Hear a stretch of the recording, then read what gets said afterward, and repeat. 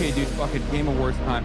Once again, when there's like one thing that's going on, there is absolutely 0% chance I could do anything else. Everyone is being cringe and cancerous fuck. It's Game Awards time. Sorry. We are going to watch the Game Awards, okay? I can't deal with it. I know there's 20 minutes left, but they're already showing stuff, and nobody, and I mean nobody, wants to miss out on a single second of my fucking soy-facing ad! That's just Game Awards!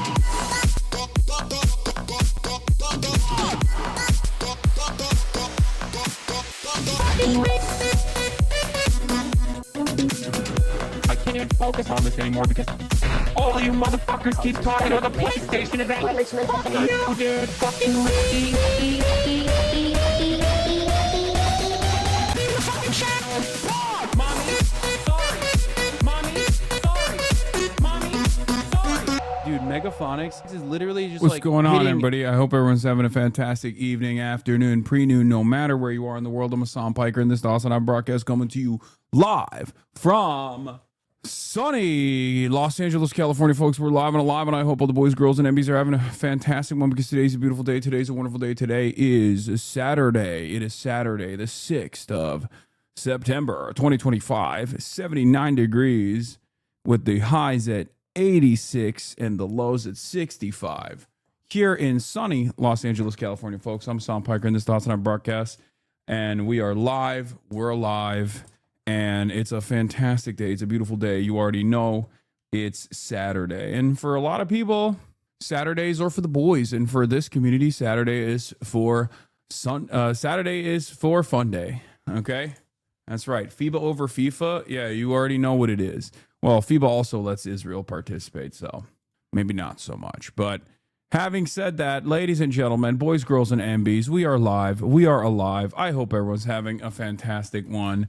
And we got, we're going to put the gaming in the bag, little bro, in a little bit, but it's Saturday fun day. But this is the time of the broadcast where I tell you, the part of the broadcast where I tell you about my personal news, about what's going on in the world of Hassan Abi Piker, in between the time period where I pressed the stop streaming button and pressed the start streaming button. And of course, a lot took place yesterday, some drama, tumultuous moments, some ups, some downs. We had some issues. You guys, as you know, the thing that the service that I'm using to broadcast to Twitch was getting absolutely blasted because I think people just like hate Kai Cenat, and then they just like tackle this service that he uses, that we all use, a lot of big Twitch streamers use, and then it just cooks everybody else's Twitch broadcast.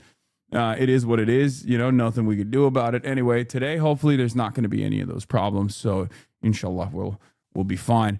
But having said that, this is the part of the broadcast where I tell you about my personal news. Why am I bringing that up? It's because when that happened multiple times throughout the broadcast, after, every single time that happens, like 10,000 people fucking leave and shit. So I was like, I'm done. I'm out. I'm just not going to stream for the rest of the day. My family's here from Turkey. I'm wearing a Turkey jersey. Okay, my family's here from Turkey, and they're here for Murat's wedding that's coming up. So there is a lot of commotion at my house. You quit midstream? No, I got forced to quit. I didn't quit midstream, chatter. After 6 hours of the broadcast with massive cuts. I was like, all right, fuck this. I'm going to go hang out with my goddamn family, which is what I did. Now, I didn't rage quit, and it wasn't midstream. It was like towards the end of the stream anyway. I was going to play a video game, but unfortunately I was not able to do so. But it's fine. I'm going to make up for that today. So stop being silly little billies. We got South Park on the docket. We got, Fun Reacts on the docket. Adapt and Jason's stream got kicked offline like yours 4 to 5 times. That's what I mean. It's like after a certain point, you're just like, I can't do it. Yeah, my cousin brought me this. I wanted to, because I wear I'm on my Jersey Arc.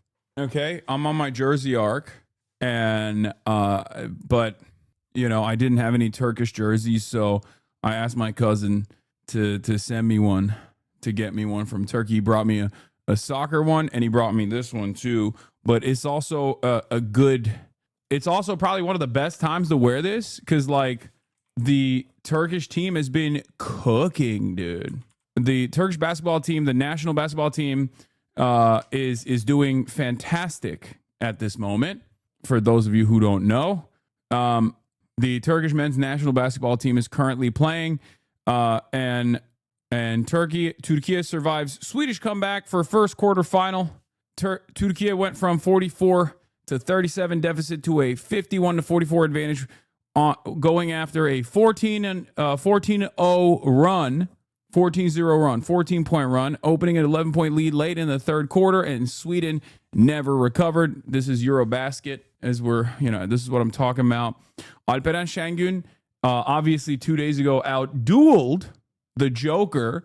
Okay, so that's a huge one too. Alperen Şengün is for those of you who don't know, he's the big man for the Rockets, and he's dope. He's cool as shit, and he kind of looks like I don't know why, but he kind of looks like a combination of like me and Tadic. If you just like slammed me and Tadic into one person, I feel like that's how he looks. But yeah, here it is. Destroyed Nikola Jokic for a huge win for Turkey over Serbia. Obviously, Serbia has a fucking awesome team, but yeah, he's the GOAT. He's awesome. But I'm not like a big national pride type of person at all, as you guys know. I don't really give a shit, but it's like fun to lean into it every now and then. It's fun to get excited about it, especially because outside of this, the only time I ever feel a sense of pride is when I see LeBron James carrying the American flag in the Olympics, and this is a different experience almost. There's a different experience to that because I feel like LeBron James is like the best of us. You know what I mean? Like humanity wise, like he has evolved into a different type of deity, a being that's just not like any other human. So, it's cool. How does it feel to be the LeBron in Palestine? Okay, that's crazy. I think she was just being nice yesterday. That's what she was when she said that. People ask like if they know me when she goes back to Palestine. That's like, I don't know. What is this? Why was our offline chat blocked today? We were told to shut the fuck up and suck it up, but our community was blocked with no notice and for no reason. Is it your community then? Do you want us to fuck off? Do you want non-wokies in your community? I don't know what happened, but I assume it's because you guys do this kind of like insane entitlement shit, and like the moderators don't have to put up with that. So I don't know why you guys like assume that everybody is at your beck and call 24/7. Like this is a community surrounding the Twitch streamer Hassan Abi Piker. It shouldn't be your only point of existence it shouldn't be your only point of connection to the outside world in any meaningful capacity. And every now and then, like, people decide, but you see, you're doing it. I think this is proof in the pudding. We've never been blocked and offline. See, this is what I mean. You're doing it right now. Okay. You're doing it right now. This is it. This is precisely the reason. It's because you do stuff like this. Okay. You do stuff like this, and that's not good. Don't do it. Don't do it. All right. All right. In any case, please don't do it. All right. So, I feel a sense of pride as a Turk. I'm Mexican. One struggle. We are the table. True. That is true. Yeah. I do wear the other Turkish jersey all the time, which is, of course, the national Mexico jersey. You made offliners touch grass today. Yeah. I don't even know what happened, but I'm not. Don't bring that up here. Don't do it. Don't do that. Okay. So what was I going to say? Hassan, I gave you that kufiya ring. Oh, thank you. I wear it all the time. It's sick. Can you guys see? Yeah. But yeah, where was I? Oh, I watched Hunger Games for the first time ever last night. I had not ever seen Hunger Games, and it's really interesting because like I used to have the biggest crush on Jennifer Lawrence like while she was popping off in the Hunger Games, and yet I never actually saw the Hunger Games, and it reminded me, bro, caught up to 2009. Yeah, I've never seen it. I had never seen any of it, and I watched it with the whole family. And it's great. It was great. We watched the first movie, and then we watched like pieces of the second movie. It holds up. It holds up. Not out here for labor for arms embargo at LA City Hall. Well, one, I didn't know about it, and two, I wouldn't be able to stream that today regardless because the software that we use, the cloud server that we use for live streaming like that is busted. But you know, there are protests that take place all the time, and much love to them. I mean, I was literally invited to go to the Bernie rally, the Bernie Zoran rally in Brooklyn as well. I didn't go to that either. You know, there are a lot of, and that one I did know about ahead of time, and I was asked to go pull up. Heartbroken, ha ha ha. I'm finally at the DSA LA event and missing Hasanabi. I'm not going to always be at every single DSA LA event, you know? But you guys have to remember, I'm just one guy. I can't be everywhere all at once. So they thought Mockingjay was unfilmable. They thought Mockingjay way unfilmable. Anyway, I really, like I said, I really enjoyed Hunger Games. I mean, it's like as subtle as a heart attack as far as like being an analogy for capitalism. I mean, it's very clearly just like tailored off of the you know, the fall of the Roman Empire. All the characters are Roman, but it's also like you know, it talks about the mechanisms of offering hope and dividing the working class so that the rulers can dominate. But it's not even like subtle at all. It's just like straight up. They just, you know, it's Battle Royale with cheese. Yeah. Have you seen Battle Royale? I have. I think I saw Battle Royale. Don't spoil it.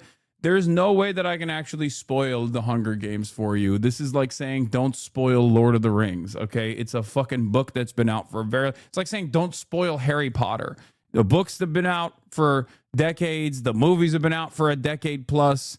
It's so old. Shut up, okay? It's like a part of the collective consciousness at this point.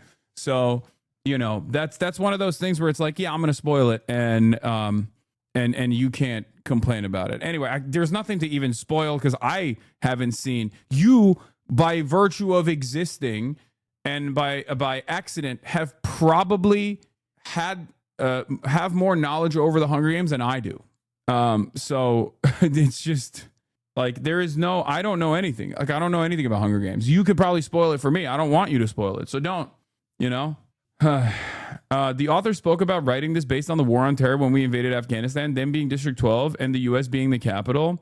That's also interesting, and it kind of makes sense, obviously, because, you know, I've heard people talk about how this is like analogous to like Israel doing stuff. Because I remember like some of the later ones, like there's like a bombing of a hospital or something, and people say like, oh, this is so similar to like what happened with Israel or whatever. And I just like I assume that.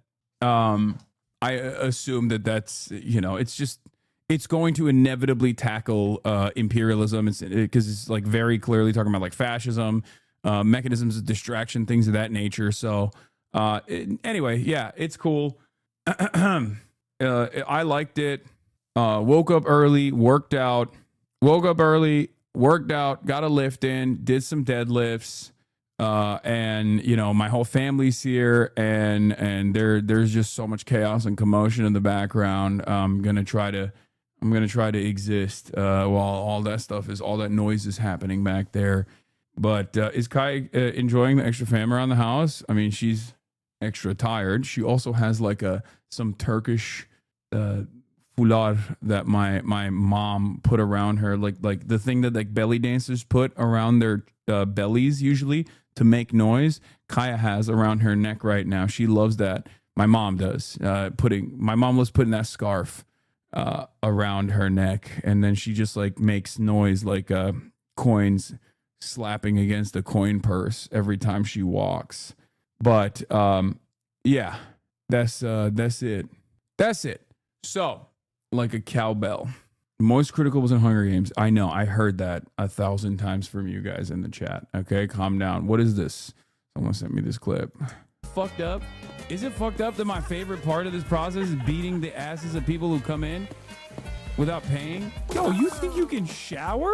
What are you fucking crazy? He has a punching glove? Oh, you're freaking out? Yeah, that's right. Yeah, you think we got handouts?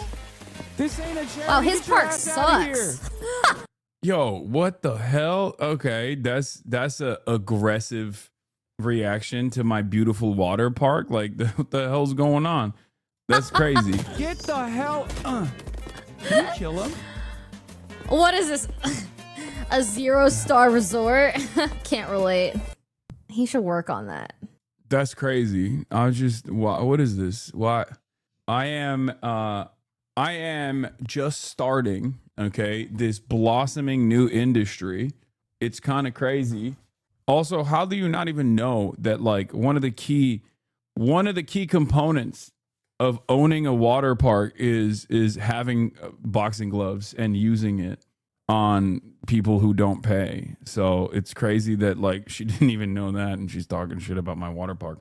That's weird. Okay, so what is this? What is this? POV, your man thought he was protesting ICE? What? Hey, y'all be careful. They're arresting people at work here. Hardworking Americans who build, you know, the ones who do all your landscaping, work on your cars, fix all your stuff. They come Thick Neck Ed or something? out here taking them all. They're coming out here just taking everybody at work. Be careful, everybody. Don't go to work today. Where you work child sex crimes, so. Oh, you do? Yeah. Never mind. He's a fucking weirdo. Never mind. He's a fucking pedo. If you guys could do me a favor. No, so one of the goals that we try to do with stuff like this is we really try to get a lot of people have a lot of victims out there and they don't like. Your man thought he was protesting ICE? I mean, that is ICE's job as well. You know, they just don't really do that as much any longer. Look at his face on the rewatch. If you guys could do me a favor. No, so one of the goals that we try to do with stuff like this is we really try to get a lot of people have a lot of victims out there and they don't like to talk to us. Got you. Like they feel embarrassed about things. So just our goal is to save children out here. So Absolutely. I'm 100% with that. probably This not is a great, this is necessarily the good little guy. bit. This is the good guy right Appreciate it. there. Thank you guys. We saving children. Yeah. I mean, this could be true. It is literally a part of the job. That's not a joke. That's not a joke. ICE has a child sex trafficking crimes division. Except this is so funny. I don't know if you guys can hear the little clinging in the background, but she's trying to drink. She's drinking water, and the fucking little coins on her neck are hitting the corner of the water fountain. I don't know if she likes it. Yeah. But yeah, ICE. So ICE took over some of the components that like other federal law enforcement used to do. Like FBI would do this, and I think still do to a certain degree, like sex trafficking across borders, things of that nature, international sex trafficking. And before the Department of Homeland Security and before ICE existed, you know, pre-War on Terror, pre-9/11, there was the INS, which was, that was like the government department tasked with handling immigration, which is, of course, a civil violation. So it was never like this militant. Did they do raids back then? Or not raids necessarily, but like, did they like still engage in like deportations? Of course they did. But ultimately it was far less militant, far less broad. And it wasn't like it was not the same thing it is now. Right. But then when they developed that, and it wasn't like it was not the same thing it is now. Right. But then when they developed ICE, they were like, well, we got to justify its existence. And part of that was delegating with the responsibility that like the FBI previously was tasked with dealing with, like, sex trafficking of minors and people with CP, shit like that. So ICE does do that. The problem, however, is that ICE doesn't do that anymore because Donald Trump literally fucking was like, hey, some of the only reasonable things that this agency is tasked with, we shouldn't let them do that because that takes away from deporting the random Guatemalan guy that's working at a factory. Also, if ICE actually wants to target, pedophile sex traffickers, maybe they should start with the White House. Oh, zing. Got him. Did Did you see Kufi Radio going wild? What's the Kufi Today, we Radio? are witnessing the rise of anti-Semitism like never before. For many poor elderly Jews, their dream of making Aliyah one day and coming home to Israel is extremely difficult, if not impossible. But For many poor older Jews, they can't make Aliyah. And as Christians, we must send these Jews to the desert. The older, the better. Christians United for Israel, yeah. you can change all of that today for even in a time of Dude, I love, God damn it, dude. The Christian evangelical Zionists are so crazy. They just straight up, they're so insane. They go from philo-Semitism to anti-Semitism. Obviously, so much of it still obviously stems from like just otherization of Jews and shit too. But like, they do unironically think, like some of them do unironically think like Jews are magic money people. Oh my God. Some of them think Jews are magic money people, and that's good. And we should preserve them and we should protect them and send them to Israel regardless. And then the others are like, Jews are magic money people, and I'm actually afraid of them, and they're bad for that reason. But we should still send them to the desert regardless, so that Jesus Christ can come back and do the rapture. They're literally just posting on Maine. They're just such freaks, dude. Like, it is so crazy. Everything sucks. Everything is so ass that it'll never not be funny, but also awful that we are at the mercy of some of the dumbest, most insane people in American society right now. Like, American society is just straightforwardly dominated by some of the dumbest, most psychotic individuals that are basically hallucinating an alternative reality at any given moment, and we just have to deal with it. Like, we have to take their concerns seriously. The government is going to take initiatives to deal with the problems that they have hysterically decided exists. Very cool, very awesome. It's just super violent for no reason, and it is unironically cooking this nation's future as well. Like, you got on the one hand RFK Jr. talking about Tylenol giving people autism, vaccines are giving people autism. I think childhood polio should make a big comeback, things of that nature. And then also on the other hand, you got this kind of people too. Fantastic. Anyway, did you guys see Eddington? Okay, I asked that to the dudes yesterday because we were talking about like BLM protests and stuff like that, and I thought it would be interesting to hear their perspective if they had seen it. But because I feel like a lot of people didn't really appreciate Eddington in the way that I did, and I'm an advocate for it. So yeah, we're obviously gonna be talking about Trump makes announcement. Trump posts about invading Chicago for deportations. Department of War name change. ICE raid. Speed has been having issues IRL. I feel bad for the guy. U.S. infrastructure failing him. I think it's also the infrastructure that he's using for the cloud software that he's using. I mean, they're also fucking stupid that they're forcing our Latino Nazi to go the Richard Spencer route. Yeah, I have seen that. I think it's more cynical than because I track a lot of the Nick Fuentes movements, and I think it's his like recent posturing is a lot more cynical than you would think. But in any case, hold on. Trump posts about, we'll talk about that too. Trump posts about invading Chicago for deportations, Department of War name change, ICE raid on Hyundai facility. Also Clout software. Yeah, it's Clout software, King. You got it. Zoran X, Bernie, rally, and more.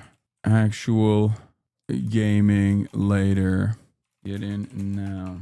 Russia hacked IRL toolbox, so America's hardest workers, streamers, won't be able to be as productive, bringing the whole economy to a crumbling halt. Yeah.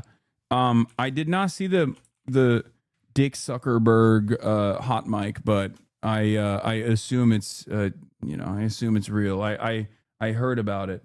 Where is do we have a blast off meme or what? We'll spoil the Metal Gear 3 Solid sleepover. Okay, we haven't figured out how to do that. We haven't figured out how to do it yet, but I'm working on it. I'm working on planning it. Like we have events in motion right now. Do you think it's unrelated that Hyundai isn't American in origin? What? Where am I? Everyone is tired of your gaming lies. Bro, I was gonna do I was gonna do gaming yesterday, and I couldn't because IRL toolkit got cooked. Do you have a blast off meme or not? Explain yourself. What is this? My name is Travis Kelsey. It's game day, baby. This is a guy that definitely put the black square on his Instagram account in 2020. The cardigan, I feel like I'm looking at a fucking mirror. I'm looking at my old self. It's like a shameful moment in my history. I have moved out west for the first time to Los Angeles in hopes of finding. Oh my God. No. Oh, I can't watch this. I can't. This is too much. No, I can't watch this. Go get it from your closet. I can't. I've burned all of that. It's gone. This is far too cringe. Oh my God. Is this close enough? Oh, stop. It's the same photo. Why would you do that to me? Why would you fucking pull that shit up? This is just 4 minutes of me reliving some of my most embarrassing. Reliving some of my most embarrassing moments from like the era of woke, the era of peak woke. Okay, the 2016 era of peak woke. Thank you for going over the true Russian World War II history yesterday as a non-Jewish Russian with grandparents that survived a concentration camp. I really appreciate it. You got a blast off. What is this? Okay. All right, let's do it. Okay. All right. Did you read about Lush shutting down to support Palestine? I did. Also, yeah, shouts out to Lush. They're goated. They're incredible. What an incredible institution.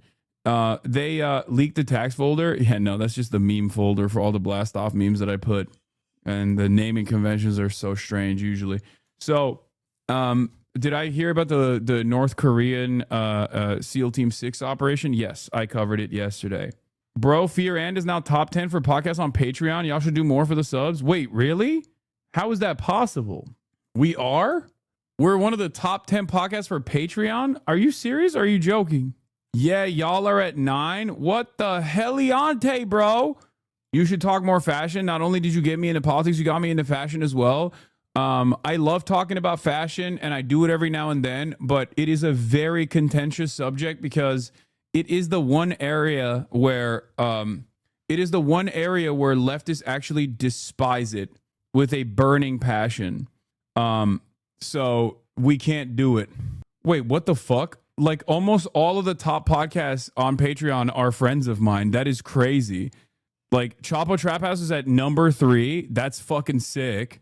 The Yard is number 4. We have to defeat them. TrueAnon is number 5. What? The Basement Yard is awesome too. That's number 8. And Fear and is at number 9. That's crazy. Also, what the fuck is this? Matt and Shane's Secret Podcast has 118,000 paid members. Yeah, Chapo's always been one of the top podcasts on Patreon, obviously, and it's well deserved. And those are my goats right there. And so is TrueAnon, obviously. And the Yard are my enemies, but whatever, and the Basement Yard is also very good.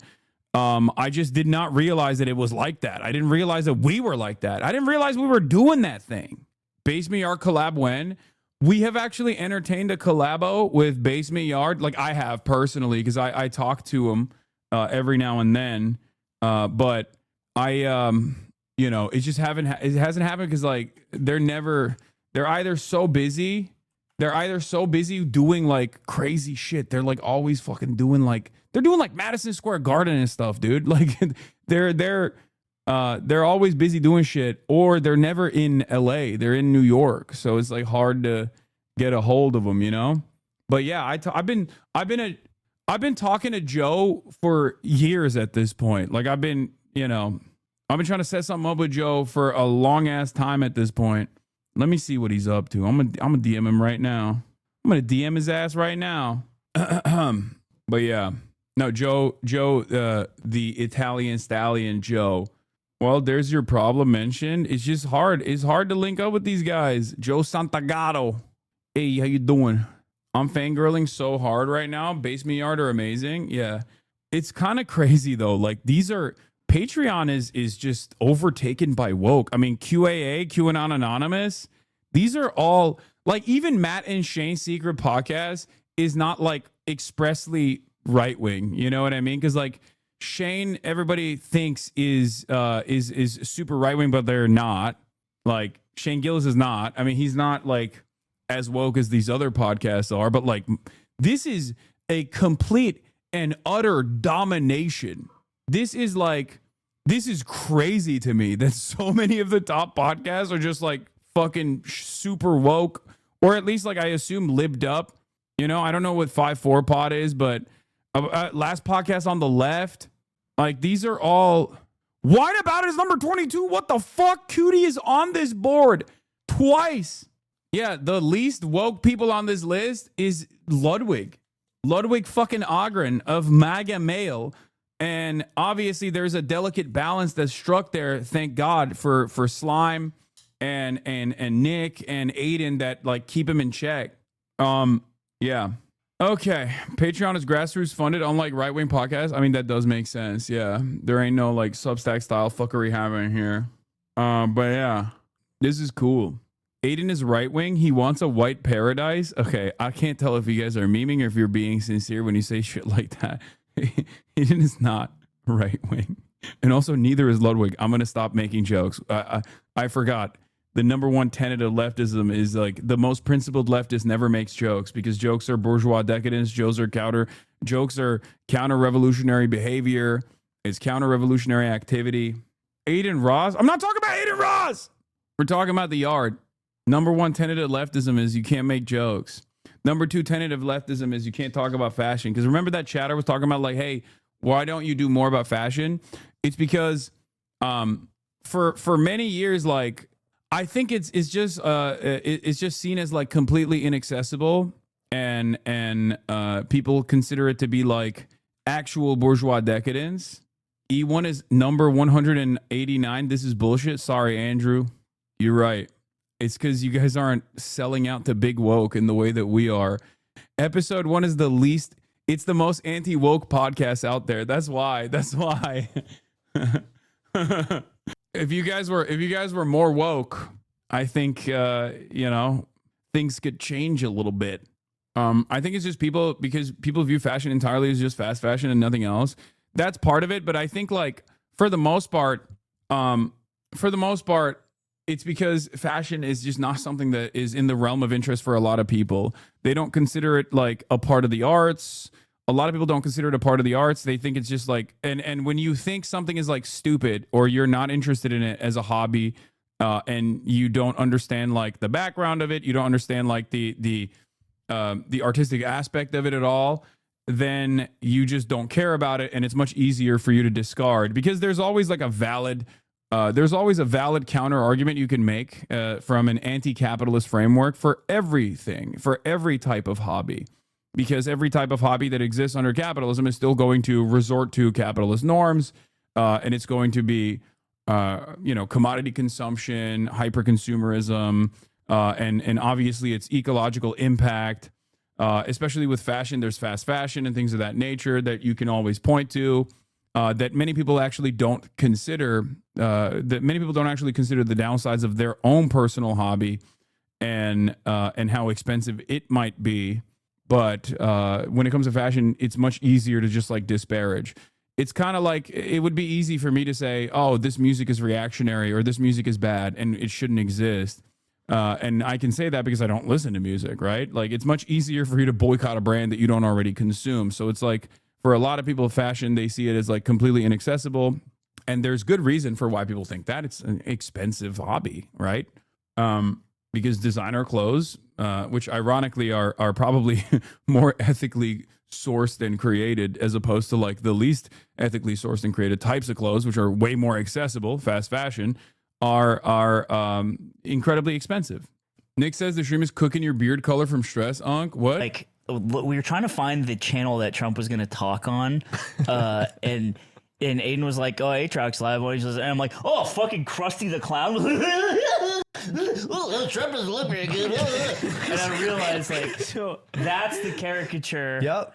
That I have in my head. But what I was saying is that he did that. He did it almost exactly the same way again. And I said, if we hadn't said Atrioc 5 seconds before this, I wouldn't have known who you Believe were it or making not, fun Lovely, of. he said He's he was actually a little remotely meaner close. in reality Yeah. than that. Wow. It was actually a little bit meaner. That's mean, dude. Well, I think.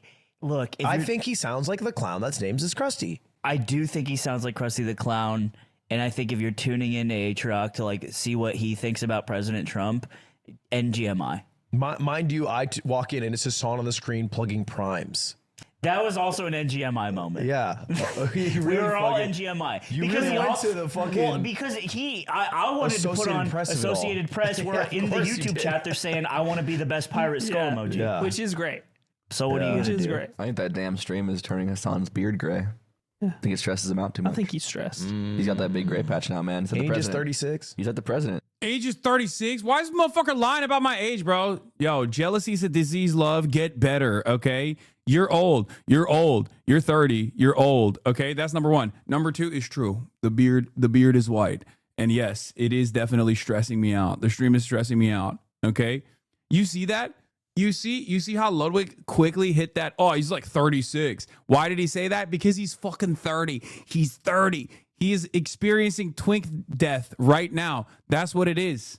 He's 36? What? 36 damn years old. No. No, he's not. He's younger than me. Yeah. Hassan Yeah. age Than zipper. I think he is 34. He's a year younger than me. Thank you. I also have the same grays, but no one talks about it. But it's okay. Where?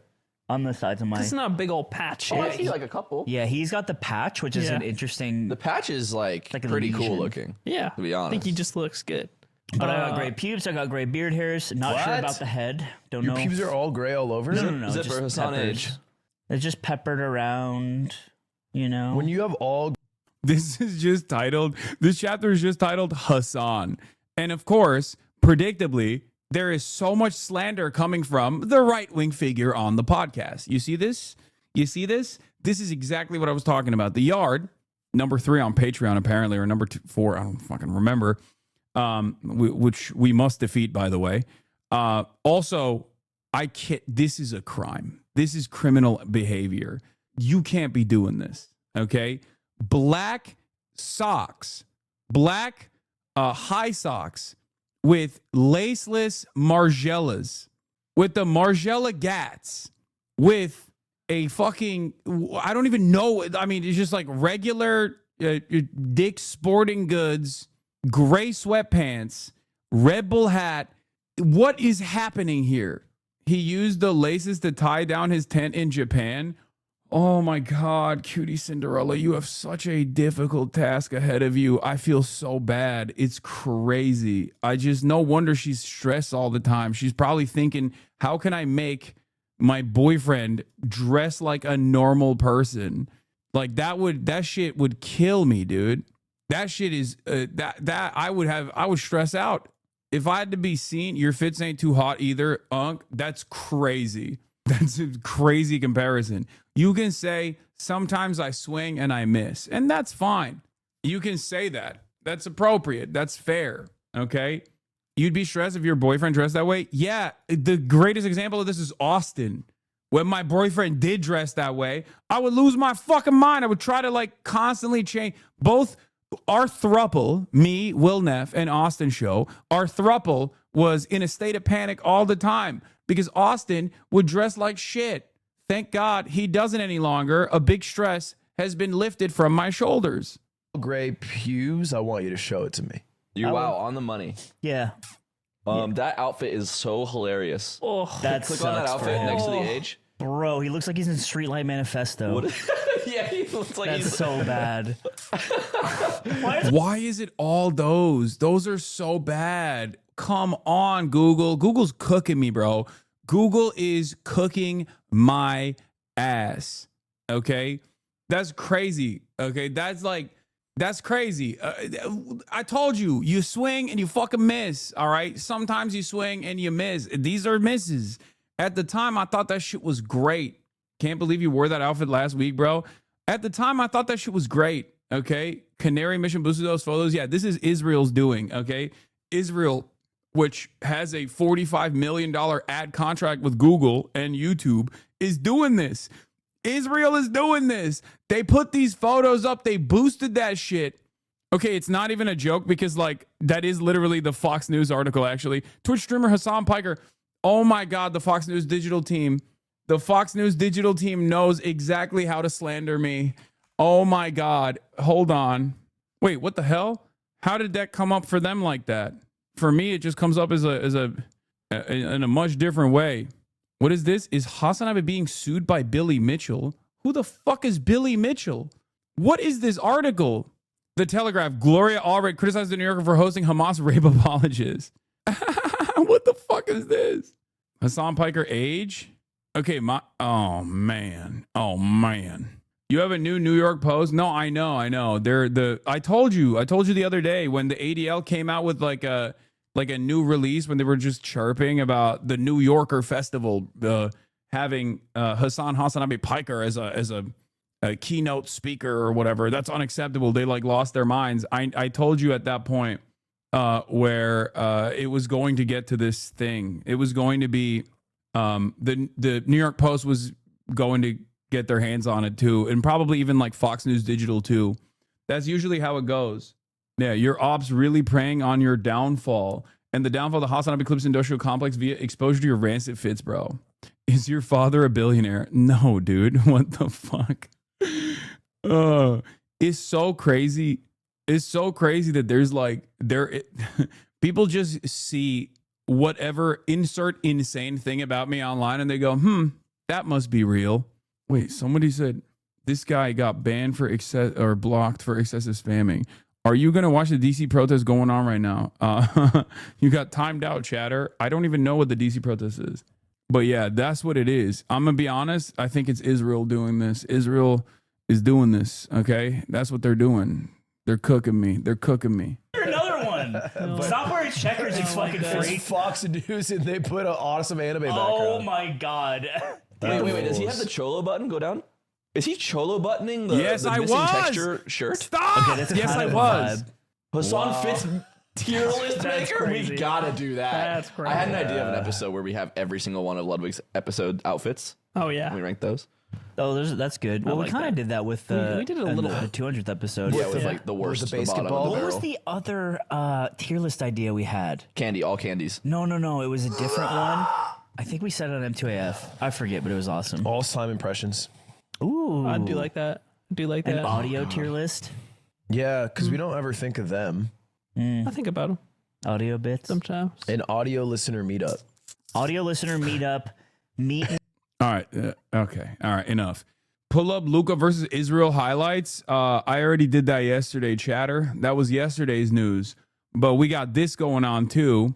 In this Spanish town, the Israeli cycling team was passing by and they just like lit it up with Palestinian flags. Yeah, you don't get to look, man. You don't get to do it. You don't get to do a broad daylight genocide in this vein. Like you don't get to do a Holocaust and get to experience normalcy as you rep Israel like that. No shot. They've been super disruptive at this event. Other riders are calling for them to leave the race. Yeah, they should. They should be. You know what's funny? Showers raid. Why is people saying showers raid? What the hell? No. The LA Holocaust Museum took down their anti-genocide post? No. Hey, Austin show. Oh, the showers. The showers. What's up, showers? What's cracking? I said they would. I said the LA Holocaust Museum would eventually take that out, but it turns out they did. It turns out that did happen. But anyway, you called it, management and the donors called it. It was only time. Yeah, it's really annoying. I saw like Stop Anti-Semitism was or Canary Mission was in the replies being like, hey, I will send this post to every big donor. This was the tweet about you being sued. What is this? Hassan Piker will be sued. Who is this person? Why does this have 5,000 likes? What is going on, bro? I don't even know who the fuck this guy is. What is he gonna sue me for? What? Is that how just the average American, just the average American runs around and is like, I'm gonna be litigious today. Who should I sue today? Like, who the fuck? Who is this person? I know I know I have ops that I just have never even encountered in my life before. Like people have just like made me their primary enemy in their minds for no fucking reason. But I genuinely don't know anything about this person. I have no idea who this person is. It says he invented Ricky's world famous sauce, Pac-Man and Donkey Kong world record holder, and he wants to sue me for what? Like, do I hold the record or something for Pac-Man? I don't know. I've played Pac-Man like one time in my life. The fuck do I have to do with this guy? What is happening? The Holocaust Museum LA released a statement too. Oh no. I hate to say I called it. Okay. This is one of those instances where, like, once again, careful, he's a Florida man. Okay. Anyway, I have no idea who this guy is. Good luck to him, I guess. I don't know why he's gonna sue me. Can you sue someone that you've never like what could he possibly sue me on? Like he just doesn't like my vibes or something? Like I don't understand. Like, I'm thinking of like a comparison that I could make if I was just like, yeah, I'm gonna sue Dua Lipa's husband. You know what I mean? Just, yeah, he's gonna get sued by me. Haven't figured out for what reason, but I'm gonna do it. You know what I mean? It's like, what could it possibly be for? Like, can you do that in the United States of America? Maybe you can do that, where you could just like decide to fucking decide to just like sue a person who doesn't even know you exist. This isn't the statement, but I got in this ad a few months ago from the LA Holocaust Museum. I was shocked when you said they had an anti-genocide statement. They did, and then they subsequently deleted it because they got a shit ton of pressure from donors who told them, don't you dare fucking say this ever again. How dare you? Okay? Holocaust Museum LA, the first survivor-founded, oldest Holocaust museum in the country, is committed to its core mission to educate, commemorate, and inspire. We recently posted an item on social media that was part of a pre-planned social media campaign intended to promote inclusivity and community that was easily open to misinterpretation by some to be a political statement reflecting the ongoing situation in the Middle East. It was literally that. What is this? This is bro, by the way. Guys, stop showing me who this guy is. I don't care. Okay? I don't care who this guy is. Please. And if he's like already infamously a litigious person, I don't want him to like actually sue me because I showed a photo of him or something. Okay? I don't know who this guy is. I don't care about him. And I think I want to keep it that way. Okay? I don't need to know whatever the fuck's going on in his life. Okay. Holocaust Museum LA, the first survivor-founded oldest Holocaust museum in the country, is committed to its core mission to educate, commemorate, and inspire. So, does anyone have the old multiple pictures that they posted? I'm pretty sure some of the pro-Palestinian accounts had actually posted the Holocaust Museum LA, posting like an anti-genocide statement saying, you know, basic stuff like never again means never again for everybody, not just Jews, right? Like that was the, this is how it happened, okay? The Holocaust Museum of LA came out with this statement, said never again can't only mean never again for Jews. Jews were raised to say never again. That means never again for anyone. Standing with humanity does not betray our people. It honors them. Jews must not let the trauma of our past silence our conscience. And then everybody fucking dunked on it in the replies. They were going crazy. This is so disappointing. No, never again means just for the Jews. How dare you fucking say that shit like that, right? And it was crazy because like this is the most like wishy-washy statement. Like, and I told you guys, this was the most wishy-washy statement that they could have put out, but it was still bold for the Holocaust Museum. Why? Because a lot of the Holocaust memorial foundations and things of that nature in the United States of America and in the Western world have been actively laundering the reputation of Israel by using the Holocaust as a reason, right? This is just the truth. This is what they have been doing. So it was shocking for one of these organizations to actually come out and like make a stance that, you know, most people with a conscience, including American anti-Zionist Jews believe is completely and utterly unconscionable. Like Israel's genocide is completely and utterly unconscionable, and it should not be connected to Judaism in any meaningful capacity. This is a normal statement, and it's also one that you could even like actively say is a statement for self-defense by Jews who don't want to be associated with the state of Israel, as it is like participating in untold amounts of evil, right? And they demonstrated moral clarity on this, even though it was done in a way where it was like targeted to be the least offensive way possible, to just like utilize something that all Jews understand, that is a core message that is taught to Jews from a young age. Like, never again means never again for everyone, right? And even then, of course, this tepid message was met with tremendous response from a lot of people, a lot of Zionists. And they literally, as I said at the time, they were going to inevitably delete this post. And we checked in yesterday and they hadn't deleted the post. But it seems that it happened. And it's so interesting because it's like, it's so interesting because like normally you say like, oh, I had a momentary lapse of judgment where I said something bad or wrong. In this circumstance, they had a momentary lapse of judgment where they said something correct. It's crazy. One must ask the question, like, one must look back sincerely at all of these like big donors that are the movers and shakers in this side of this NGO system, and really reflect on how much they use this network of information for one of the worst contemporary man-made disasters, man-made atrocities to suit the propagandistic purposes of another country currently doing a similar style Holocaust. It is really fucked up. It is really, really, really fucked up. But yeah, you have to think. I mean, Norm Finkelstein wrote an entire book about just this. For those of you who don't know, Norm Finkelstein wrote an entire book about this, which is part of the reason why I thought this was a major change in attitude. We recently posted an item on social media that was part of a pre-planned social media campaign intended to promote inclusivity and community that was easily open to misinterpretation by some to be a political statement reflecting on the ongoing situation in the Middle East. That was not our intent. It has been removed to avoid further confusion. We promise to do better, and we will ensure that posts in the future are more thoughtfully designed and thoroughly vetted. We have taken actions internally to ensure our message always remains clear and reflective of our mission to inspire humanity through truth, which is so ironic. Yeah, Holocaust Industry is the name of the book.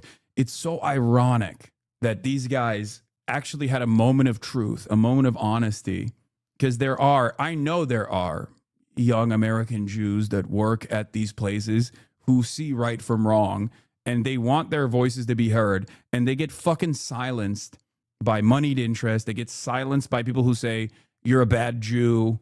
They get excommunicated by a lot of the areas. They get excommunicated by their communities. It's really fucked up. And it's so crazy because those young anti-Zionist Jews and anti-Zionist Jews across the board are the ones who are unironically trying to fight against growing anti-Semitism because they see the reality. And that's not the primary reason why young Jews are doing this or anti-Zionist Jews are doing this. Obviously, the primary reason is because genocide is genocide. It is just immoral and unconscionable regardless, right? But the secondary purpose of this is unironically to preserve the truth, that Zionism and Judaism is a dangerous conflation. And it's one that unfortunately many Americans are currently believing and currently making as a direct consequence of stuff like this. Okay. Obviously, this is all but a minor incident. Like, this is not going to make big waves, right? I mean, it might be consequential for like some people that saw the post and then saw this change, but this is nothing. This is like a tiny blip. But this course correction is emblematic of the ways in which a lot of Jewish advocacy organizations and Jewish institutions in the West operate. They operate at the behest of Israel so aggressively at a time when there is unprecedented enmity directed towards Israel for good reason. It is so interesting. That's why I always compare it to like if like CARE and all these other like Muslim advocacy organizations were actively saying, why are you shitting on ISIS? You're Islamophobic. We are Muslim and we love ISIS. It's the true caliphate. Like if that was what was going on at the heat of like the war on terror, that would be equivalent to what a lot of like Jewish advocacy organizations are doing with their refusal to separate from Israel, to say, no, you don't understand. This is being done for Jews and you are anti-Semitic if you actually criticize it. It's crazy. For those of you who don't know, the original post was literally just saying Jews were raised to say never again. That means never again for anyone. I feel so alienated from my Jewish community, dude. These people are so fucking depressing. How do we have what happened to our ancestors happen to then go ahead and commit the same act of sin? Yeah, I mean, I think like because of the sheer number of Jews who have a conscience, who are obviously disgusted by what Israel is doing, is growing every single day. New community organizations prop up as a consequence of that. Like that's inevitable, you know? But yeah, I said that this would happen, and it did. But in any case, you know, it's unfortunate. But yeah, I mean, this is the type of stuff that they were like posting before, so it was unexpected for that reason as well. Because they would constantly talk about like how anti-Semitism is skyrocketing and Jews are under attack in America, all this stuff, as was expected from a institution that talks about the Holocaust, because once again, as Norman Finkelstein detailed in his book Holocaust Industry, a lot of what these guys do, a lot of what these institutions do, whether it be like any sort of like anti-Semitism combating institution or any sort of like Jewish advocacy organization, they are singularly invested. They are singularly invested in defending Israel. It's really fucked up, insidious situation. Your ninth best friend is becoming a trillionaire? Who's my ninth best friend? Yeah. Why the change of mind though? It's not a change of mind.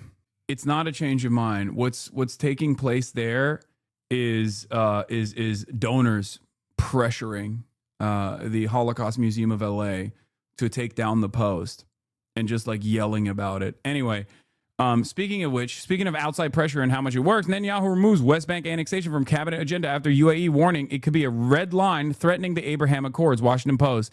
I think a lot of this stuff is bullshit, but it is crazy that like you got the UAE, which is doing its own version of genocide and participating in that in Sudan, is telling Israel like, you know, that's a bit much, don't you think? The annexation of the West Bank, don't you think that's a bit much?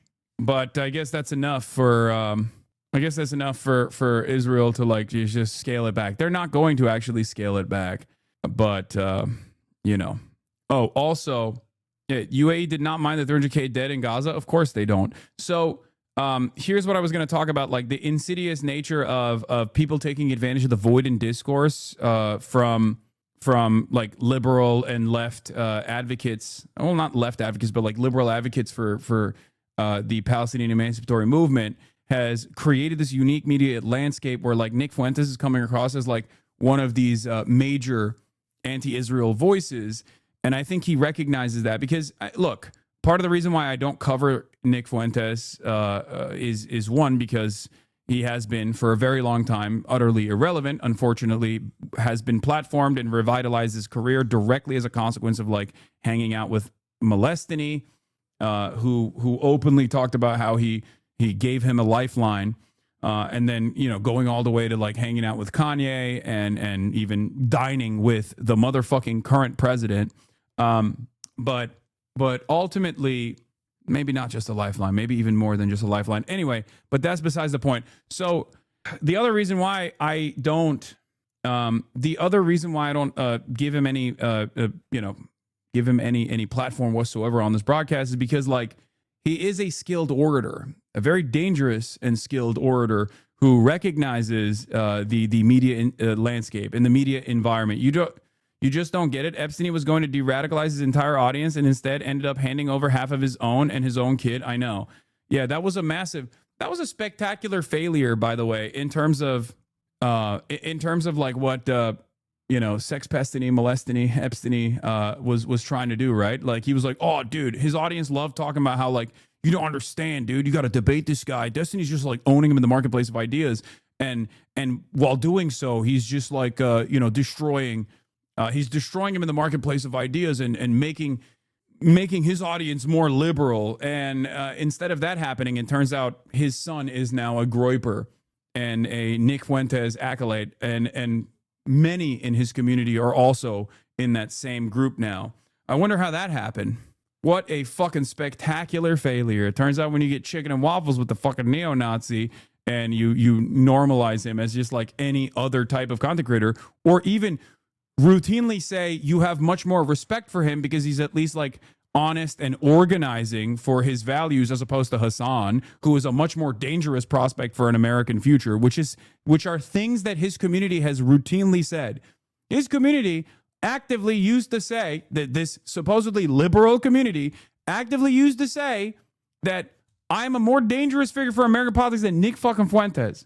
In any case, that's what happens when you're so viciously anti-communist, viciously anti-socialist, that like you're only predisposed with like harming and undermining the left flank of the supposed anti-fascist coalition that's supposed to exist in this goddamn country. Okay? Yeah, they've said that I am literally worse than Adolf Hitler. Just an utterly insane fucking statement. Bro, you are falling off. I know. It's over for me. My career is done. It's devastating. Every weekend, the weekenders don't watch because there's like, no news is not relevant to me. And every weekend, motherfuckers come in here and go, dude, your career is over. And there's not a single person that you can point to that has fallen off to this degree. My fall off is still their greatest fucking viewed streams, unironically. So, having said that, let's get back to the point I was mentioning. So, like I said, he is a very dangerous orator, but a decent room reader as well, which is kind of insane to say about a dude who has in the past, like, obviously denied the Holocaust, and I assume he still does to this day, and not only that, but also has talked about like miscegenation being equivalent to like a white person marrying or having sex with an animal. Race mixing, he says, is the equivalent of bestiality, and there is a target-rich environment. I mean, he has said a bunch of insane shit, right? But in the last couple of months, especially in the last year or so, he has become this figurehead that is a bold, loud, and proud anti-Israel voice. And in the process, a lot of the MAGA influence, and he's also like criticized Donald Trump a lot. He criticized Donald Trump a lot as well, and he still continues to do so, saying Donald Trump is not aggressive enough with his mass deportation policies. But more so, if you look at this kind of stuff through the clip culture that we exist in, I explained it yesterday as like the bizarro Hasanabi hater industrial complex, where like my haters spend a good deal of time clipping me out of context to make me seem like a bad person, to make it seem as though I have like really bad opinions, really reactionary opinions or whatever, right?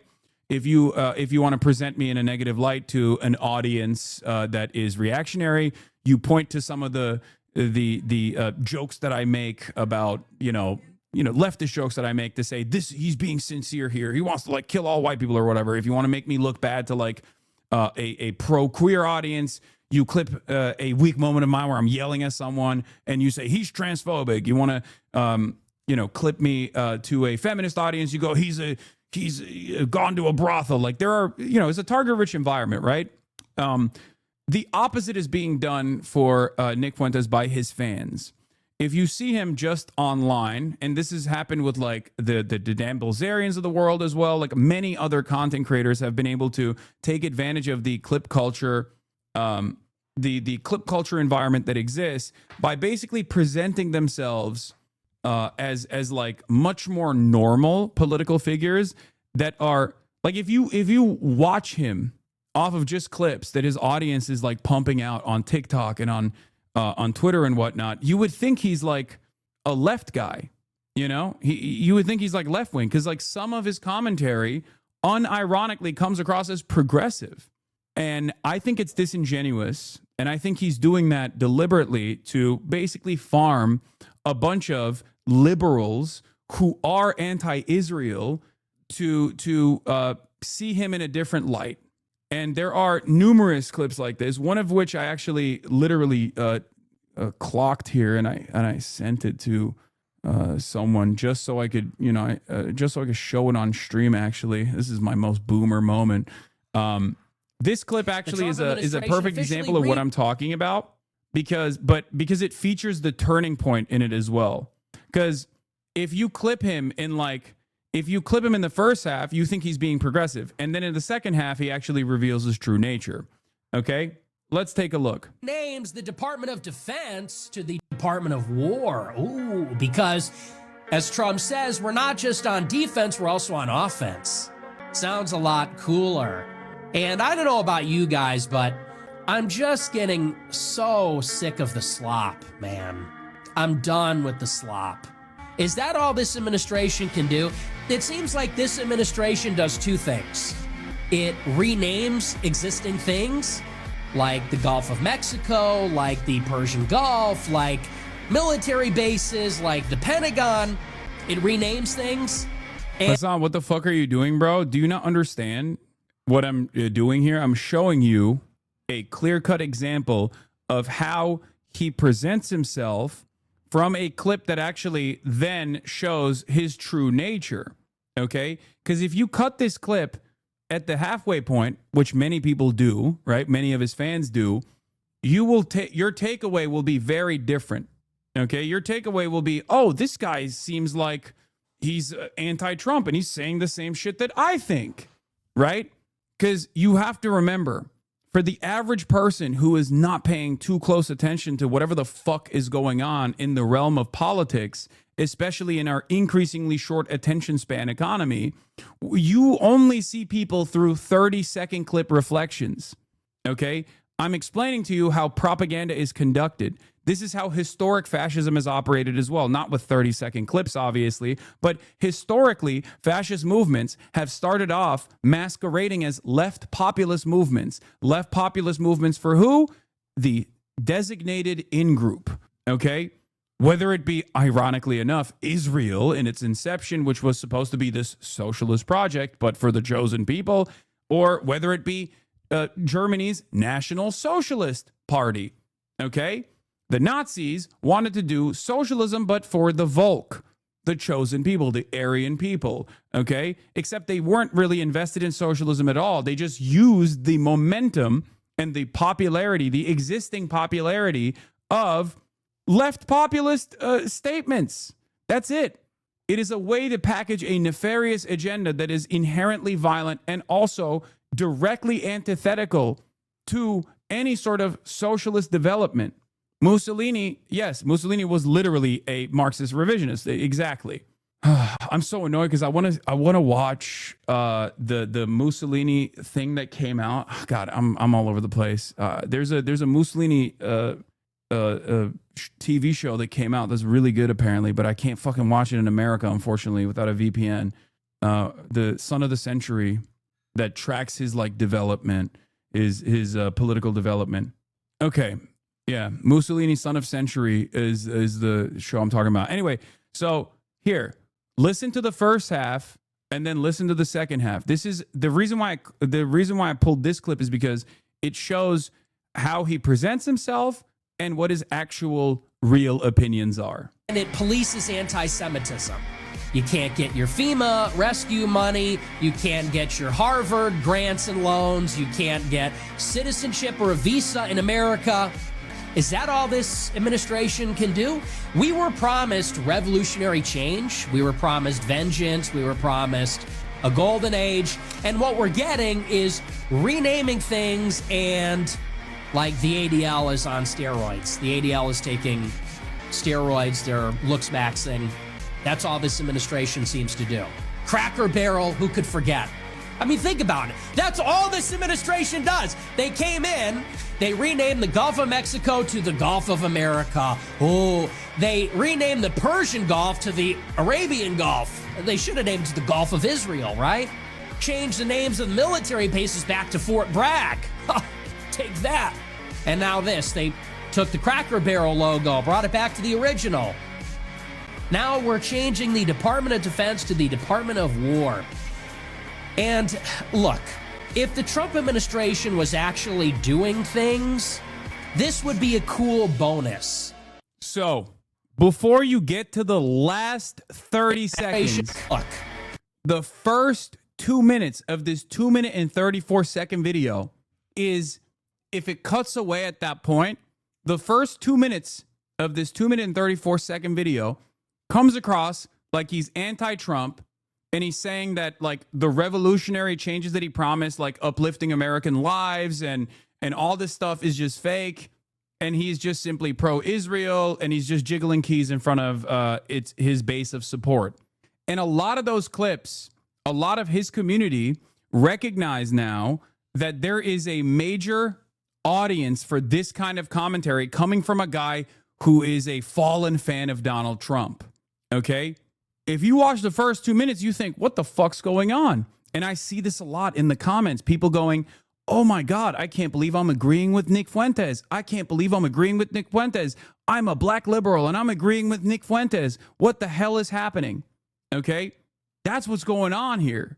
He has been able to capture the attention of so many people. Him, Tucker Carlson, Candace Owens, many of these Republican right-wing commentary people on the independent media side have been able to capture the attention of so many liberals, okay? And that comes from a void in the left flank, and it also stems from the reality that we are too predisposed with fighting against one another instead of ensuring that we have some semblance of messaging discipline on this issue, and also partially because the most moneyed side of the liberal media ecosystem is entirely pro-Israel, okay? So when you do have a guy who is able to cut through the fucking noise and develop a major audience online, someone like myself, they get fucking tarred and feathered by dumb fuck liberals and also even dumb fuck leftists who believe the dumb fuck liberals and the dumb fuck Republicans, okay? This is something that I tried to explain to people in the past where I was like, look, liberals, you did it. You did it. You successfully undermined your left flank. And in the process of doing that, of course, someone right-wing was going to rise up to the occasion and come across as a completely normal centrist, right? That's the Asmongold phenomena. The most consequential aspect of like the destinies of the world consistently coming after me for their own personal narcissistic vengeance quest has made it so that I have so many fucking ridiculous claims that are completely made up about me swirling around in the ecosystem for all of the dumb fuck apolitical people to tune into with a network of slop tubers that are constantly pumping out this kind of content, that ultimately people that don't actually get any sort of fucking critical examination of their commentary or their worldview get to fucking rise up to the top. This is part of the reason why I have regularly maintained this idea that unless it's like literally someone being pro-Israel, I'm just not going to spend a whole deal of time attacking even liberal content creators. Okay? Imagine thinking Nick fucking Fuentes is a centrist. I'm not saying that. I'm not even remotely presenting it as such. But this is a byproduct of having a message void for the left and for the liberals in general, in terms of just like always fucking unconditionally and unyieldingly, uncompromisingly being coming at this issue from a pro-Palestinian side. When liberals are more predisposed with attacking their left flank for demonstrating true anti-fascist principles, then of course someone who presents themselves as a centrist like Asmongold is going to rise to the occasion and actually unironically build a momentum and an audience off of said liberals who now tune into him to think, well, he's at least better than Hassan. He's not fucking dangerous radical like Hassan is. Meanwhile, Asmongold is also a pipeline to Nick Fuentes. This is it. So this message isn't for whoever you think it's for. It's not for like the molestiny type content creators. Okay, those guys are never going to change their fucking behavior. This is for their audiences who do actually care about growing fascism in this country and have just been deluded into thinking that the most successful way to combat it is by attacking the fucking left flank of the Democratic Party and assuming that people who are critical of the supposed left flank of American politics are actually critical because they have some sinister purpose behind it, because they want Donald Trump to win or some shit. Okay?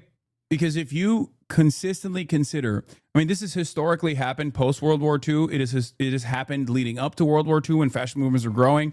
Liberals consistently engaging in appeasement for growing fascist movements out of fear that they're going to lose power, lose their grip on power, end up offering amenities and offering power to the fascists because they think they can just like wield some semblance of wield some power to I guess like maybe prevent full-blown fascist takeover. And it is a failure. It was a failure before World War II, and it has been an abject failure after World War II. That's why you see so many anti-communists end up directly, like anti-communist liberals, like Canada is a great example of this, like directly becoming a critical supply line for consistent fascist movements.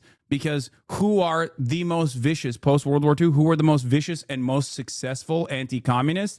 Fascists were. The ones that weren't killed or the ones that weren't arrested post-World War II, they were immediately activated by liberals who wanted to engage in a Cold War, by liberal capitalist democracies that wanted to engage in a Cold War against the real scary enemy and keep the real scary enemy, the USSR, at bay.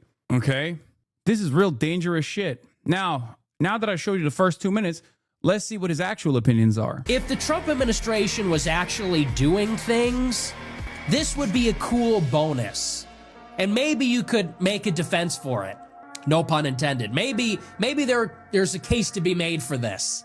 But if you're not doing anything, like take a look around. The deportation's not happening.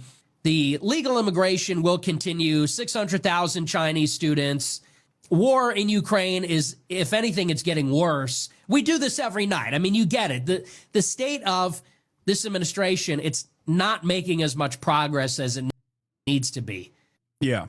Plays the first minutes, then you ask for 15 minutes before playing the last 15 seconds. Okay, brother. Yeah, I wonder why I did that. I did that to literally show you how this nefarious, cynical propaganda works.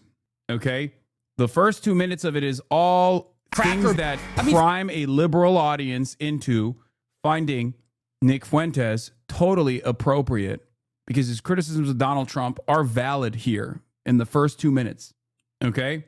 The last 30 seconds, however, show his true perspective. Oh, Trump is not serious enough about the mass deportations.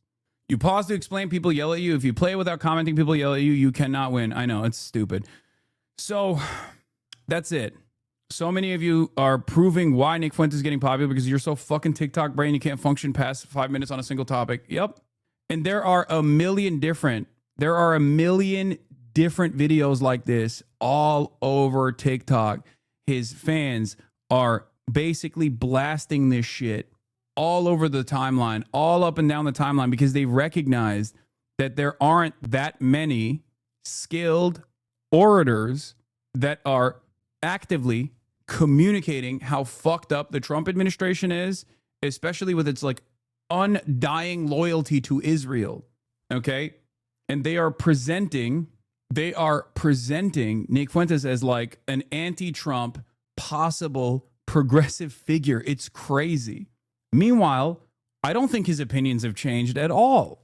This is what I mean when I say the danger of like allowing Tucker Carlson all the way back in 2016. I wrote about this extensively. I talked about this extensively. Liberals were so predisposed with attacking the Bernie Sanderses and the left flank of their own party's base of support for being true progressives on a lot of economic issues, created an environment where there was a void in the discourse from the left flank, and this is broad. When I say left flank, I don't mean like literally these guys are leftists. I just mean like to the left of the Republican Party on the media ecosystem. There were no voices that were actually channeling a true, earnest economic populist message. So Tucker Carlson took advantage of that on Fox News Every Night and presented himself as one of the only voices that was actually channeling left-wing economic populism. For years he did this. Okay? For years he did this. And a similar thing is now happening with Israel. Okay? That's it. There's a reason why people think like, well, some of the most, visible, some of the most some of the loudest voices for Palestinian emancipation are right-wingers and far-right people. A lot of liberals also have this idea that these guys can be fixed, Meanwhile, they don't realize that in that process, they themselves are actually leaning into the nefarious part of his agenda, the nationalist message. Okay? Yeah, those people are just freaks. The whole look, anyone that has any genuine racial hatred, we have to just say there's something wrong with you.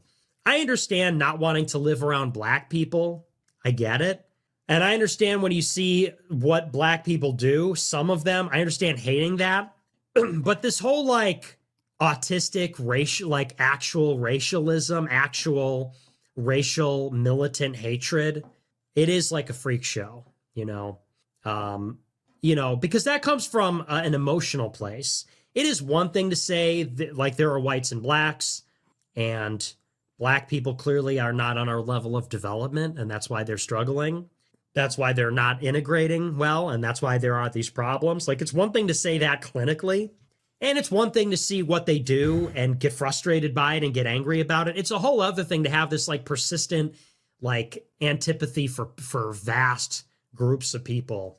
That is just a low IQ, a dysfunctional thing.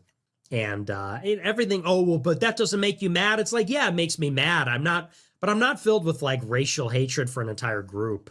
Even the Jews, as much as justified as it would be. No. But even I do actually like a lot of Jewish people. I even though Jewish people have ruined my life in many ways and they do horrible things, I don't have a hatred for them as a group, and I could say nice things about them, but that comes from being a Christian. That's the kind of peace and that's the kind of disposition that you can only have if you love God, if you truly have love in your heart for people. And it's no coincidence. It's always these pagans that harbor this intense animosity all the time. And if you have that, you really got to get over that. And that doesn't mean you need to stop being racist. It doesn't mean you got to stop being a quote unquote racist, but you got to let go of wrath. You have to let go of anger. You can't let that define you. Yeah. He's his racial animosity stems from a totally reasonable anger that he feels born out of maybe even the structural undermining of black people. Do you understand how he is nefariously packaging just regular ass racist opinions, but recalculating and restructuring it in a way where it is supposed to make sense to the normie, to the average normie, while simultaneously casting people who have racial animus for, as he calls it, autistic racial purity and race realism opinions. He's saying in this short video, he basically says that black people are undermined structurally, and it creates an environment where they end up behaving in violent ways, and that creates resentment, and that's an understandable resentment to have. Okay? Of course, ultimately, this is not, ultimately, he doesn't even believe that. He does believe the racial purity politics. He's a fucking Nazi, right? He is still saying that there is a genetic component associated with it, but you shouldn't be super mad ultimately about it. This is why he's a dangerous propagandist ultimately, because he is trying to normalize the eugenicist perspectives that he has in a way that can go either way, where you can just where he gives himself a level of plausible deniability by saying I'm not like those kinds of racists, when he very clearly is those kinds of racists, and his entire community is that kind of racist. And of course, the hallmark of Republican thought is once again always saying a whole bunch of debunked and insane nonsense, and simultaneously packaging it as common sense, right? One example that immediately comes to mind is like one of these fucking Nazis on Twitter that went viral a while back, which is, of course, it's always happening, unfortunately, was the idea that someone was trying to like do this like normalized racism argument, though, like who even actually is fond of their black neighbors, right? And I think it initially went viral. One of your bots banned me for a reason. I just disagreed. Dude, please stop. I don't care, okay? And it wasn't like you got literally banned and unbanned. You got timed out, man. Shut the fuck up. You said L-Take, bro. Nick Fuentes is in his own circle. You can't compare him with anyone mentioned. Just stop. It doesn't matter. You got timed out. Please stop being such whiny fucking crybabies, man. I'm trying to make a broader point here, and I can't. I have to deal with like everyone's own personal fucking me bullshit. Okay. Oh my God, my voice is not being heard right now in this very moment. I got timed out for 600 seconds. Unacceptable. You got timed out for 10 minutes. Calm down. We're talking about the oppression of governments. We're talking about like growing fascist movements in here. And you're literally thinking like the major oppression that I'm facing here is that a moderator timed me out for 10 minutes. Shut up. Jesus Christ. Anyway, take a breath. The point I was making was that there was a Twitter post that went viral where it was like, oh, people that say they don't have like racist opinions have like never lived around black people. If you lived around black people, you would immediately realize, why people hold on to these like racist resentments that people call racist, but they're not, all this shit. And it went viral on Twitter first in like the neo-Nazi circles. And then people started like quote retweeting it and being like, dude, what the fuck are you talking about? Because like, while something might come across as like common sense, depending on how insane your immediate circle online is, and while certain kinds of narratives can be boosted by other people, especially at a time when like there's unprecedented virality for right-wing neo-Nazi type sentiments on Twitter, okay, ultimately in the real world, the common sense narrative is not living around black people is a terrifying prospect and it's really fucked up, okay, especially for diverse environments like major cities in this fucking country where you do live around a lot of black and brown people in a diverse environment. It's so stupid. It's an incredibly stupid statement. You're childish. You're like a baby. You're afraid of people that you have never actually lived around from afar.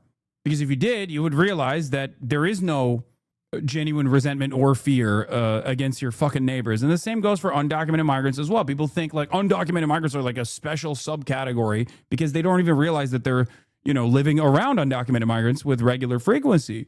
They're working in the kitchen, they're working at the grocery store, they're working at the poultry facility down the street. They're a part of your community. It's just that you have never encountered someone and know that they are undocumented. So you have this like false notion that they're all scary. They're all scary. A fear of the unknown. And the internet is bricking your brain.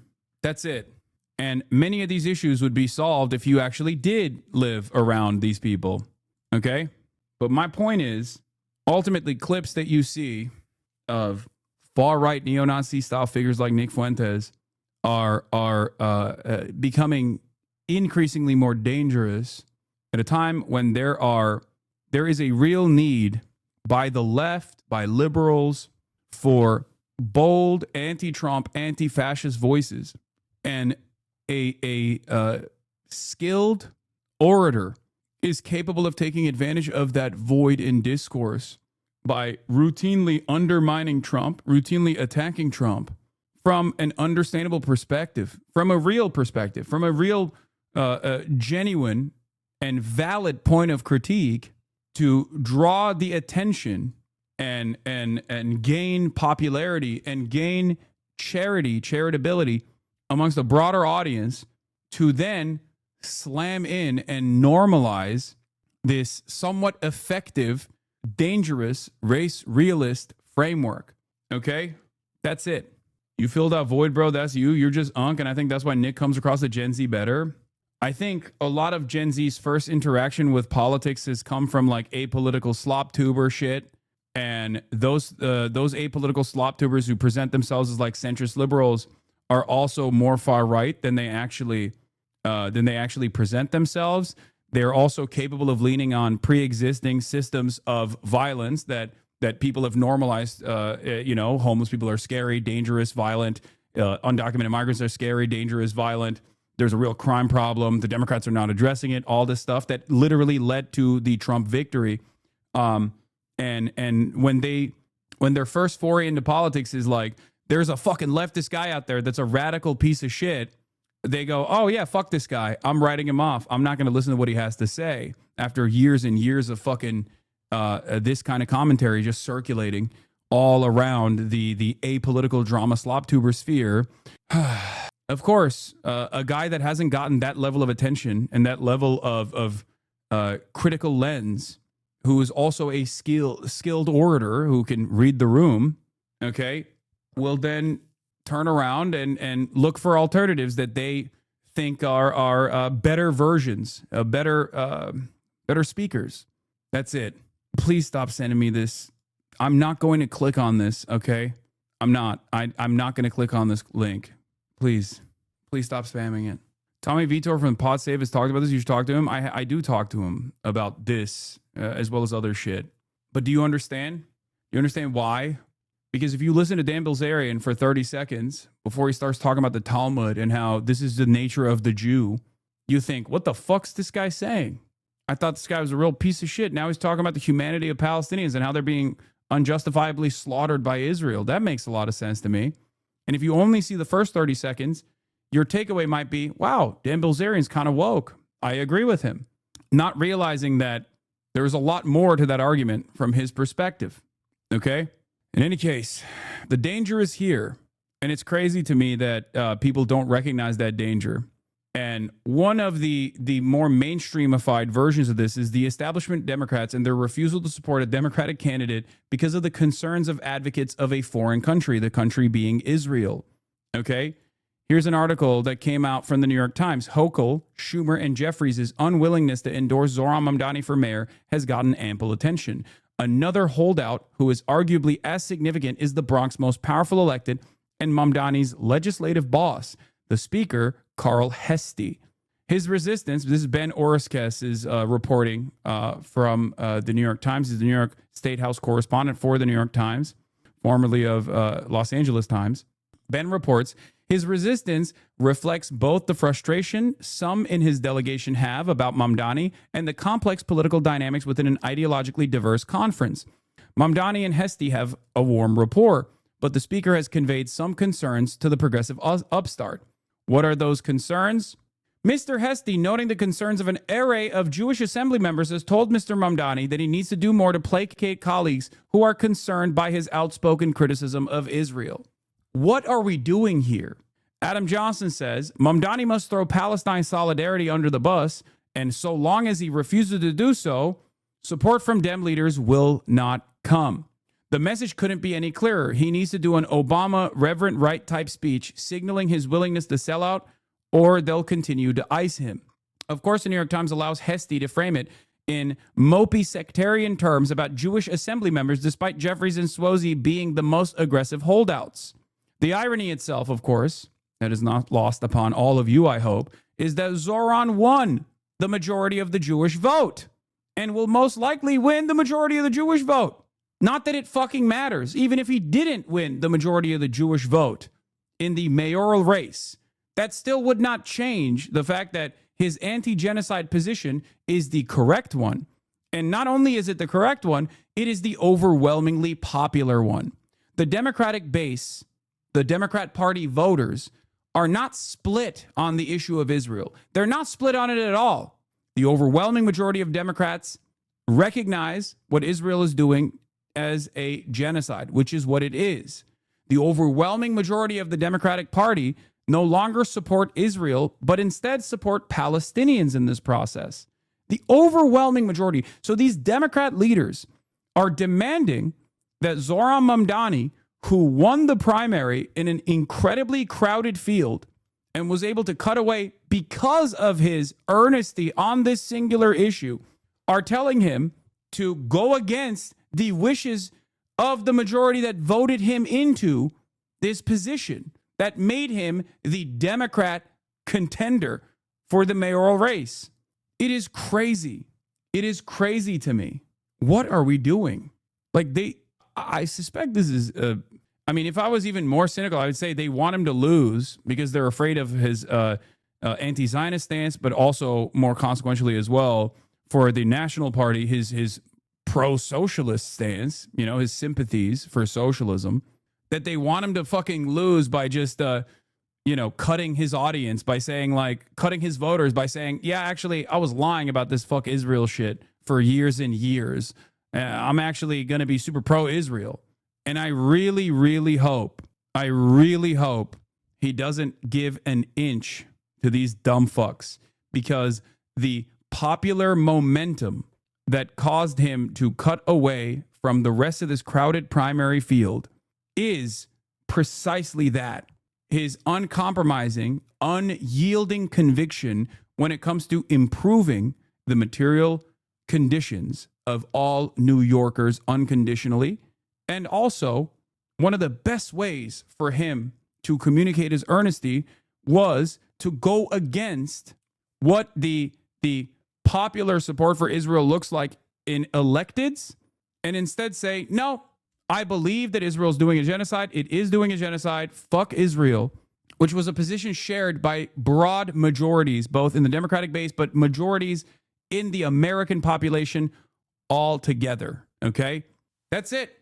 And I really hope he does not get sucked in to the compromise position by Democrat Party operatives who are, you know, on the one hand, doing this shit, refusing to endorse him, but also in a more cynical fashion, I worry that on the other hand, you have the Richie Torreses of the world going up to Zoran and being like, please, you're actually good. Just, you know, dial it back a little bit.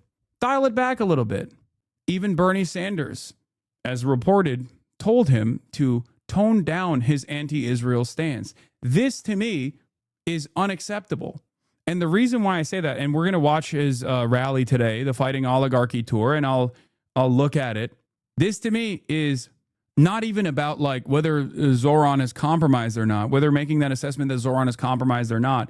This, to me, shows whether or not he's actually the candidate who can change the trajectory of the National Democratic Party through entryism, or whether or not this will be at another point of failure for entryism altogether. Because if electeds turn around and do a full reversal and become complacent, then they just become a part of the Democrat Party machine, and therefore they become the same losers that the rest of the Democrats were. This can't happen. We need bold voices. We need bold voices to stand strong. Bold voices who are unafraid to lead on this issue, even when there isn't seemingly a popular support for this kind of thing, because they recognize that it's still wrong. And Zoran was that voice for his whole life leading up to this moment, and I don't assume that he will change, okay? Like, I would go so far as to say, like, with AOC, with Bernie, there's a different calculation there, but AOC not as knowledgeable on issues that pertain to foreign policy before becoming an elected, whereas Zoran was an activist that came from the Students for Justice in Palestine, that was a BDS was a BDS advocate as well, longtime DSA member. So his background shows me that he is not as corruptible. This is a real opinion that he has on this issue. It's an earnest opinion that he holds. Yeah, I mean, he was one of the creators of the SJP chapter at Bowdoin. Sorry. So has AOC been outspoken on Israel? Yes. AOC has been outspoken on Israel, but not from the same, not to the same degree as Zoran, 100%, and outspoken by like the metrics of Congress. But even then, she is not the leading voice on the Fuck Israel coalition in Congress, and will sometimes get outflanked by the likes of Marjorie Taylor Greene, for example. This is a major issue. It's one that goes back to the thing I was talking about with Nick Fuentes. That's a huge problem. You cannot get outflanked by Marjorie Taylor Greene. Okay? You just can't. Once again, the only two like uncompromising and unyielding voices that have been against Israel without any like significant significant issues on their record would be Ilhan Omar and Rashida Tlaib. Al Green has been pretty good too. Van Hollen has been pretty solid as well. Peter Welsh has been pretty solid on this issue. There are some out there. Summer Lee is another great example of this. She's new on the greener side. Cori Bush was fantastic on this issue and she got penalized for it. Jamal Bowman was great on this issue and got penalized for it. Lost their primaries with unprecedented amounts of money from AIPAC and other pro-Israel lobbying groups that dumped, 12 million and 20 million into two of those different primaries without ever really talking about Israel too, by the way. That's how nefarious this shit is. But ultimately, on the one hand, like I said, I have two different ratings here. Matching it up to the rest of Congress, even the people who I do criticize, like Bernie Sanders, actually stand above the rest of Congress. But they should be going way further, okay? And they should never be telling Zoran to dial it back. That is unacceptable. This is the CNN piece from Edward Isaac Dover, who fucking hates Bernie Sanders, but wrote and hates me as well, by the way, but wrote a fairly positive approach to it. What Bernie Sanders told Zoran Mamdani about anti-Semitism and pushing back on Democratic leaders. Sanders urged his now protege to be firm in calling for Democratic leaders to rally behind him, but also to more carefully address what he said about Israel. Sanders, who is Jewish, urged Mamdani to be cautious about how he approaches talking about Israel. According to the person familiar with their conversation, Sanders told Mamdani he had to do a better job explaining that his criticism is not anti-Semitic and to not let himself seem like he's minimizing the fear Jews in New York and elsewhere feel from the threat of hate against them. Okay? Now, I don't know if that is an exaggeration or a weaponization of Bernie Sanders' maybe reasonable arguments that he made. Like, hey, they won't let you win the fucking election if you even come across remotely as like being if you come across as even remotely saying like you don't care about Jewish feelings on the matter or whatever, or maybe he just like genuinely thinks that. But we have seen this. We have seen this happen. Okay, we've seen this happen in the past to Corbyn, but right now, we're in a very different time and place. This is no longer the same media landscape that Corbyn was operating in, and it's not the same country that Corbyn was operating in. You no longer have to turn around and refuse to actively criticize Israel. You no longer have to scale back your criticisms of Israel. It's that simple. This is an older piece from from 2021. Bernie Sanders also told progressives to tone down calling Israel an apartheid state all the way back in 2021. The senator responded to a question on Face the Nation of whether labeling the Israeli government is contributing to the rise in anti-Semitic attacks. Okay, all the way back in 2021. Now, on the one hand, this is completely unacceptable, okay?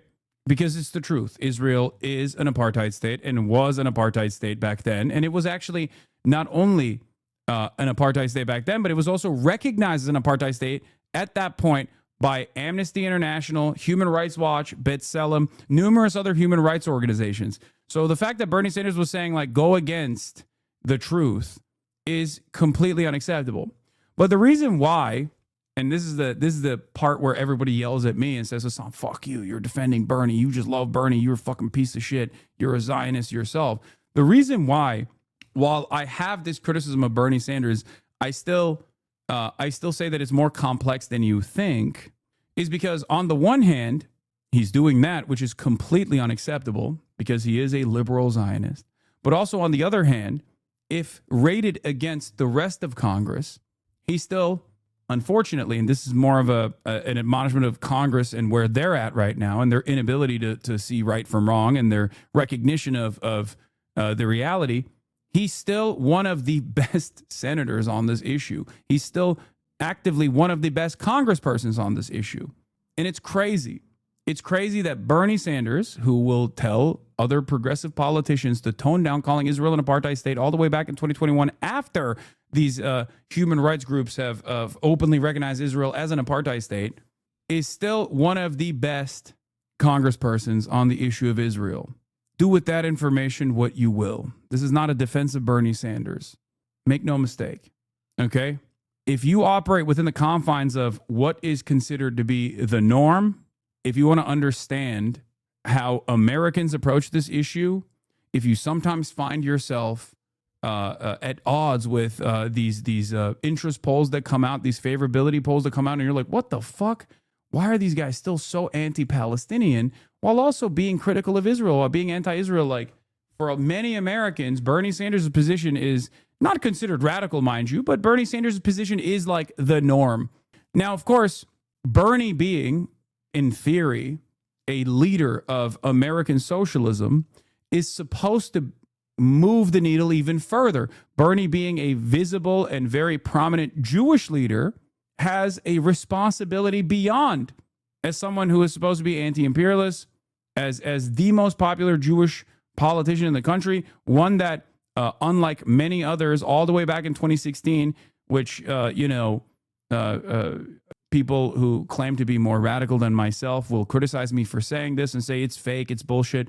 Bernie's and Matt Duss's like initial presentation on like denying weapons to Israel or conditional weapons transfers to Israel is simply just a red herring or just simply a distraction to continue our allegiance with Israel. And there's some truth to that statement, except back then they were very excited at the prospect as well. And one must remember why they were very excited. Why were so many anti-Zionists excited at the fact that Bernie Sanders was doing this all the way back in 2016?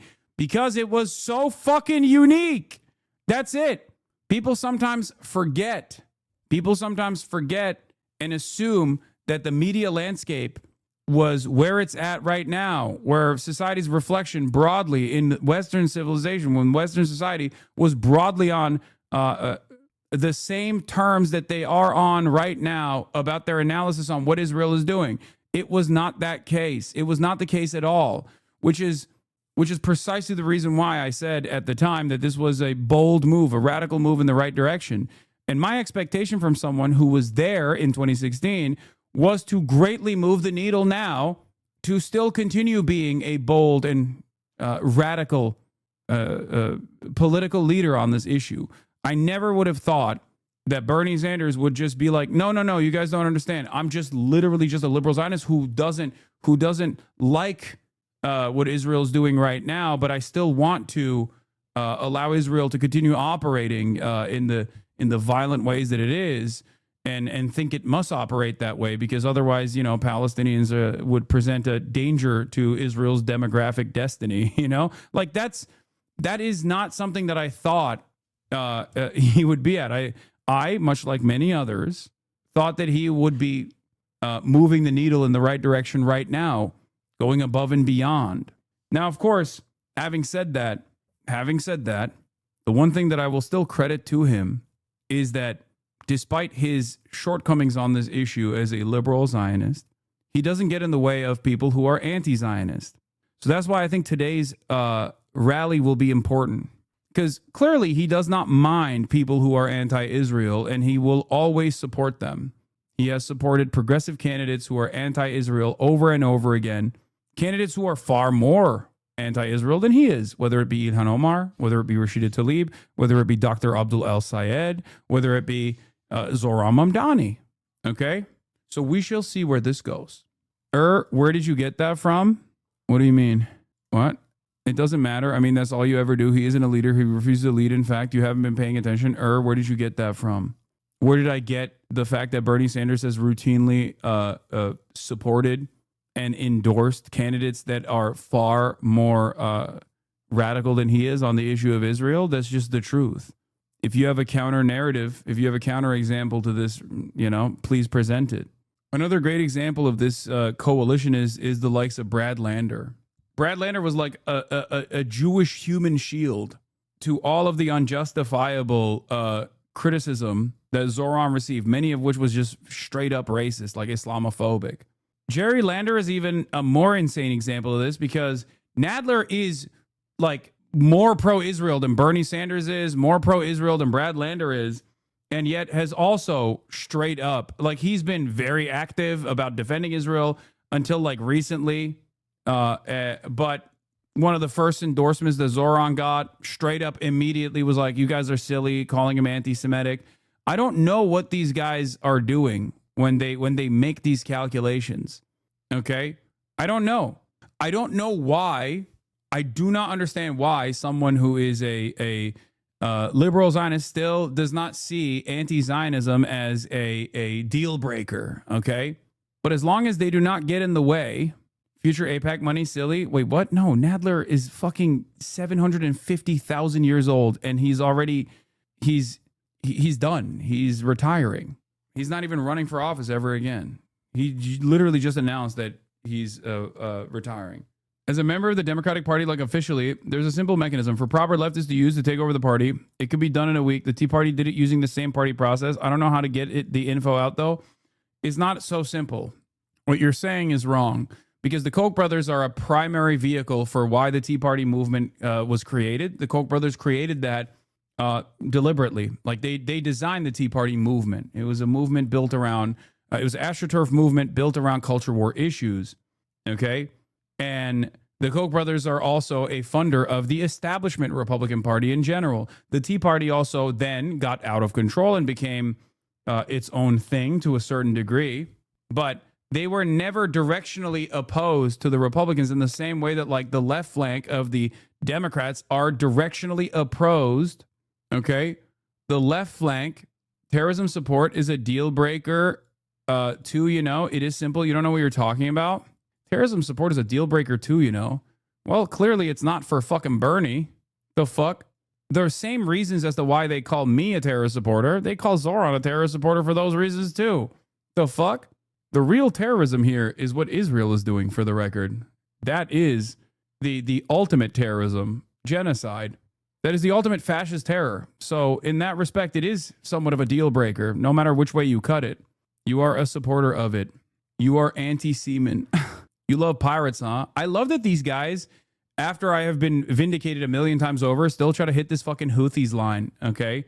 Dog, the Houthis are an infinitely better force of good in the region when compared to the state of Israel. They are not doing a genocide. They are actively trying to fight back against Israel, doing a genocide. And therefore, they are on the right side, regardless of their domestic affairs, regardless of whatever the fuck their banner says. They are absolutely in trying to the best of their ability, as the poorest nation in the fucking region, poorest nation on the planet, as a matter of fact, that has been bombed into oblivion by Western interests and Western-backed groups like the UAE and Saudi Arabia, are still trying to hold up some semblance of international law. That's it. That's it.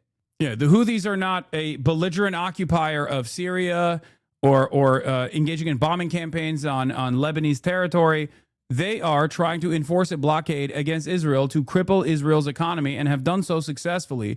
You can just get mad about it. You can just keep calling him a terrorist over and over and over again, but it doesn't fucking matter. It doesn't change the truth. It's that simple. Okay? Asmongold is great, by the way. Awesome. You're not presenting an argument when you just say, oh, you're a terrorist and terrorism supporters are a deal breaker. You have to actually, like, this isn't CNN. You know what I mean? You're not talking in like easily clippable talking points. You should at least like try to approach subject matter by telling me why I'm wrong for this statement. Just block that trash? No, it's fine. The infractions, for the record, that the Ansar Allah movement has taken, or violations of international human rights in the process of trying to stop Israel's genocide, they are real. Those are real infractions, but they are not even remotely as major as like a thing that Israel does every single day. Okay? It's like getting mad at resistance groups like Jewish partisans for blowing up supply lines as the Holocaust was happening. You're like, oh, well, you know, these Jew partisans blew up supply lines that were taking food to civilian territory. How dare they fucking do that? Of course, if you were to say that, no one would take you seriously, right? But I think that's part of the problem. Or the French resistance and its sabotage and its infiltrations. That's the issue. You can't get yourself to recognize that these are just human beings that find what Israel's doing to be unconscionable, right? Look, this guy said, wait, so it's good when Jews starve people now. Oh my God, dude. What a way to fucking misunderstand the point. Jewish partisans disrupting supply lines for Nazi Germany during the Holocaust was an objective good. Okay? They were moral and they were right. The fact that they were, violating international standards that came after it does not change that reality. Okay? That's it.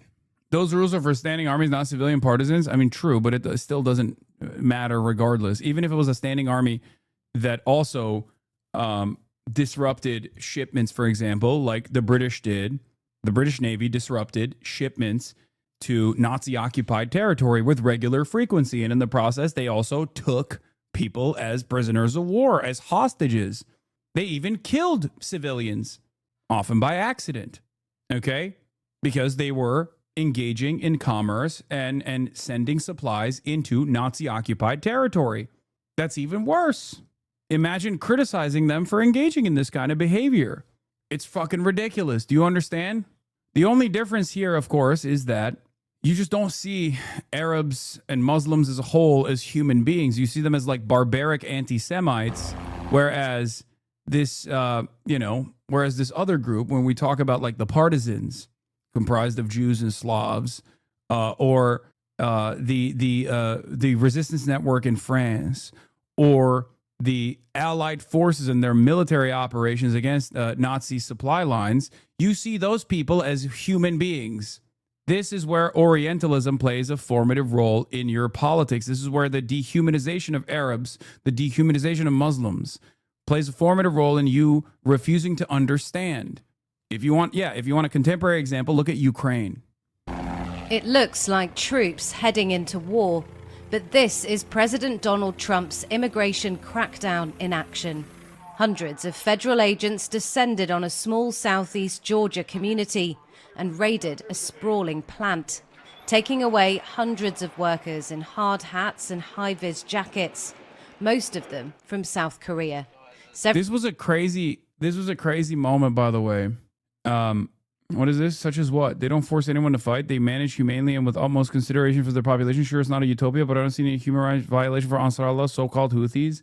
I'm not gonna get into it because it's utterly irrelevant in the grand scheme of things. Okay, there's no that part of the conversation doesn't need to happen right now. It does not matter.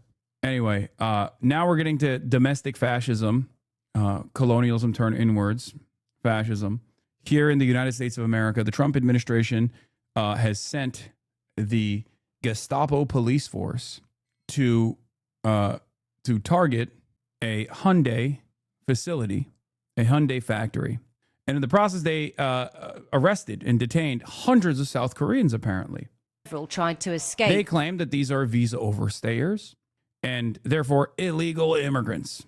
Some running into a sewage pond. Immigration and Customs Enforcement, or ICE, say they were working illegally. Around 475 were arrested. South Korea's foreign minister vowed to support them.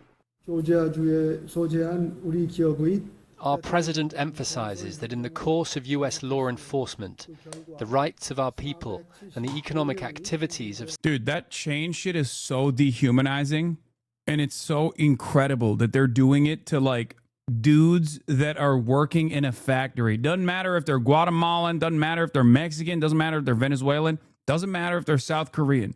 It is like there is no necessity for this, okay? Because at most, remember, this is a civil violation. It's a matter of paperwork, okay? If the solution to this quote-unquote problem, which is not even a real problem at all, it's just like born out of hysteria, okay? But if the solution to that is just simple paperwork, you shouldn't be chaining these people. What the fuck? South Korean investors in the US must not be unjustly infringed upon. Trump believes migrants are stealing jobs from Americans.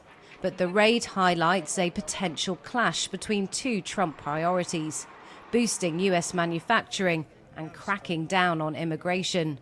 The president, though, was unfazed that the raid would jeopardize a recent pledge from South Korean companies to invest billions of dollars in US industry.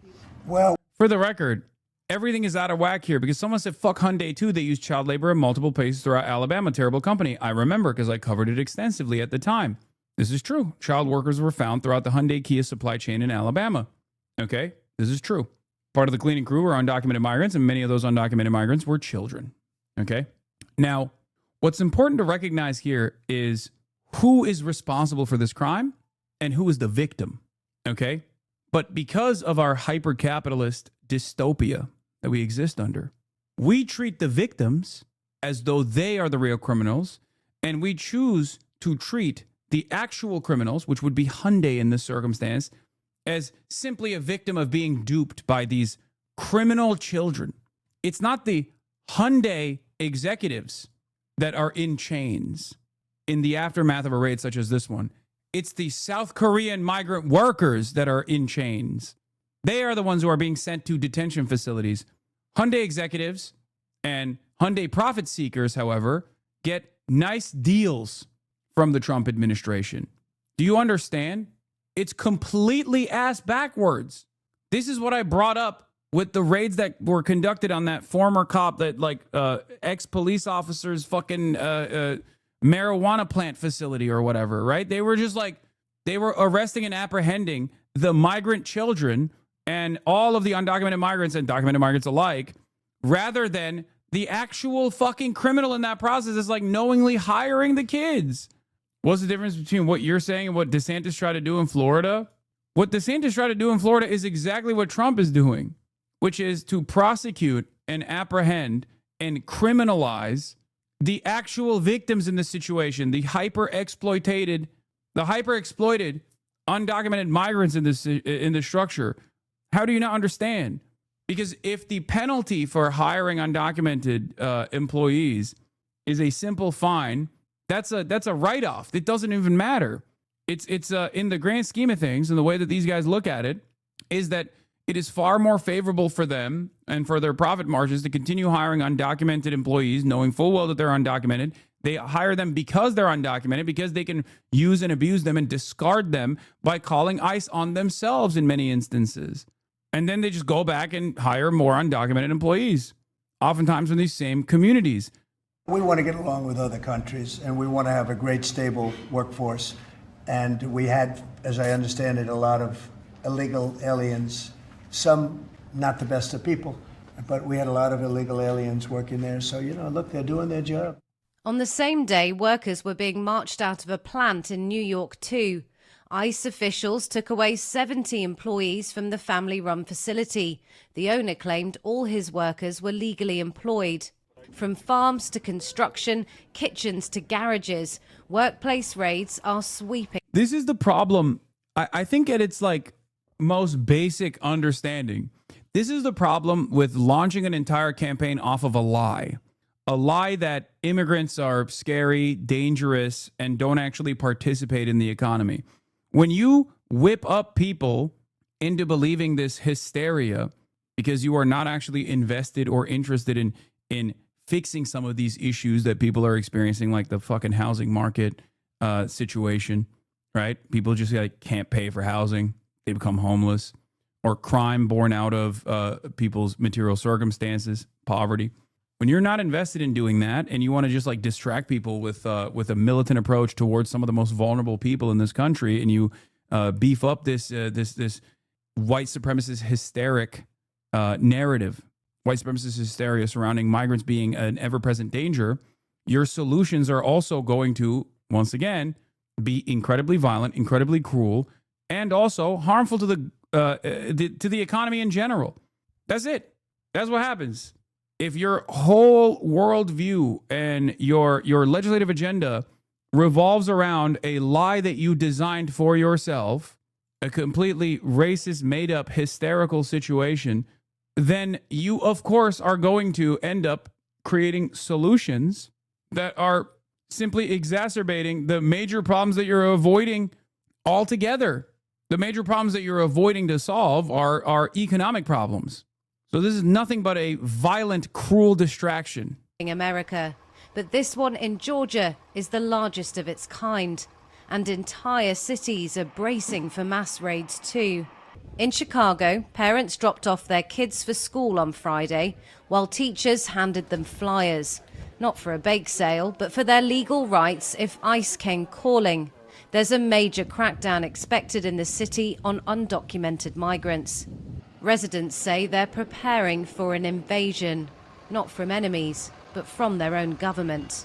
This morning, as the Chicago area braces for a surge in immigration enforcement. For Homeland Security, we have a search warrant for the whole site. On Friday in Georgia.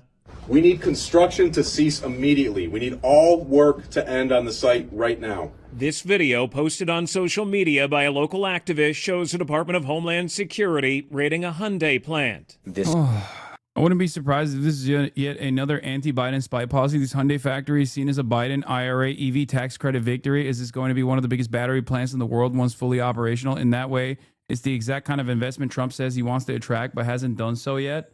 I don't know what I just don't understand what the purpose of this is beyond just like sheer cruelty for the purpose of cruelty alone. That's it. In fact, was the largest single site enforcement operation in the history of Homeland Security investigations. The video inside of a construction site at their electric vehicle plant in the community of Ellabelle. 475 people taken into custody, most of them South Korean nationals. This investigation is focused on... By the way, this should be a somber reminder for Asian Americans who might have found themselves in the throes of reactionary sentiment that while many people think that they might be a part of the minority group that has like some kind of closeness to whiteness, you are still ultimately not seen as white. You know, you are not a part of the in-group. There is no such thing for these guys. There's no such thing as like a good immigrant. Okay, that's it. That's it. Some racists, as I've seen here, are like, bro, why the fuck are we deporting Koreans when there are entire villages of Somalians up north? Okay, that's some reaction.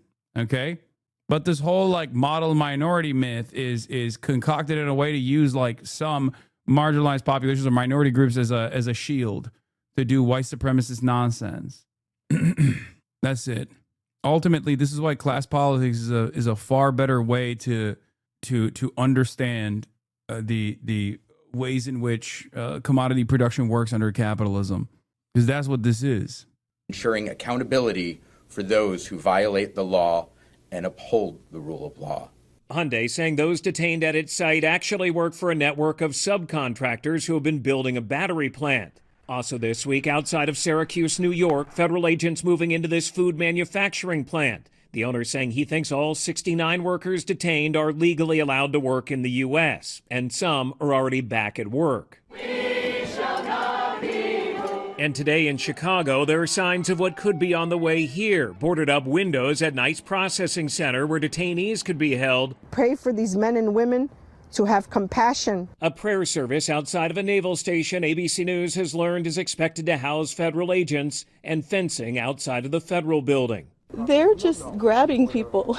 Everyone I know is scared. People are nervous to walk their kids to school. President Trump indicating a federal surge is coming to Chicago, possibly today, but he won't confirm timing. We have the right to do it because I have an obligation to protect this country. Chicago leaders fear their city will be impacted like Los Angeles was in June, where ICE operations led to large protests and violence in the streets. National Guard and active duty Marines were called in by President Trump there. Illinois Governor J.B. Pritzker says National Guard troops are not needed here. Part of their kind of nefarious plan is begin with ICE, cause mayhem on the ground, and by doing that, say that there's a need for military troops on the ground. Yeah. Donald Trump today also posted some insane shit about this. He posted about how, he's going to militarily invade Chicago like it's sweet, like it's cute. Okay.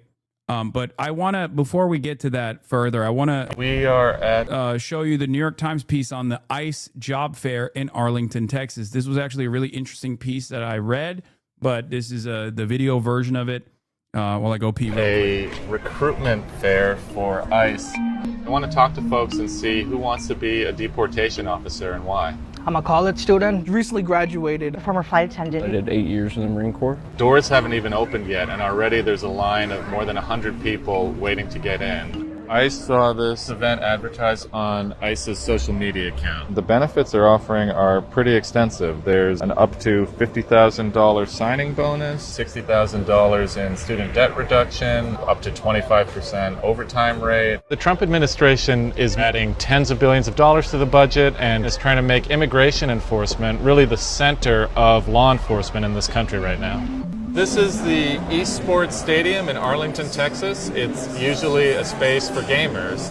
Today, ICE is hiring for a variety of different positions.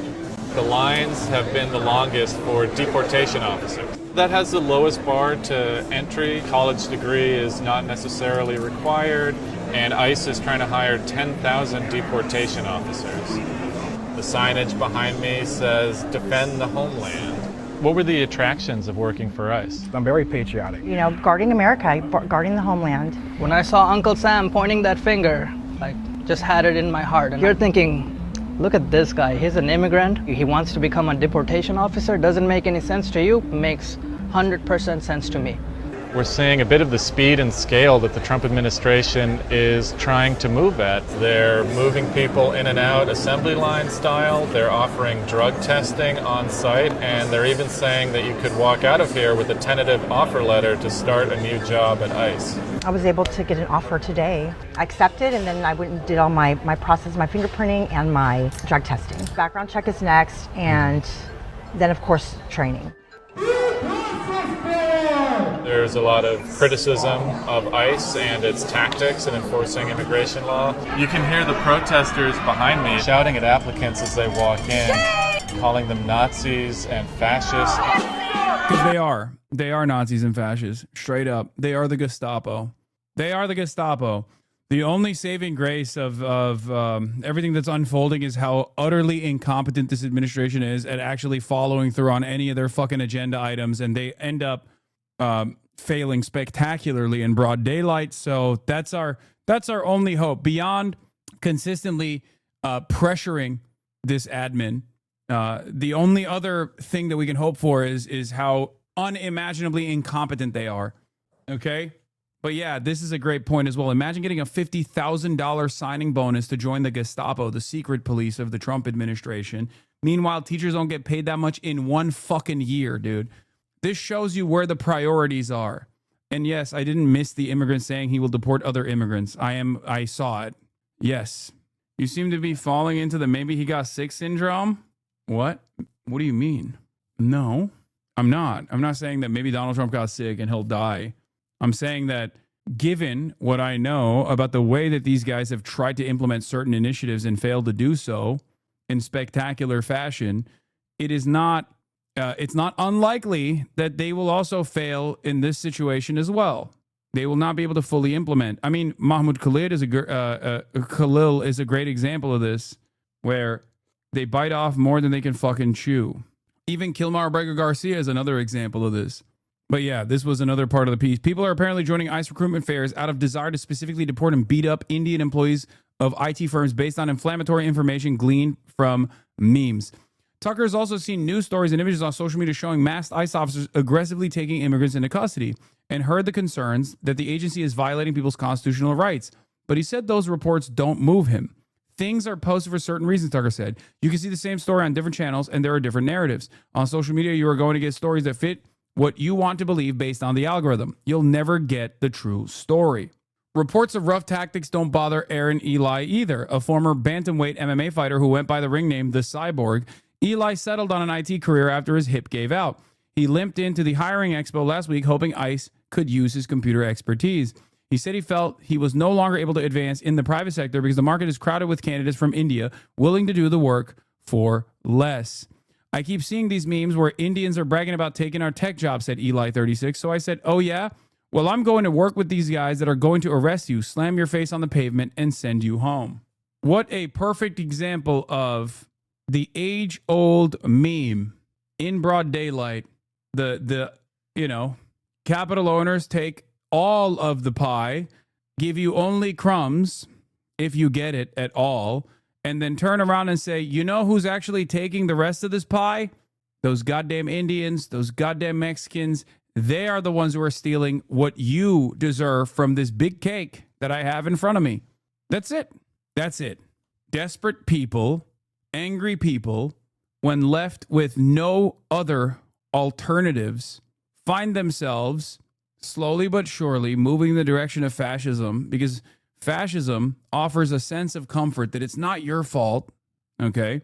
And it isn't. It is not their fault in many respects. These are structural inefficiencies, structural inequalities created to churn out super profits for our mega corporations owned by people who will never see the factory floor, owned by people who will never understand what your day-to-day existence looks like. And neither side wants to address that real problem, that real structural inequality. So one side turns around and says, everything's fine, actually. Don't worry about it. Things are going to get marginally better. The other side says everything sucks, and it's because of Mexicans. They're stealing your jobs, but they're also lazy at the same time and stealing your welfare too. So a lot of people go, I guess it's the Mexicans. I guess it's the Indians. The labor market is dog shit for everybody, okay? This is the same principle behind, like, post-NAFTA. A lot of these people, instead of yelling at the people that allowed your jobs to be shipped overseas, yelling at the random undocumented migrants that are also trying to make a living and are in a dire state, much worse than even someone like yourself, okay? It always has been and always will be those who are the powerful that are designing society in this way. It's ridiculous. But unfortunately, it's not even a matter of critical thinking. I think it's weakness ultimately. It's vulnerability, it's insecurity, the assumption that, like, the hidden underlying fear that you kind of recognize but choose not to communicate, which is that you can't fight the powerful because you're alone. You can't fight the powerful because no one else will fight it with you. It's too hard. So then you choose to redirect that anger towards a group that you can actually affect the lives of in a meaningful way. And that gives you a sense of control. That's what weak bullies do. That's what fucking cowards do. Okay? You can extrapolate that to every other aspect of regular day-to-day existence. Okay? The leftist, liberal, woke version of this is trying to, I don't know, sanitize language or something. Trying to yell at a fucking Twitch streamer, for example, who is more accessible than your local congressperson, right? You can't change the system, so you just look for something you can change, no matter how marginal. The right-wing version of this is, of course, infinitely more nefarious and infinitely more violent. And the difference here, of course, is that right parties, reactionary parties, will lean into that. In many circumstances, leaning into that doesn't even harm the hierarchy anyway. Transphobia and transpanic is a great example of this. Vulnerable population, tiny, minuscule percentage of the population becoming the primary villain of modern American society. Get the fuck out of here. You think it's because trans people exist that you can't pay for rent? No. You think it's because trans people exist that you can't get a job? No. Are they taking your jobs? Is that what it is? No. You just don't understand it. You think it's weird. You think it's gross. You think it's scary in some instances. And this administration and many others historically are way, they are so ready to vilify this tiny, minuscule percentage of the population and make them out to be the primary villains, the arch villains that dominate your lives. And that's it. And you eat that distraction instantly. It gives you a sense of comfort. Because deep down inside, you secretly know that it's not actually trans people. It's you're super wealthy. It's the system that was designed to churn out these outcomes. You were simply born into a family that is poor.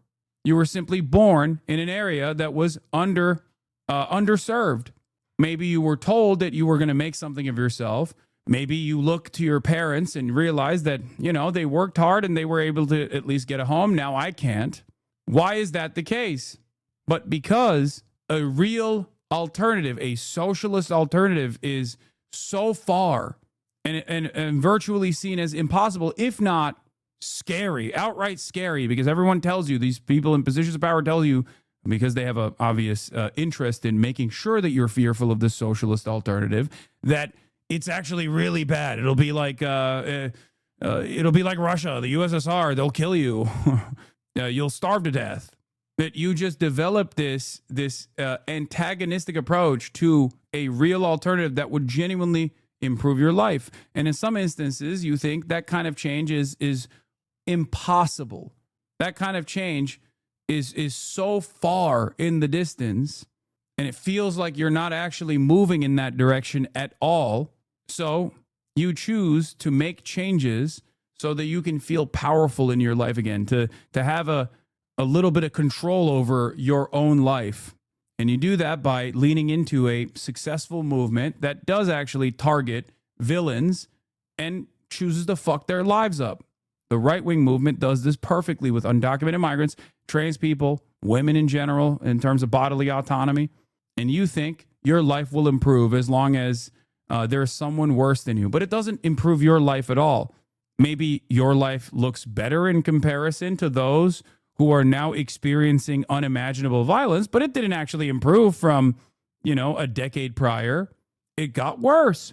And in many circumstances, these fake solutions that these guys provide, like mass deportation, unironically accelerate the worsening of your living conditions.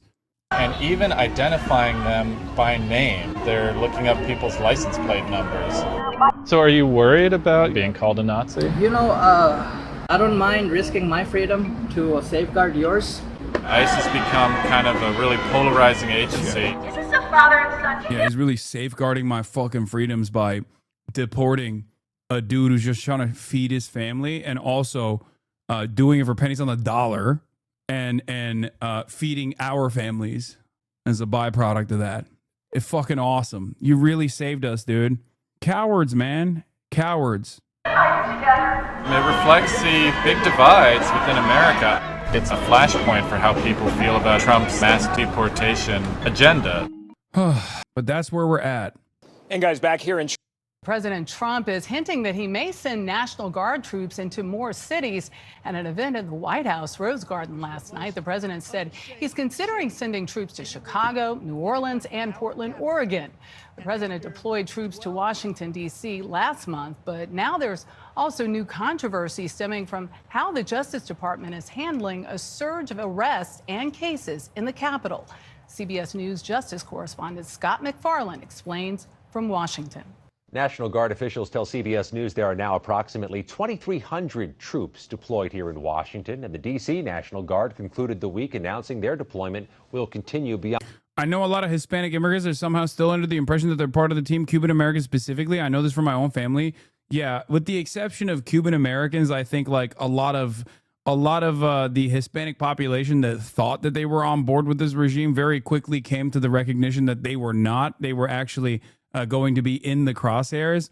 I mean, how many articles did we look at? How many anecdotes have we seen so far? How many people have I personally encountered in the wild as well that were like, I voted for Donald Trump, I'm Latino, I didn't realize they were going to take away my family members. I didn't realize that they were going to deport my friends. They're just simply working. They're making an honest living. And the interesting component here is obviously, how the fuck do you get to that?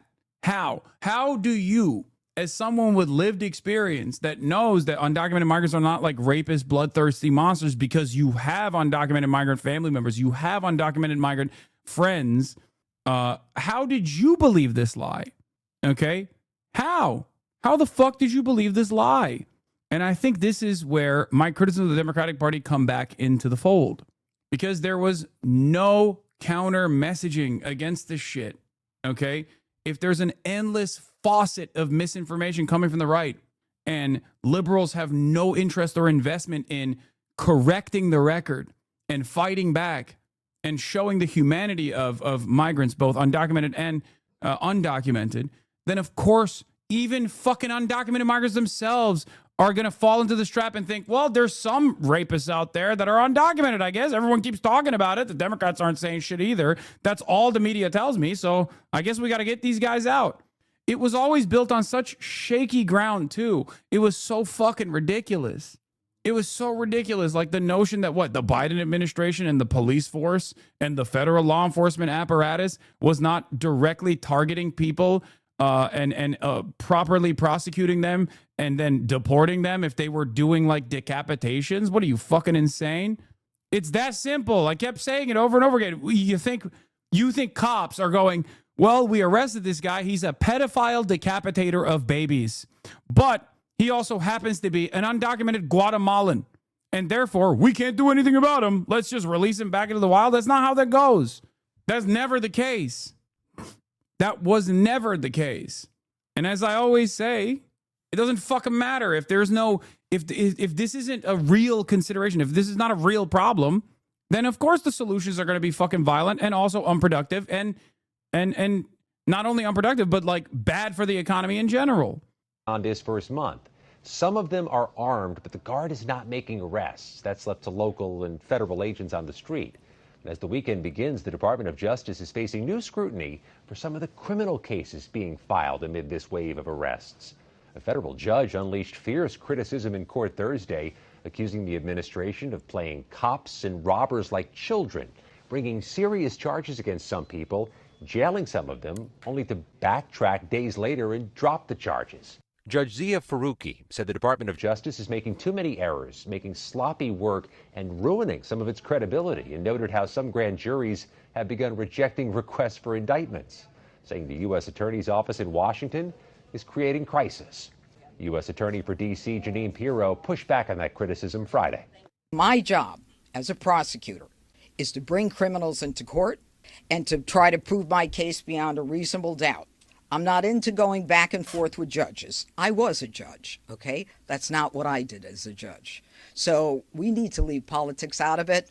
I'll do my job. He should do his job as a judge and leave his politics out of it. The mayor of Washington, D.C. has been supportive of some of the additional federal resources, but said having National Guard troops on neighborhood streets is unnecessary and un-American.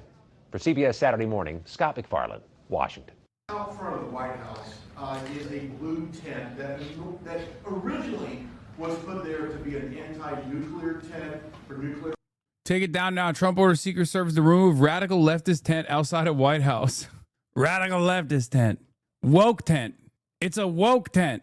The tent is woke. Yeah, we got the Zoran stuff too. Oh, here is yet another byproduct of obviously Trump's deportation policies and his tariffs policies as well. Horrible job numbers that spell doom and gloom for the economy.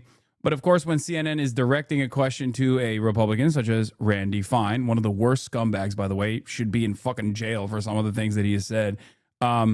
Let's see what he had to say in defense of Trump and the bad job numbers. We are going to have a big jobs report coming out, the August jobs report, in a little over, who knows what time it is anymore. It's 1:00 on CNN News Central. It will be coming out shortly, and we will bring it to everyone. When it does, are you going to believe the numbers? I'm gonna look at the numbers. Look, the people who put these numbers together are human and they're fallible and they make mistakes. And if you go back and you look how these numbers always get put out and then they always get changed later. It wasn't that they make mistakes. The reason that the president kicked out the commissioner of Bureau of Labor Statistics was he said that they were faking it. They were cooking the books, which there's no evidence of that. So do you think?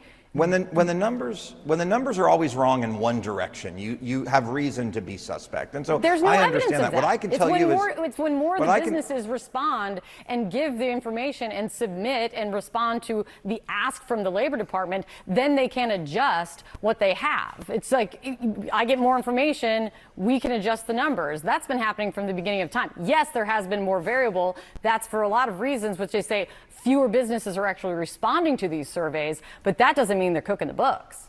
Well, I think that when there's problems with methodology, sometimes it's intentional, sometimes it's not. But when the numbers are always wrong in one direction, there's reason to have. I think the methodologies were problematic, and we see this in all kinds of things where numbers always tend to benefit the left, and when the facts come out, they don't anymore. And so I think the president did the right thing there, and we'll see what these numbers are like today. I can't begin to explain to you how much I hate Randy Fine. Like, God, he is so fucking, oh my God. Numbers always tend to benefit the left is also such a funny fucking take because it's like, yeah, dude, oh my God, I can't believe it. I guess reality has a left bias. So what do? Well, facts tend to benefit the left. So what do? We just tackle the facts, okay? Just no more facts, I think. Nothing that's beneficial to the left. Fuck the truth. If the truth is beneficial to the left, then we say fuck the truth. What I will tell you is I did 81 visits in my district over the August recess, met with manufacturers of all types, and they're very optimistic about the Trump economy. It was extraordinary. I met with boat builders and fishermen and all kinds of different companies. Yeah, again, he's literally doing the, he's like, well, you are bringing up facts about the imminent collapse of the American economy, but have you heard of the feelings of a bunch of random people that I talked to that I'm just making up on the spot right now? They feel very confident that the future is great. Oh, shit, dude. Never mind then. My bad. Well, I thought I was talking to a serious person. Didn't realize I was talking to some random dipshit off the fucking street. You're a goddamn congressperson, dude. What do you mean? What do you fucking mean? Okay, my anecdotal evidence, I talked to 101 workers and they said the economy sucks. What now? One more than you did. Like, I love that this is the only way that people argue now. They just go, excuse me, I made a ridiculous claim, and then I'm going to back that claim up by making another ridiculous claim filled to the brim with anecdotes. Okay, well then my counter to you is that I have a larger number of anecdotes that I can present to you. What now? Where do we go from here? Do you see why this kind of argumentation is fucking idiotic? It's just so stupid. And they're very optimistic about where we are right now. It was declared that this is the Trump economy officially, though it took a moment. He still said it was the Biden economy for a bit. So we'll see what the Trump economy is starting to look like now. Congressman Randy. Everything is just like made up. Everything is made up. Everything is made up. Everything's computer. Everybody transgender. Everything made up. Fucking awesome, dude. Actually, great. Spectacular. That's where we're at. Anyway, the terrorist tent that he's talking about is this. War is not the answer. Has a Palestinian flag. As of 10 a.m. Saturday, the blue tent POTUS order removed is still across from the White House, with organizers saying they aren't leaving.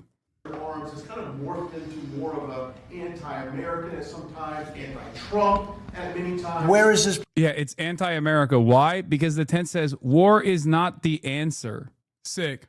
This is like when pro-Israel people go, how dare you say something so anti-Semitic? And then you look at the thing that the person was saying and it's, please, can you stop killing children? Let's say no to murdering babies. And then Israel supporters go, whoa, that's me. You're talking to me. I love murdering babies. How anti-Semitic of you. Someone comes out and is like, please, can we stop war? I hate war. I hate violence. And they're like, whoa, what do you mean? Violence is fucking awesome. I love war. Fuck you. You're going to get war now. I'll show you war. Lieutenant? Right in front of the White House on the North Lawn, on the other side of the Black Gate in Lafayette. I haven't known this. All of us in here walk right by it every day. It is an eyesore. Oh, I didn't know that. Well, let me Take it down. Take it down today, right now. Nobody told me that. So you're saying there's a blue tent? It's been there for 30 plus years. It was originally a peace tent, but it's kind of morphed into something. Yeah, morphed into radical left. Okay. Well, but I've heard. Is it in the Ellipse? Where is it? No, it's in the Lafayette Park. Why would a 30-year-long peace tent not be radical left forever? Being anti-war is unironically anti-America, though. I know, man. I know. Lafayette Park. Take it down. Okay. Okay. What's interesting about it is that I've had people tell me it's a public health hazard because people sleep in there, they eat, there's rats. Yeah. But also it could be a national security risk because people can hide things in there. This guy really wants the tent gone. By the way, yeah. This example that I was delivering is hilarious because it happened recently in the Coldplay concert. Look at this. Encouraging you to watch this video and see what this professional victim calls berating. Lol. This is Yakov Langer says Coldplay invited two women on stage, then berates them and makes them feel bad. ... for being Israeli. He didn't mention the hostages being held by Hamas. He didn't actually treat them like human beings. Disgusting. Now Coldplay, not my expectation from Coldplay. Okay, you get pulled up at a Coldplay concert. I don't think he's saying something so radical. Let's take a look at what he said. Where did you come from today? From Israel. Okay, well. Okay, well, listen. I'm going to say this. I'm very grateful that you're here as humans, and I'm treating you as equal humans on earth, regardless of where you come from or don't come from. Thank you for being here. We're grateful, and thank you for being loving and kind. And although it's controversial, maybe, I also want to welcome people in the audience from Palestine, because we have... Yeah, when you're a fucking psychotic racist, you hear this and you go, how dare you? This, like, if you pulled up a fucking Klansman on stage, okay, and you're like, oh, wow, you're a Klansman. Okay, well, you know, thank you for being here. I love you. Okay, you're a human. And you know who else are human? Black people. And then all the other Klansmen go, how dare you fucking say something so goddamn anti-white? Why don't you talk about all the rapes that black people are doing? They're violent. One of them drank in the same water fountain as me. That's it. That's literally what this is. Because Israel is a fascist state. It is a Nazi state. So, of course, all of the people that are defending Israel are also fucking fascist Nazis. But the point is, we have looked at the situation for years and years and gone, oh, well, it's the Jewish state. Oh, the Holocaust happened. So, like, people do not fucking see it in the same way that they see fucking Klansmen. But they sound like Klansmen. If you're defending Israel, you're no different than a fucking Klansman. You're no different than a fucking Nazi. That's it. How can you look at the situation and go, how dare they? How dare they become so anti-Semitic? Yeah, thank you for being here. Gato Fumador posted examples of anti-Semitism on Twitch from Dan Stalkman's new website. Yeah, I saw this. Not to give more attention to this dumb shit, but yeah. Hatred.tv, the scale of anti-Semitism. Each glowing dot on this field represents 100 anti-Semitic messages sent in Hassan's chat. The visualization reveals the staggering volume of hate speech that persists in the community. Click any dot to examine a sample of these messages, uncovering the patterns of discrimination. Now, they made this like flashy website to try to fucking present this as like a reasonable argument that like there is so much unrestrained anti-Semitism happening on Twitch. One of my favorite ones, however, is where is it? I saw this one. This is really funny because this is from November 1st, 2022. At Hassanabi, Israel exit polls are out. Bibi is poised to come back. Fuck. Which means that this community has been covering Israel-related things for quite a while and paying close attention to this kind of stuff. Okay? Bitch, Israel killed the hostages. Fucking hostages Israel gives zero fucks. They will kill another few thousand children for all they care. Shaking my head. December 4th. Also true. IDF literally tweets fucking memes of killing Palestinians and leveling their homes. These are the instances of anti-Semitism. Fuck Zionism, fuck children, killing supporters, fuck devil work. It's fucking dumb fuck Nazis. Suck my 10-inch Jew cock. October 21st, 2022. This, you can only arrive at this conclusion if you are just a hysterical person. This is one of the more heavily moderated communities on Twitch, the worst angle of attack. I know. Even if it wasn't, as heavily moderated, it would still be a ridiculous angle of attack because you're like, you have to present it as like, oh, they're encouraging this kind of shit, okay? And ultimately, it's still, it quite literally is still just like a public space where anyone can fucking write anything. Did they just search the term Jew for that one? Yes, clearly. Yeah.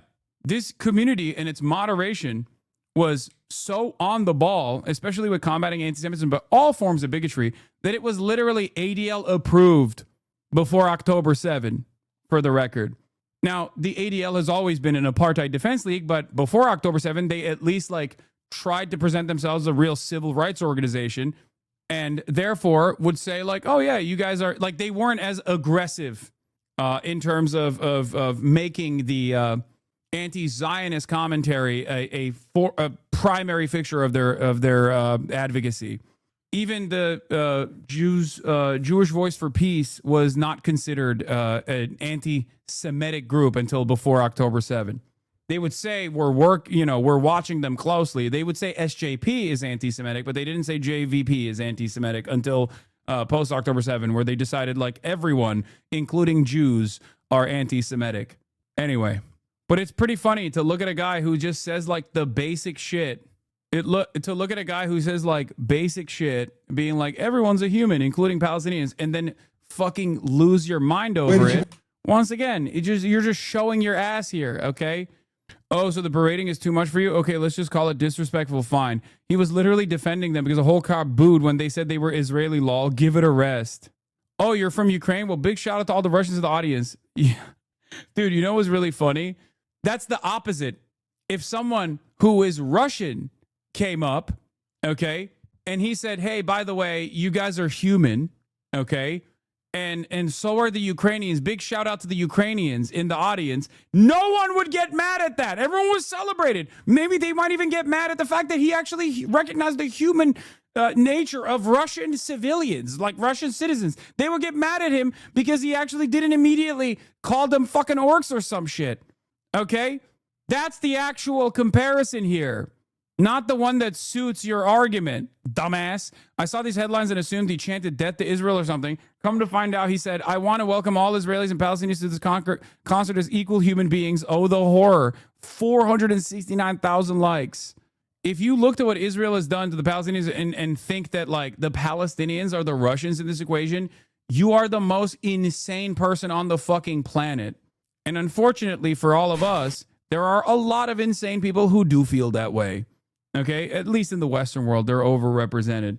In the global South, Palestinians and Russians are also seen in the same vein, but in a positive direction, where they're both pro-Russia because they see Russia as like fighting against Western Empire or some shit, and they're pro-Palestine because they see Palestine as correctly, unlike their other assessment, they see Palestinians as correctly being victim to Western imperialism.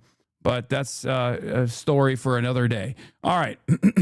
Dick Zuckerberg, caught on hot mic cowering to Donald Trump. This is from Courier News. That kind of looks like they have the same, like, you know, Occupy Democrats. Kind of, not really the Russian part. No, I'm not talking about. I'm talking about why people always ask me, Hassan, why are there like random fucking? Why is there a pro-Russia, pro-Palestine position, especially commonly advocated for outside of the Western world? Where does this come from? Okay. And I'm explaining to you, not saying that they're correct. I'm just explaining to you what they think. Okay. And it's not just leftists either. Like, there are fucking people you would probably consider liberals in the global South that would also come to that same conclusion. It is, of course, by the numbers, probably the most popular position on the planet, not by power overall. How much are you spending, would you say, over the next few years? Oh, gosh. I mean, I think it's probably going to be something like, I don't know, at least $600 billion through 28 in the U.S. Yeah. It's a lot. No, it's significant. That's a lot. Thank you, Mark. It's great to have you. Sorry, I wasn't ready to do Oh, for announcement. he said I wasn't sure what number you wanted to go with. Dude, I told you. What an incredible moment, dude. I told you, they just make shit up. They literally just make shit up to make him feel good, to make him look good. Didn't I tell you? Every time Trump comes out and is like, well, Hyundai is giving us $7 trillion. I've secured $100 quintillion from every multinational corporation. I'm like, that's not real. That's just made up. He's just making shit up.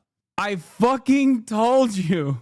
I stopped 10 wars. I stopped 20 wars. I've stopped more wars than there have been wars. I'm stopping all the wars. Okay? That's it. Fucking awesome. During the Arab Spring, Obama White House thought that Facebook and Twitter were going to democratize the Middle East and maybe the world. Zuckerberg now to Trump. I'm sorry, I wasn't sure what number you wanted me to give. Also, this was fucking idiotic and a more competent, idiotic yet still competent assessment from the Obama White House, because what they considered to be a democratization of the Middle East was actually a redesign of the Middle East that suits America's interests. And in some ways, that already did happen. So I guess technically they weren't wrong. I'm just saying. So Obama won, Trump 0 on that, in that regard. Not in a good way, by the way. I'm saying that it was, that was evil back then, and this is also still very much evil right now, just in a different way. It's just a more incompetent version of evil. Yeah. The Arab Spring was going to bring about democracy in the Middle East. How the fuck did we get here where if you just go to any Arab country and they are diametrically, the population's opinions are diametrically opposed, when it comes to Israel, for example, to the administration's opinions. Things are looking great in all the countries that America intervened in. So great. Tim Apple thanks Trump 8 times in 2 minutes. Done an incredible job with Apple, little company called Apple. Thank you, Mr. President. Very few people have been able to do what you've done. Congratulations. Please. Thank you, sir. That means a lot to me. I want to thank you for including me this evening. It's incredible to be among everyone here, particularly you and the First Lady. I've always enjoyed having dinner and interacting. I want to thank you for setting the tone such that we could make a major investment in the United States and have some key manufacturing, advanced manufacturing here. I think that says a lot about your focus and your leadership and your focus on innovation. I also want... I do like dinner and interacting. Mr. President, Mr. President, I'm a big enjoyer of breathing air. And being around you has allowed me to continue breathing the air. And it's an enjoyable experience. I also like to eat food. Thank you, Mr. President, for serving me food that I can eat and consume and enjoy. I'd like to thank you for helping American companies. Bouncing on it like a Jamaican dancehall. Companies around the world. This is a very key thing, and I really enjoy working with your administration on those topics as well, because I think they're so important to the country. I want to thank the First Lady for focusing on education. There's nothing more important than education. It is the great equalizer and always will be. And so thank you so much for including me. We are all different in some ways, but we all believe in the power of technology to improve people's lives, and that is the thing that binds us all together. And Tim, how much money will Apple be investing in the United States? Because I know it's a very lot, and it's yeah. Give us a number. Come on. It's so funny because every single person there is on the same tip. And I mean, that's a bit of a double entendre. Of course, I'm talking about Trump's penis here, but also simultaneously on the same like trajectory where they're just making shit up. They're making shit up. Just say 1 quintillion. Fuck it, dude. Who cares? Just have fun with it. If you're gonna suck it, why don't you? I mean, you shouldn't spit. You should swallow. You know, fuck it. Fuck it. You're slobbering on it. You're gagging on it. Crazy style bouncing on it. Might as well just get fancy with it. You know, use the hands a bit. Say, I am investing $17 quintillion in the American economy. There will be more Apple production in this country than there are subways. Okay? Fuck it. Get the balls in your mouth, too. The Laura Loomer approach. Exactly. Fuck it. You know, you were elsewhere, and now you're really coming home in a big way.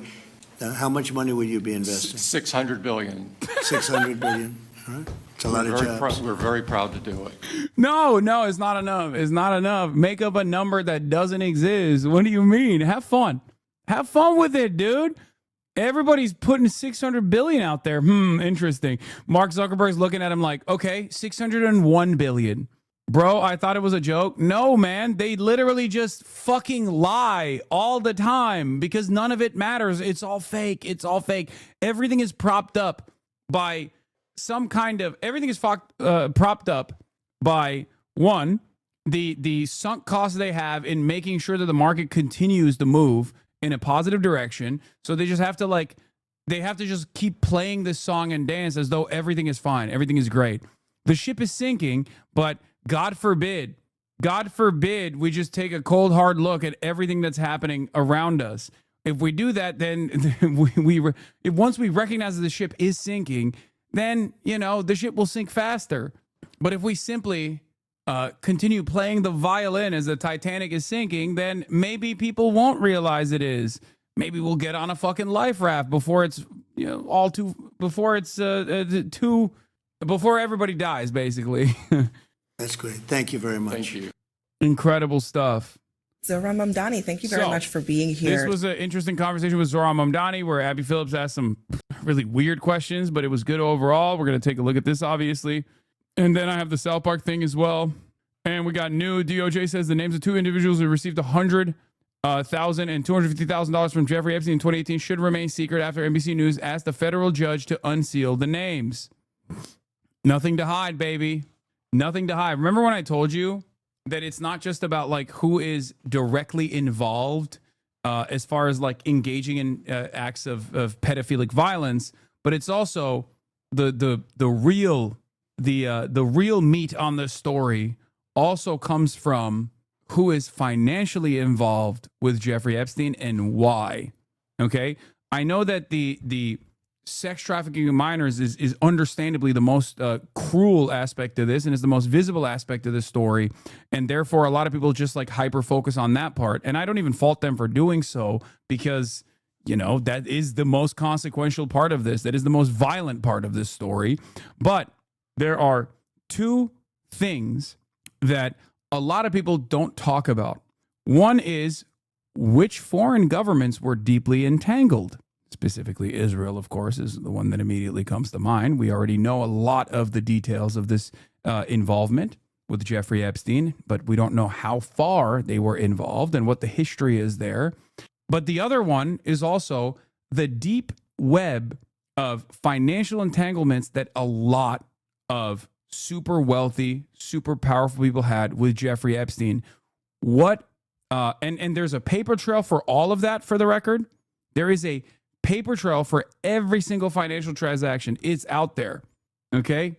Who was involved with Jeffrey Epstein financially and why? Follow the fucking money. That is the most consequential aspect of the story that these guys do not want out there. Okay? Just remember that. So, Eric Adams. But we'll get to the Jeffrey Epstein story in a second. Let's continue with Zohran Kwame Mamdani on CNN's Newsnight with Abby Phillip. Is staying in the race. He announced that he is not going to take some other position he was reportedly being offered by Trump. Why do you think he's staying? You know, I cannot speak to Eric Adams' motivations or his interests. I can just tell you that it's been a lot of noise these last few weeks. And we've seen that this is the specialty of Donald Trump and his puppets. A lot of noise, few results. And all of it distracts from the fact that 1 in 4 New Yorkers are living in poverty in this city. And so often their concerns, their welfare has been secondary to the interests of these so-called leaders in trying to figure out their own futures. Do you think Trump's involvement in this race at this point is helping you? I think it's showcasing what's at stake, which is the fact that we have a vision to actually help New Yorkers afford their city. And Donald Trump has a vision to try and rip apart the very fabric of the city. He has passed legislation that will throw millions of New Yorkers off of their health care. Good messaging. Rip apart the fabric that binds us, the social fabric. Good messaging. Ran a campaign on cheaper groceries and is now cutting SNAP for hungry New Yorkers across the 5 boroughs. What about when, Donald Trump has threatened to bring troops into New York? He's done it in Washington. He wants to do it in Baltimore, Chicago. If you're elected mayor, do you think that that's the first thing he's going to do? Because he's made it clear he's invested in what happens here. He's a longtime New York resident. He does not want to see you elected. If you are, do you expect that he'll get involved? We will prepare for every eventuality. And I agree with what Commissioner Tisch of the NYPD said, which is that we do not need the National Guard here. The NYPD can create that public safety for New Yorkers. And we've seen an example of how to fight back against this federal overreach in California, where you had the governor, the mayor, the attorney general work together to file a lawsuit that a judge recently found that the federal government was illegally deploying the National Guard there. That's the kind of partnership we need to see in New York. And yet that's exactly the opposite of what we saw when Andrew Cuomo was leading the state. So lawsuits would be your first step? I think lawsuits. I also think the fact that we look at our own law department, which has been on the forefront of some of the most critical cases in the country, and yet it's staffed at pre-pandemic levels, not even at the level that it used to be before COVID. That needs to be brought up with 200 additional lawyers. So in Baltimore, in the state of Maryland, just today, the mayor there and the governor, they're surging resources into the city to address crime, to address public safety. They're saying it's not anything to do with Donald Trump, but what are you going to do about public safety in New York? Is there a responsibility? I promise you I'm not trying to clip you here, but I've met a lot of resistance from people when I say I like you because of your takes on Ukraine. I know you don't like Putin, but what's your general opinion on Ukraine today? Ukraine is absolutely destroyed, stuck between a rock and a hard place, between being under the sphere of influence of Russia and being under the sphere of influence of Western interests. That's my opinion on Ukraine. They have every right and a responsibility to defend their own national boundaries. They have every right and responsibility to defend their own safety and security, to maintain their sovereignty.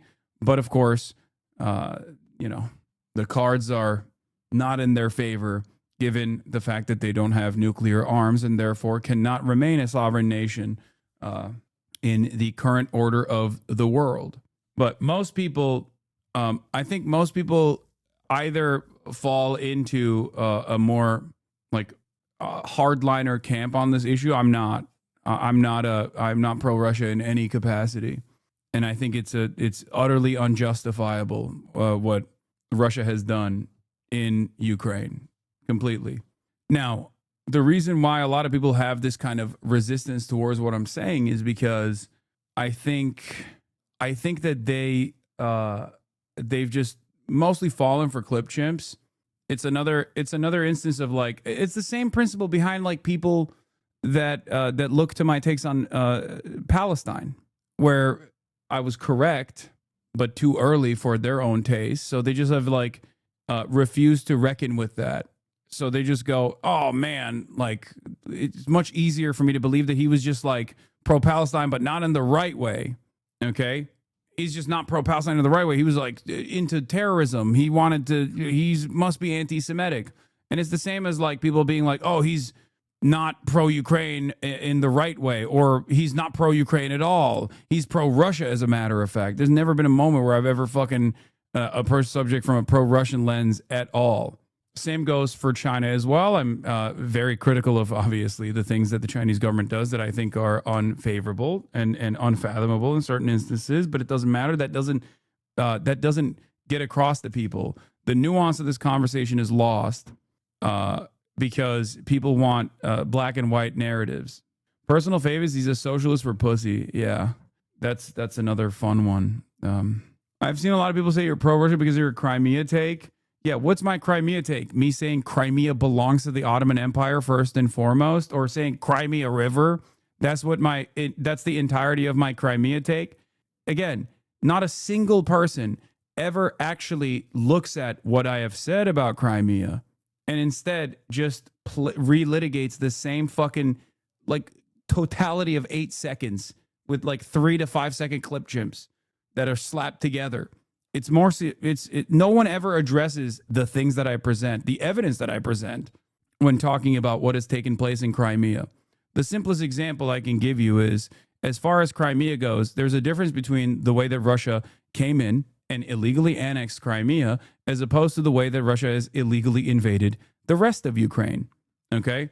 And the Crimea conversation is no longer even anything but an afterthought at this point anyway, because the American government has already entertained the legal recognition of Crimea as annexed Russian territory, and that's not even a contentious point in the negotiations at this in this process. The contentious point is whether or not Russia gets to take over even more territory that it hasn't militarily conquered in eastern Ukraine. They can't never elaborate. They just say your anti-Semitic takes or your terrorist takes, but they can't never quote what exactly you've done or the context of the situation. Of course. You seem to downplay how much Ukraine's failure is a result of the Trump admin coming in and fucking their support. No, it's not a downplaying. It's an accurate assessment of events that unfolded far before Donald Trump came into office. This is, I think, what maybe liberals are trying to arrive at. They're saying like any moment the victory was imminent for Ukrainian defenses, and then Trump came in and fucked it up. Did Trump actually accelerate? Certainly. I do agree with that. He did. He accelerated the situation in favor of Russia, 100%. No one could argue against that. Having said that, however, the Russian invasion, after the imminent failure, like the immediate failure, failing to destroy all of Ukrainians' anti-aircraft defenses and failing to take over the capital, ultimately through a battle of attrition, quickly turned into one that favors Russia. And in the process, a lot of people died, and Russia simply had more manpower that they could throw at the problem than Ukraine could. So the overall gap that Ukraine had with respect to like weapons, for example, or tech, or the limitations that Western powers actually put on Ukrainians and how they could use the tech that was given to them, I'm not so certain that would have made up for Russia just simply throwing as many humans into the battle lines and forcibly, through incredibly violent initiatives, push the battle lines directly into eastern Ukraine, and then hardening their position every step of the way. Ultimately, ultimately the battle lines here are determined, or ultimately what will happen next in Ukraine will be determined by what happens on the field of battle. And that has favored the Russian position for quite some time, long before Trump came into office, as a matter of fact. I don't know where the pivotal change took place, but I think, like, for my estimation, what I saw as like, this is over, my like, this is over moment was probably the failed counteroffensive. That was, and then what completely solidified it was October 7, where America had to, you know, give its most valuable ally all of the weapons and all of the attention and all of the intelligence. So it's not a matter of, it's not even a matter of Trump coming in and just fucking up the bag for Ukraine or whatever. It's just like, it's not necessarily that, like, it's not even entirely Trump's fault, which is crazy for me to say because, you know, I'm obviously a very loud and outspoken critic of Donald Trump. But I think this is, I guess this, I see it as a failure of U.S. foreign policy broadly, which is oftentimes uniparty anyway, at least on the broader strokes of it all. Owns a house, fake socialist, feels more like Russia is just doing what it wants in spite of Trump instead of it being Trump's failure. Oh yeah, no, that is what it is, for sure. Absolutely. Russia is doing exactly what it wants in spite of Donald Trump's attempts, because Donald Trump's a fucking idiot who thinks that Vladimir Putin actually respects him. That much is clear, because if that wasn't the case, I think he wouldn't have undermined our proxy in this, the Ukrainian leadership, so aggressively on the global stage. That was crazy to me. That you would anyway, let's get back to Mamdani. Come on. But what are you going to do about public safety in New York? I mean, is there a responsibility that you would have to actually make the city safer for New Yorkers, to address those concerns that are very real? Absolutely. That is one of my primary responsibilities. And it's interesting that you actually mentioned Baltimore, because you can see in Baltimore that they've managed to bring down the number of homicides and shootings through an understanding of the very different tools you have to implement to actually confront the scourge of gun violence. Here in New York City, I would work alongside the NYPD to create that public safety and also invest in existing infrastructure we have here that is not at the full scale it could be. Infrastructure that has been shown to reduce shootings by up to 40%, and it goes by the name of the crisis management system. You know, you've said you wanted to debate Donald Trump. A lot of people ask the question, are you and Donald Trump more similar than maybe you might want to let on? And specifically on this issue of socialism, even Trump's own allies, his fellow Republicans like Rand Paul, have suggested that some of his policies are socialist in nature. He took a stake in Intel in exchange for U.S. government funds. Donald Trump is not a socialist. He is. That is crazy. Oh my God.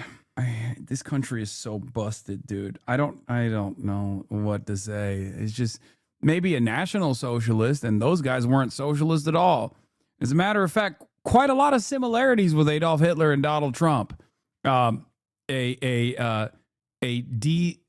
Revoking citizenship to millions of people, or you know, creating concentration camps to hold millions of people that are currently living on U.S. soil. That's pretty similar to the National Socialist. And also presenting himself as a left populist on economic policy for the chosen Americans, legacy Americans, Tucker Carlson calls them, white Americans. That seems quite a bit like the National Socialism, and also deeply antagonistic towards the socialists and the communists and the trade unionists and everyone else. That is a key part of the National Socialist identity, and Donald Trump has that as well. So I guess he's more of a national socialist than a socialist at all, considering that the historic National Socialist movement was not exactly socialist and was deeply antagonistic to socialism, very violently, openly. Funding. people have called that socialist. Do you think that that's a good idea? I think that Donald Trump and I have one thing in common, which is that we talk about the need for cheaper groceries. The difference between the two of us is that I'm actually going to deliver on that. And that's what I think is so frustrating, is that he spoke to the needs that New Yorkers had, that Americans had. They truly believed that his promise of a cheaper and a more affordable life was possible, but he's shown no interest in that. You look at his economic policies, they have exacerbated that crisis. But first of all, do you think that there are some things that Trump has done that are more socialist than capitalist?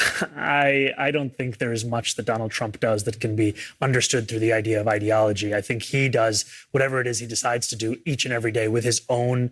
The only thing I would say in this process, like, is something that Bernie has said as well, which is that, like, any kind of initiative that any kind of initiative that people take, okay, that potentially harms the profit margins, that works to give a better upper hand to the working class, can be seen as not socialist, but a degree of socialization or anti-capitalist in general. Having said that, it's all a matter of what Trump does with the 10% that he purchases from Intel for the government. That's what matters here. And there is no indication that he will actually do anything. There's no indication that he's actually going to do anything that's pro-labor in this regard. Just as Bernie Sanders said, demanding a stake in Intel for all of the unlimited grants and the unlimited money that the government is offering Intel is perfectly understandable. But it's what you do with that stake that matters. Just like with tariffs. As socialists and as anti-capitalists, we are not against the concept of trade protectionism. We understand the complex global web of production that has been designed. Having said that, however, it is important to make sure that domestic manufacturing does not suffer in the process. Many mistakes have been made in the direction of global finance that has harmed the American heartland. Look no further than these ghost cities that now exist everywhere. Cities that used to play a formative role in American manufacturing now have been reduced to rubble. We must reverse these mistakes. Having said that, however, this requires bold, radical change to build a robust industrial base here in the United States of America. And in the absence of that, simply engaging in this false trade protectionist attitude has clearly been an abject failure. It's ruining the economy.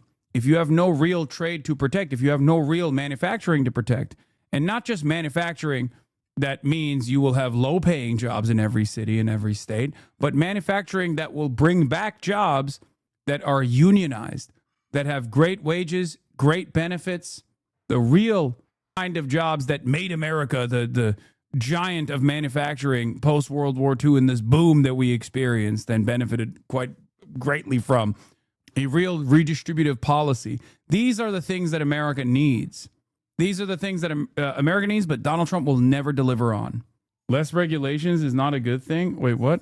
I never said that, but okay. Mind as the centerpiece of. On the rent stabilization, on the impact of your proposals on housing in this city, there's a lot of concern that it'll cause people to leave, that it'll cause dilapidated housing, that it'll cause landlords to go out of business. But my question to you is, oh my God, everything is framed so negatively. It's crazy. Everything is so negatively framed. God damn. Yeah, what about the mom and pop landlords, she says? Like, look, dude, we got to run this again. Hold on. That crisis. But do you, first of all, do you think that there's much that decides to the rent this city and own mind as the centerpiece of. On the rent stabilization, on the impact of your proposals on housing in this city, there's a lot of concern that it'll cause people to leave, that it'll cause, dilapidated housing, that it'll cause landlords to go out of business.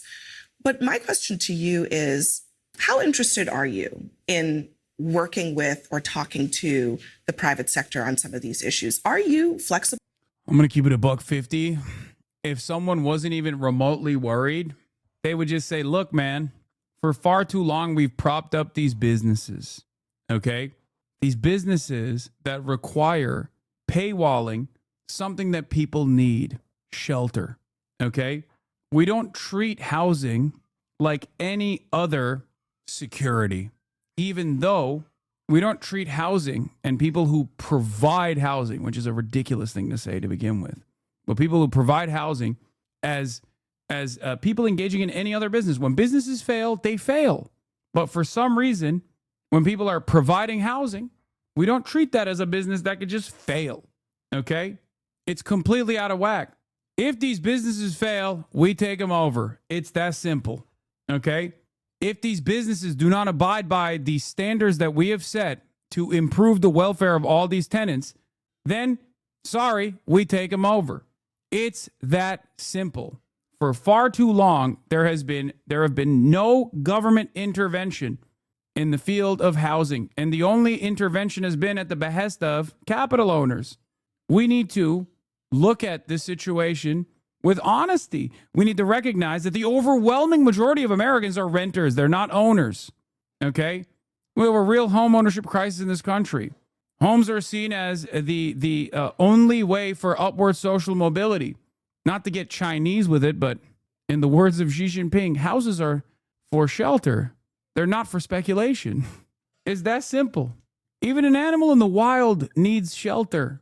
And we treat our own citizens, we treat our own neighbors in ways that we wouldn't even treat an animal. You see a dog out on the streets in the cold, and you bring the dog home. You try to offer the dog food. But when it's a human being, we literally just like walk past them. Now, my argument isn't to make it everybody else's problem individually, because I'm not a fucking liberal. My expectation is not that every single person on their 9 to 5, on their daily commute, turn into a social worker in the process for a brief moment when they see someone experiencing like a fucking mental health crisis. My solution is this is a systemic problem and it requires systemic solutions. This is not something that regular citizens are supposed to deal with. Okay?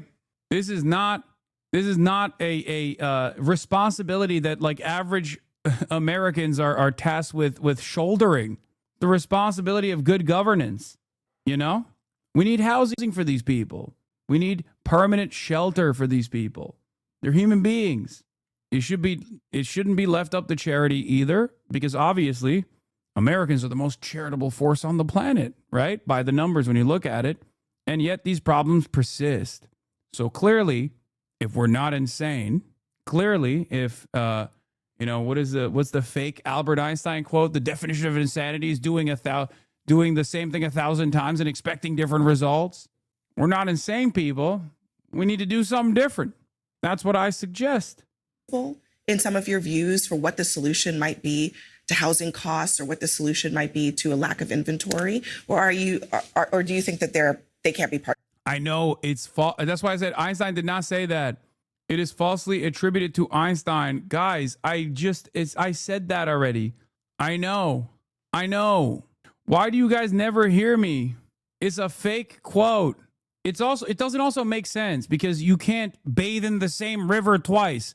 It is impossible to try the same thing 1,000 times and expect different results, because it is literally impossible to try the same thing over and over again 1,000 times. By the virtue of trying the same thing over and over again, you have become a different person. You have become better at trying the same thing. Okay? Yes, I know the Lenin quote is fake too. It's falsely attributed to Lenin. Part of the solution. I think that every New Yorker can be part of the solution. And I am not only interested, but committed to having conversations with New Yorkers across the political spectrum. And I think for too long, leadership has been defined as someone who surrounds themselves with people who are quickest to say yes to each and every idea. You have to actually encourage and create space for disagreement, because that's what gets you the outcome of results. And when we talk about freezing the rent for the more than 2 million New Yorkers who live in rent-stabilized housing, that happened 3 times before under the previous mayoral administration. New York City is still standing. A bigger picture question. Tom Suozzi, he's a representative from here in New York. He often talks about you and Trump in the same sentence. But the suggestion there is that you know how to diagnose the problem, which you have on housing, on food, on childcare. But the solution that you're offering is all too simple. It's overpromising and in ways that you cannot deliver. Is there a risk that you might overpromise New Yorkers on things that you can't execute on? You know, I would call him a colleague because we are part of the same party, the Democratic Party. And as Ed Koch said, a former Democratic mayor of New York City, that if you agree with me on 9 out of 12 issues. No, man, you can absolutely try the same thing again without learning it all. No, it's impossible. No, literally. You will always marginally improve or get worse, but it will not be the same. By virtue of repetition, you have actually you have actually changed, okay? By even simply attempting something, you have actually changed. The only time where you're looking at an attempt is like maybe in math. Like that's it. But it can never be the same. You as a human bro, math doesn't work that way. Yeah, no shit. I'm not talking about math. I'm talking about human beings. Like, what do you mean? Here, I'll give you a great example that only community members here will understand. Gooning. You goon 10 times and you goon the exact same way, or you think you're gooning the exact same way, you're going to get better at gooning. You goon 1,000 times, you're going to get incredible at gooning, okay? That's it. If you're jorking your peanuts 1,000 times, by the 1,001st attempt, you've gotten 1,000 times better. That's a live pro gooner here. You get worse as you go. Yeah. I read this with Outliers by Malcolm Gladwell. Yeah, that's what he was talking about. Gooners that put in 10,000 hours become rank 1 gooners. Gooners that only put 10 hours are still better than gooners who haven't put 10 hours of work into gooning. They got a long way to go until they're ranked, though. You feel me? Vote for me. 12 out of 12, see a psychiatrist. We have to have room for disagreement within a party. Otherwise, we just become a monotone that doesn't accept the innate tension of people coming together.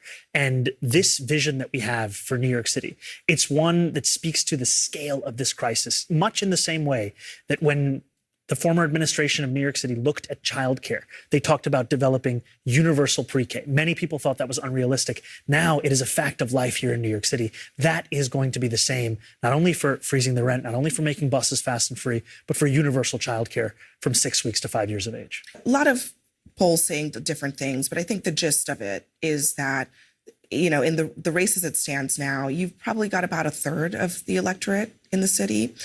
First of all, if it were a two-man race between you and Cuomo, do you think for sure that you can win that race? Absolutely. And I would tell you that I spent many months, including some where I was here on this show with you, where I was running for mayor in the Democratic primary, and we were told time and again it was inevitable that Andrew Cuomo was going to win the race. I was at 1% early in the spring of this same year, and then we won the race. Wait, what? Oh, you clipped it already? You goon 1,000 times, you will be 1,000 times better. Okay, you guys need to stop. By 13 points with the and most. by that, I mean immediately stop everything and put that on fucking TikTok with a Aura farm. Okay, Clippers, get to work. You got to do an Aura edit to that instantly. Votes in primary history. So we are very confident about defeating Andrew Cuomo, just like we did in June.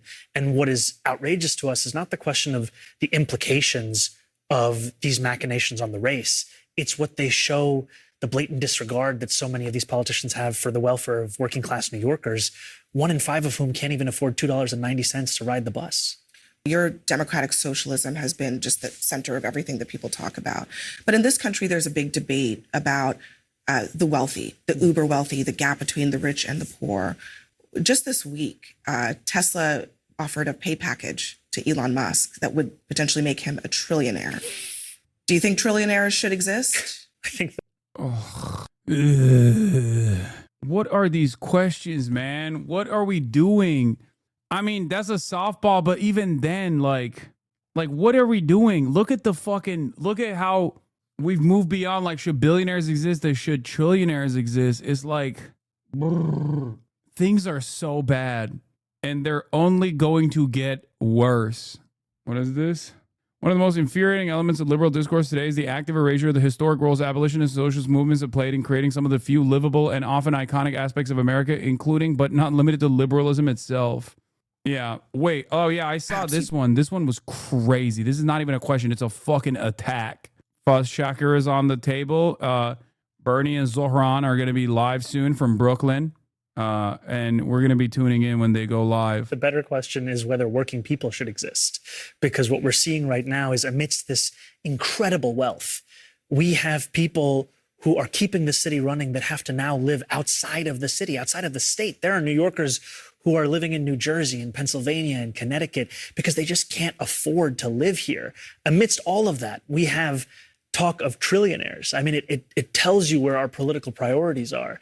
And that's what is so frustrating, is that when we talk about the cuts to SNAP benefits here in New York City, the throwing of millions off of their health insurance, it's not just a incident that has taken place in Washington, D.C. It is a function of the largest wealth transfer we've ever seen in our history of our country's politics. Yeah, I mean, I definitely take the point that this inequality. With all due respect to Hassan, but fuck Bernie, chatters, I can't begin to explain to you this fundamental role that Bernie is playing here. Zoran is not making Bernie look good. Bernie is helping Zoran. Bernie is platforming Zoran. Zoran is not platforming Bernie. Please stop. From your perspective, it might come across as like a person that you really like, a person that you have. Hassan equals Champagne Zioshil. I love that you did the racist double S and then still turned around and said I'm a Zioshil. Bernie beat the shit out of me last weekend. Okay, if you're getting beat up by an 854-year-old man, then, you know, you're not going to make it. Come on, man. Come on now. Why are people against Bernie now? What did I miss? Oh, I mean, people are oppositional to Bernie for his firm commitment to liberal Zionism. He's like, a lot of people who thought in the past that Bernie Sanders was like actually presenting a radical change in the way that Americans view Israel were doing so because, he was actually an anti-Zionist. And they're realizing that this old man is not an anti-Zionist, but simply a liberal Zionist. And that that was the extent, like the length that he was going to go to was like what he was presenting in 2016. And of course, the attitude has shifted quite dramatically.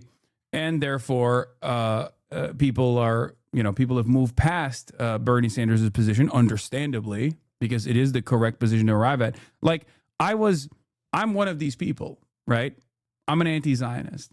I've been an anti-Zionist. And much like many other anti-Zionists, all the way from Linda Sarsour to Ilhan Omar and Rashida Tlaib, we all were welcoming Bernie Sanders, opening up the conversation as a prominent Jewish figure, a beloved Jewish politician in this country, being one of the leading voices on recalculating America's relationship with Israel. Okay? This is the truth, by the way. A lot of people who weren't fucking paying attention to this shit before October 7 are making it seem as though that was not the case. And a lot of people, I think, who were pro-Bernie before October 7 have felt a sense of shame for a lot of anti-Zionists who were pro-Bernie before October 7 have felt a sense of shame because of the way Bernie Sanders has refused to say the truth about what's going on in Israel, like Israel doing a genocide, for example. And I think that is the reason why you see people, that's the reason why you see people fucking take this stance. And by the way, this is huge as well.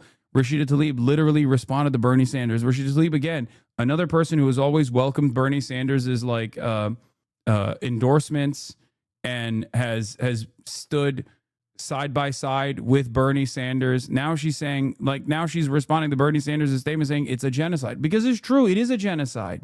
It is. It's a genocide that Israel's committed to. It's a genocide that Israel's conducting. It's not Benjamin Netanyahu's war, and it's not a war. Okay? Not a war, is a genocide, and it's not Benjamin Netanyahu's war. It's Israel's genocide. Having said that, people who stand oppositionally to like a lending hand that Bernie offers them when they are anti-Zionist themselves are silly, okay? Like, I don't think Rashida Tlaib is going to turn around and fucking shit on Zoran. I would be surprised if she did, to be like, how dare you stand side by side with Bernie Sanders, an incredibly popular, prominent figure. Okay, it did. All right. Sorry, I hope it didn't. Did it just completely tank the stream in its entirety? Did I cut out completely? I'm back. I don't know if it tanked the entire stream, but yeah, that was That was certainly not a problem with IRL. That was my issue. Anyway, we're going to go to Bernie Sanders in Brooklyn right now alongside Zohran Mamdani. And I'm gonna post we're going live watching Bernie and Zohran tweet right now. That was my internet. Brooklyn I had to connect to the bag. College! What an honor. What an honor it is to be here with you today. Can we hear a round of applause for Luis? And a round of applause for incredible elected officials that we have here from the city, the state, the federal level who are here with us tonight. And for Brooklyn College. And when I sit next to Senator Sanders, I always have to ask, is labor in the house? Is PSC CUNY in the house? Oh my God, right on cue. Well, how is this possible? I cannot begin my remarks this evening without first acknowledging all right, PSC spam CUNY, it, spam it, spam it. Let the people know I'm back. that I'm we back. have I'm here. live. I'm alive. Let's go. And I've got the to fact that no faculty member should be disciplined for supporting Palestinian human rights. And I want to thank PSC CUNY for standing alongside their rank and file. And it is an honor to be here alongside Senator Sanders, Senator Bernie Sanders. And I just want to share what Bernie has meant to me.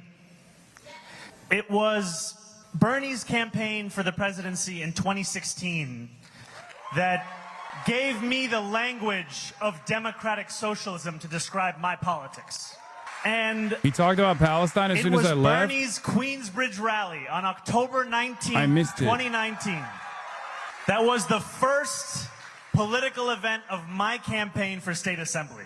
I'll see it in a second. I'll look back at it after the speech is to over. Bernie and his team, we were canvassing the line to get into his rally.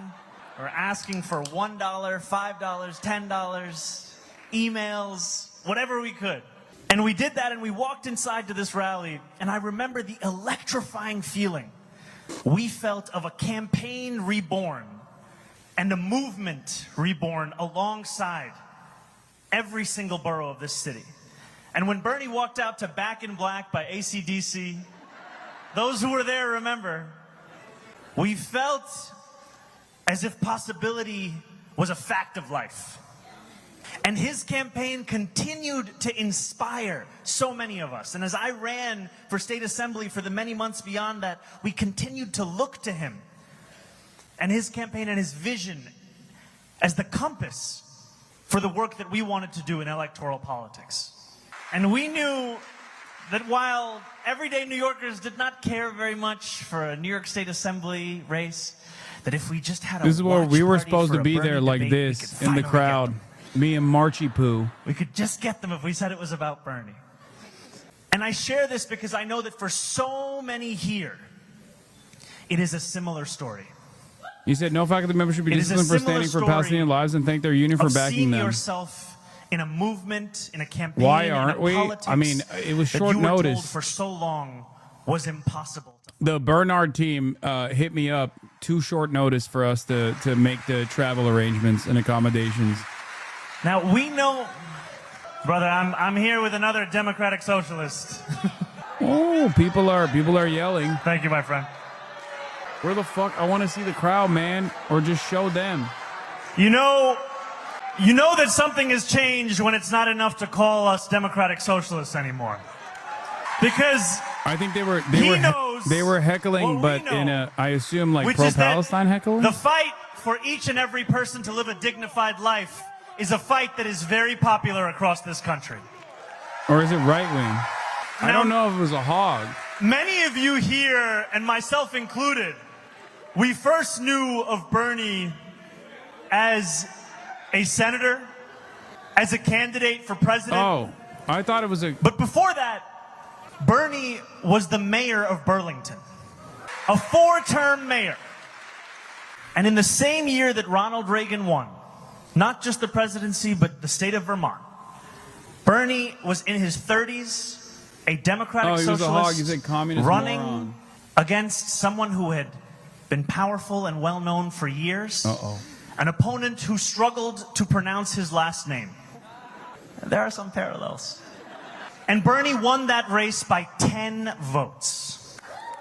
And then he won again, and he won again, and he won again. And the motto of not just Bernie's campaign, but governance was Burlington is not for sale. And it is a motto that drove the work that he did when he fought back against corporate greed to transform the Lake Champlain waterfront not simply into testaments to profit, but instead a living, breathing testament to what is possible for investing in working people. When he fought for affordable housing, when he took on a broken property tax My system, friend who when he said, continued to show who's there said what it apparently they looked shut like it. I for stand city with government Israel. to Oh, okay, understand so it was a right-wing heckler. its responsibility. That is how Bernie fought. And we know that in that motto of Burlington is not for sale, we see echoes in our own struggle today, where we have to say that New York City is not for sale. New York City is not for sale to Donald Trump's billionaire donors. It is not for sale to corporations like DoorDash. It is not for sale to corrupt politicians like Andrew Cuomo. And Bernie has continued to lead in this movement, going from Burlington is not for sale to fighting back against oligarchy coast to coast in this country. And that fight, not just against oligarchy, but for democracy, is a fight that has energized tens of thousands of Americans across this country. It has shown once again that politics is something that can be powered by ordinary people, with not just a rejection of authoritarianism, but a belief in what is possible as well. And we know that that oligarchy has an impact right here in New York City. We know it does because when Donald Trump ushered through his so-called Big Beautiful Bill, he did so ushering through the greatest wealth transfer in American politics. His legislation will throw millions of New Yorkers off of their health care. For a man who campaigned on cheaper grocery prices, it will cut SNAP benefits for the hungriest among us. They had to kick out Sneeko? And all That's of crazy. this to give more money to those who already have more than they know what to do with. That is the fight that we are seeing taking place here.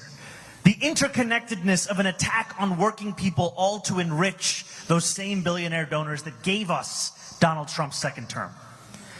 That is the fight that unites us across this country in this moment. A fight where we make clear that this is a city where we will choose our own mayor.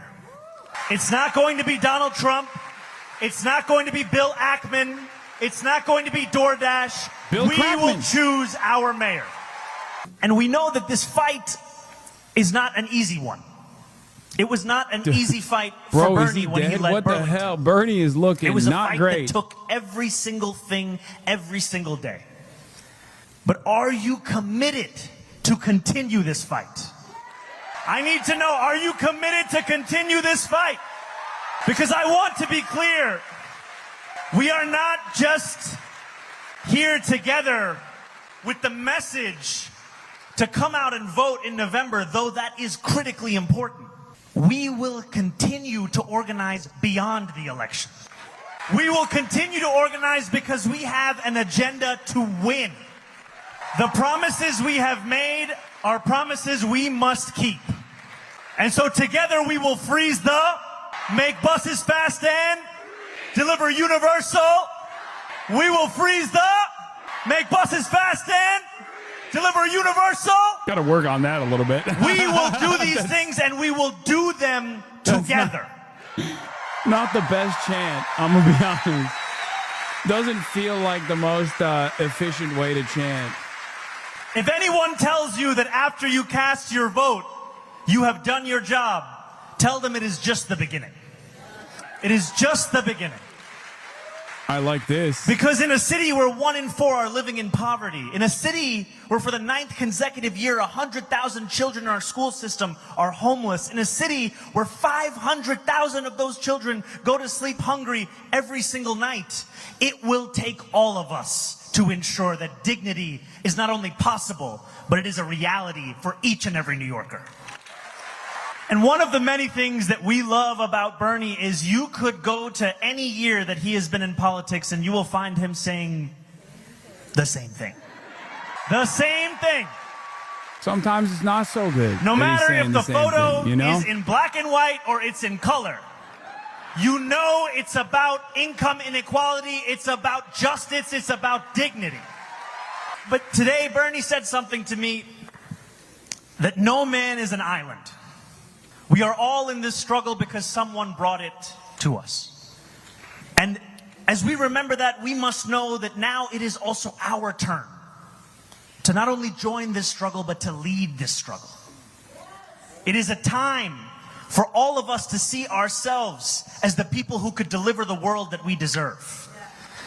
And in this moment, we must make clear, this is an intergenerational struggle. This is a struggle, not just for some, not just for the young, not just for the few, not just for those in the beginning of their lives and their careers. This is a struggle for everyone. It is a struggle for everyone because it is about everyone.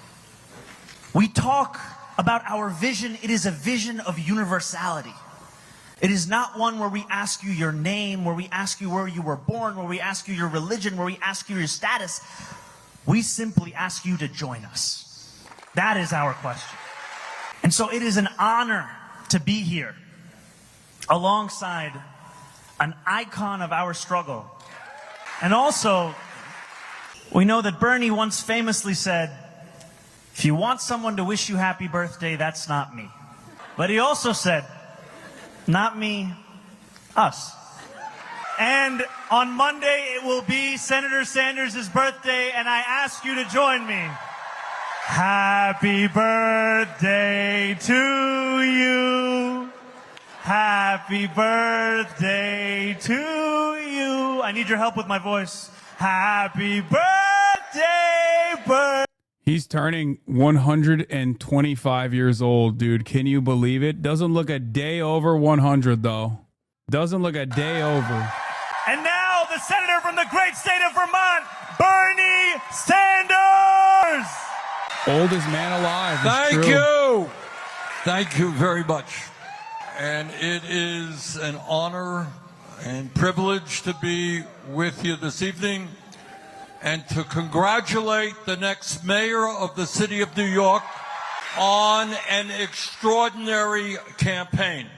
This guy started at 2% in the polls, and he blew away the opposition.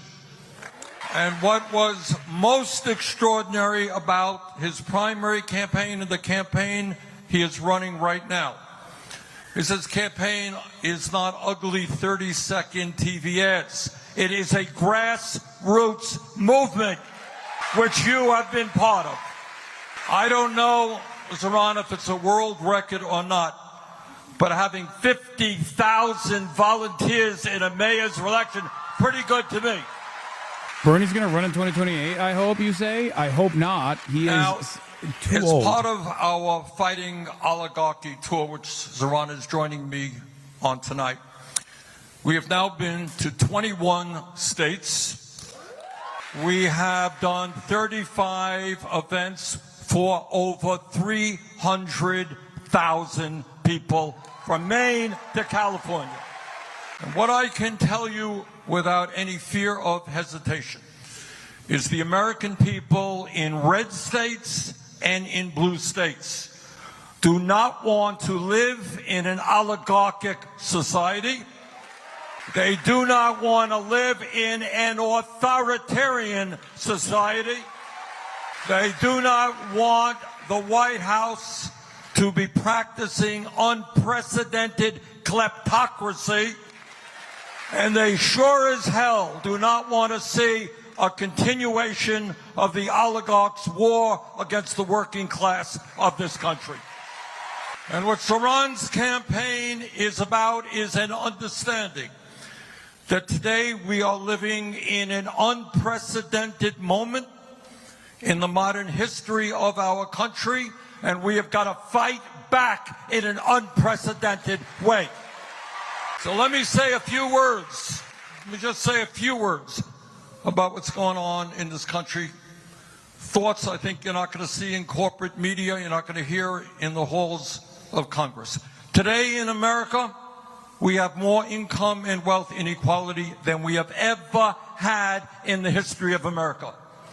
Zoran just talked about children in New York City and in Vermont who are hungry, people who are homeless, and yet the wealthiest 1% have never had it so good.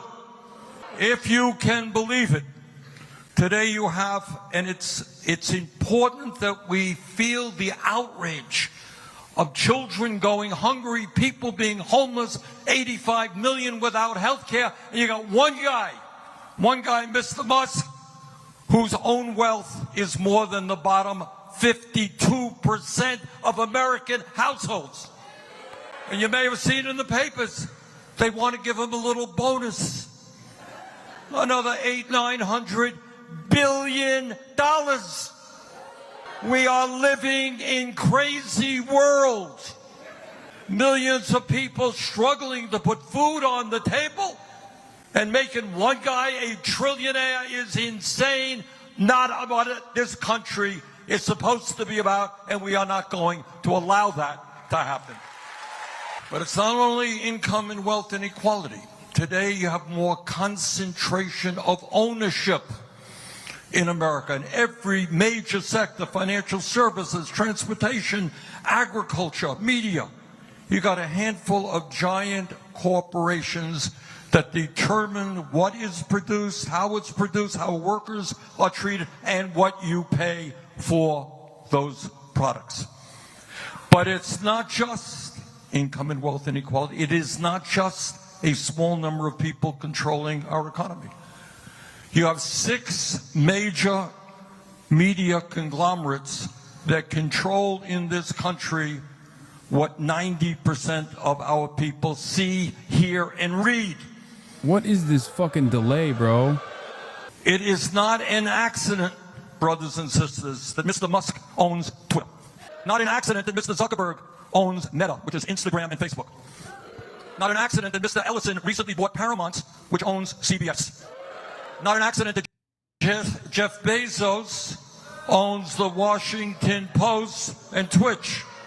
Not an accident that our good friend Rupert Murdoch owns the New York Post. Bernard, chill. Wall Street Journal, and right-wing publications all over the world. Bottom line, never before in American and in fact world history have so few people had so much wealth. Let's not bring up Twitch power. And with this development of AI, which is a whole world unto itself, right-wing grifter Hassan being they're exposed going to by have, Bernard. unless we stop them, more concentration of ownership and more power. I But do it's benefit not from the just Bezos bucks. The Piker Broadcasting Service is sponsored by you, the viewers, for you, the viewers. Subscribe with Twitch Primes. And that is what we're seeing, and what makes this particular As Ludwig called attention to, I was farming Twitch subs, he said. Twitch Primes, he said, when he tuned in. Which is so crazy for someone like Ludwig to say. He is Mr. Twitch Prime Farm. United Supreme Court decision. We have a situation where it is perfectly legal for billionaires to set up super PACs and spend hundreds and hundreds Hot of takes millions are of more dollars charismatic and contagious than Bernie. Yeah, supporting no shit. candidates who He's protect also the interests of the much rich younger. and defeating candidates who are trying to PBS represent Prime Bezos working subscriptions families. is true.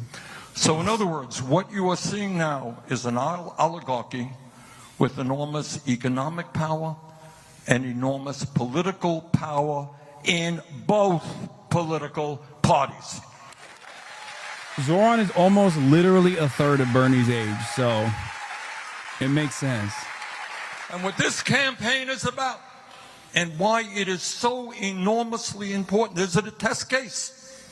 It is a test case of whether or not democracy is still able to prevail. You know, in the old days, I mean, money has always played an enormous role in politics. Nothing new about that. Thank you, Decoy166 for the 5 gifted subs. The Piker Broadcasting Service is funded by you, the viewers, for you, the viewers. Hype Train incoming. Saying openly, front pages of the newspapers, we will spend as much as it takes to defeat this guy.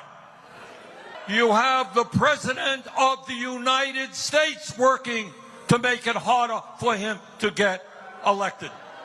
So what are these people, these oligarchs, thank you for the 10. afraid of? Seems to be a nice guy, dresses very nice, beautiful smile. Damn, he wants to fuck him. Unlike me, he's a pleasant guy. What the hell are they afraid of? And what they are afraid of, brothers and Zai Guy sisters, Fly. it's not. I ship myself in Hamburg. Thank you for the 5 gifted. Zai Guy Fly, thank you for the 10. They're afraid of Mr. Mamdani becoming an example to what can happen all over this country. That's what this campaign is about. They are scared to death. If 50 or 70,000 people in New York City can get involved in the political process, that means that millions of people coast to coast can get involved and elect progressive leaders. That's what this campaign is about. And you know what else they're afraid? They have, because they control media, and political life, and economic life, they control in many ways the culture of America. And this is what the culture today is about. It's about walking the streets of America and finding people sleeping out on the street. It's about seeing 60% of our people living paycheck to paycheck, while the people on top are becoming phenomenally rich. And what the culture says basically is, you are powerless. There is nothing you can do about it, because the oligarchs own it all. They have unbelievable wealth. They have power. They own the media. They own the political system. You are powerless. And what we are here tonight to say is, to hell with you. We're going to take you on. We're going to defeat you. That's what this campaign and that's what fighting oligarchy is about. They want to tell you that we cannot change this incredibly unfair and unjust status quo. Think about what Saran is campaigning on. Every psychologist in the world tells us that 0 through 4 are the most important years of human development, right? And in Washington, I hear all of my colleagues, they love America. Oh my God, got big flags all over the place.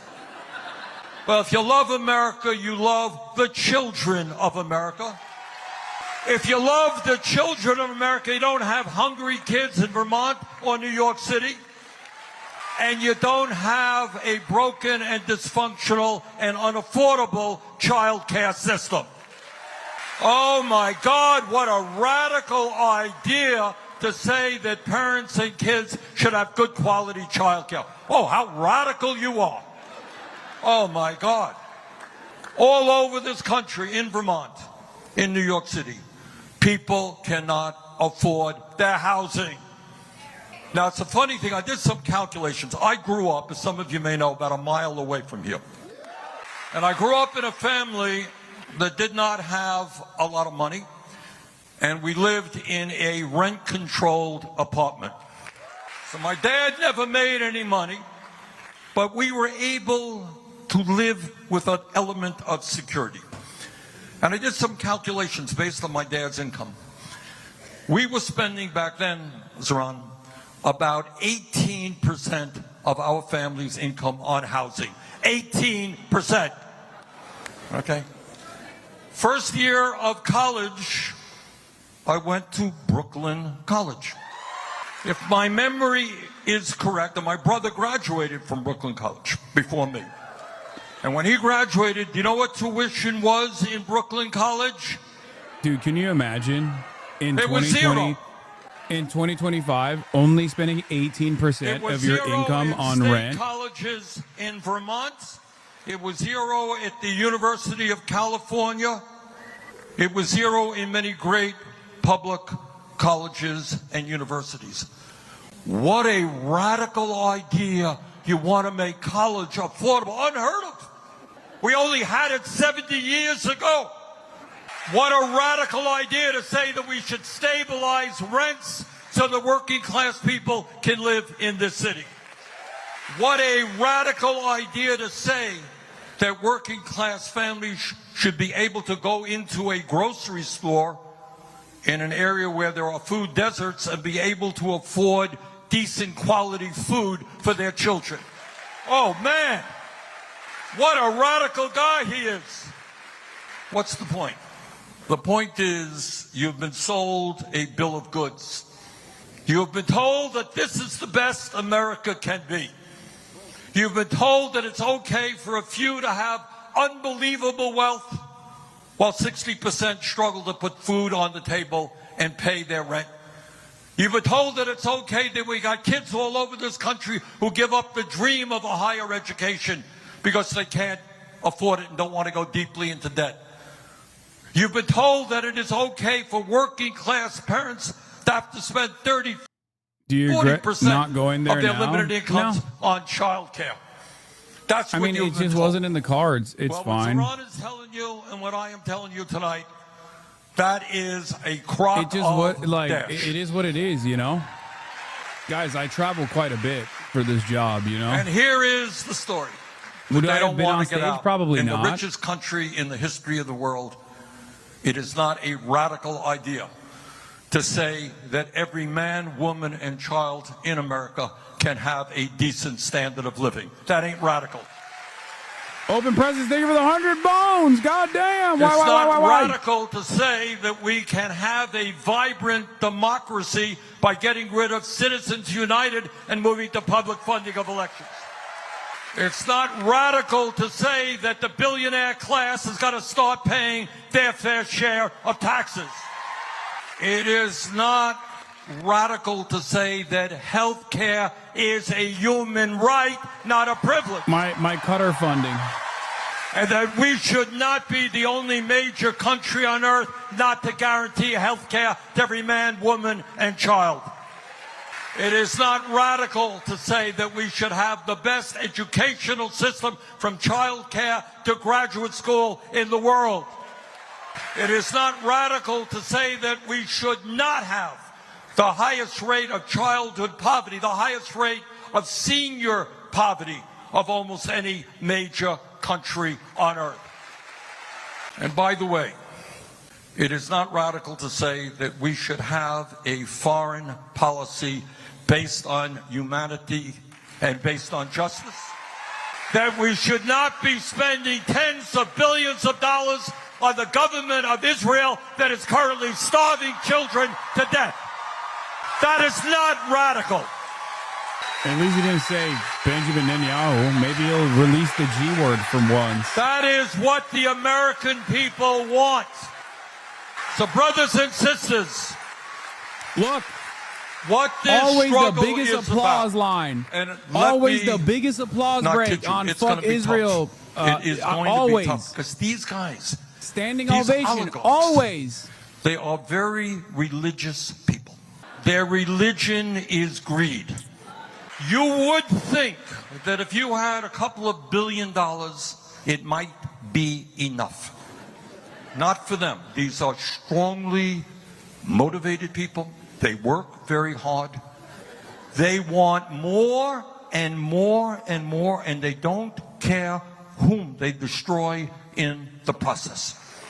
So they have the wealth, they have the power. But you know what we got? And that's what Saran's campaign is showing. We have the people. And the whole world, after Saran is elected, the whole world, all the oligarchs are going to come down hard on him. Believe me, they will. Media will come down hard on him. So he's going to have to figure out a new way to govern. And you are going to be an integral part of that governing. So brothers and sisters, I want to thank all of you for coming out in this difficult moment in American history. And I want to remind you what you already know. What's going on here in New York City in this campaign is being watched all over America, all over the world. The struggle we are engaged in is not just for us, it's not just for our kids. It is for the future of this planet, it's for the future of democracy. This is a fight we cannot and will not lose. Thank you. God damn it, bro. It's not even my fault no more. This is like, at least this is, I guess it's a permanent fixture of, wait, maybe it is my fault actually. I don't know. Maybe my internet is pooping. Okay. I don't know. Okay. I feel like it's just, you gotta have this. Faz, raise if your you want to hand. be a leftist streamer. Socrates, where are you? Jeremy, okay. We have a couple of mics going out there. We have time for a few questions. Oh, questions in the audience. Make That's the questions crazy. short Hold up and, now. Directed to either Zoran or myself. Okay, I see you. Yes, right up here, ma'am. Yeah, stand up. Wait for the mic. Be loud. Hi, I'm a teacher. My name's Heather, and 23rd year teaching. I moved here in 2016, so I'm part of Tier 6. So I was just wondering what your plan was to help Tier 6 people, get better retirement. Can you put your hand up if you do not know what Tier 6 is? So I'm gonna do a little bit of an explainer. There has long been an understanding that if you... Oh, Andrew Cuomo cut the mics. And you'll understand why he cut the mic. There's long been an understanding that if you go into public service, you might not make The delay is what on you that would one make in the camera. private sector, That's it. but you would at least Stop saying have huge a delay, bro. pension that you could count on. Now, Andrew Cuomo, when he was governor of this state, he was the architect of one of the most significant attacks on the public pension system of New York. Created a new tier, Tier 6, that would steal years and hard-earned money out of the pockets and the lives of public sector workers across this state. And he did that because he did not want to tax his own donors. And I'm not just saying this because I'm also a Tier 6 employee. Now, I speak to you as a state assembly member. We have some incredible state assembly members here in the House. Albany is a place where when the mayor comes, they have one of the biggest megaphones you could ever find. And the mayor's agenda is one that can influence what is considered important, a necessity, urgent, or what can simply be pushed along to another year. And one critical part of my Albany agenda, it's not just going to be winning the revenue to make buses fast and free, to deliver universal childcare. It's not just going to be tackling a broken and inequitable property tax system. It is also going to be finally undoing the crisis of Andrew Cuomo's making and fixing Tier 6. Okay, I see a woman over there in the red. Yep. Hi, Bernie. It's such a pleasure. I'm a new mom. I had a kid. Well, This is actually, the just delayed turned one, camera. So I'm not such a new mom. I'm also a proud member of the Democratic Socialists of America. The incredible joy of having a kid. It really hurts after the child care. It's so expensive to have a child. I pay $2,700 a month. That is over $32,000 a year to be able to work. And I would love for Zoran to give us let us know what it is that he needs from people like me, working parents.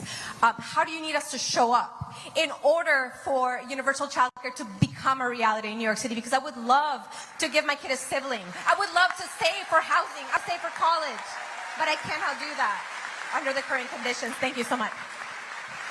Bernie was saying earlier that we have to feel the depth of these statistics that we often grow numb to. We recite them, we read them, we know them, and yet we often do not feel them. How much money did you say you spend a year on childcare?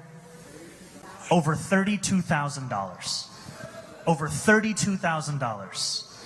That is more money than if Deanna sent that same kid 18 years from now to Brooklyn College. That is more money.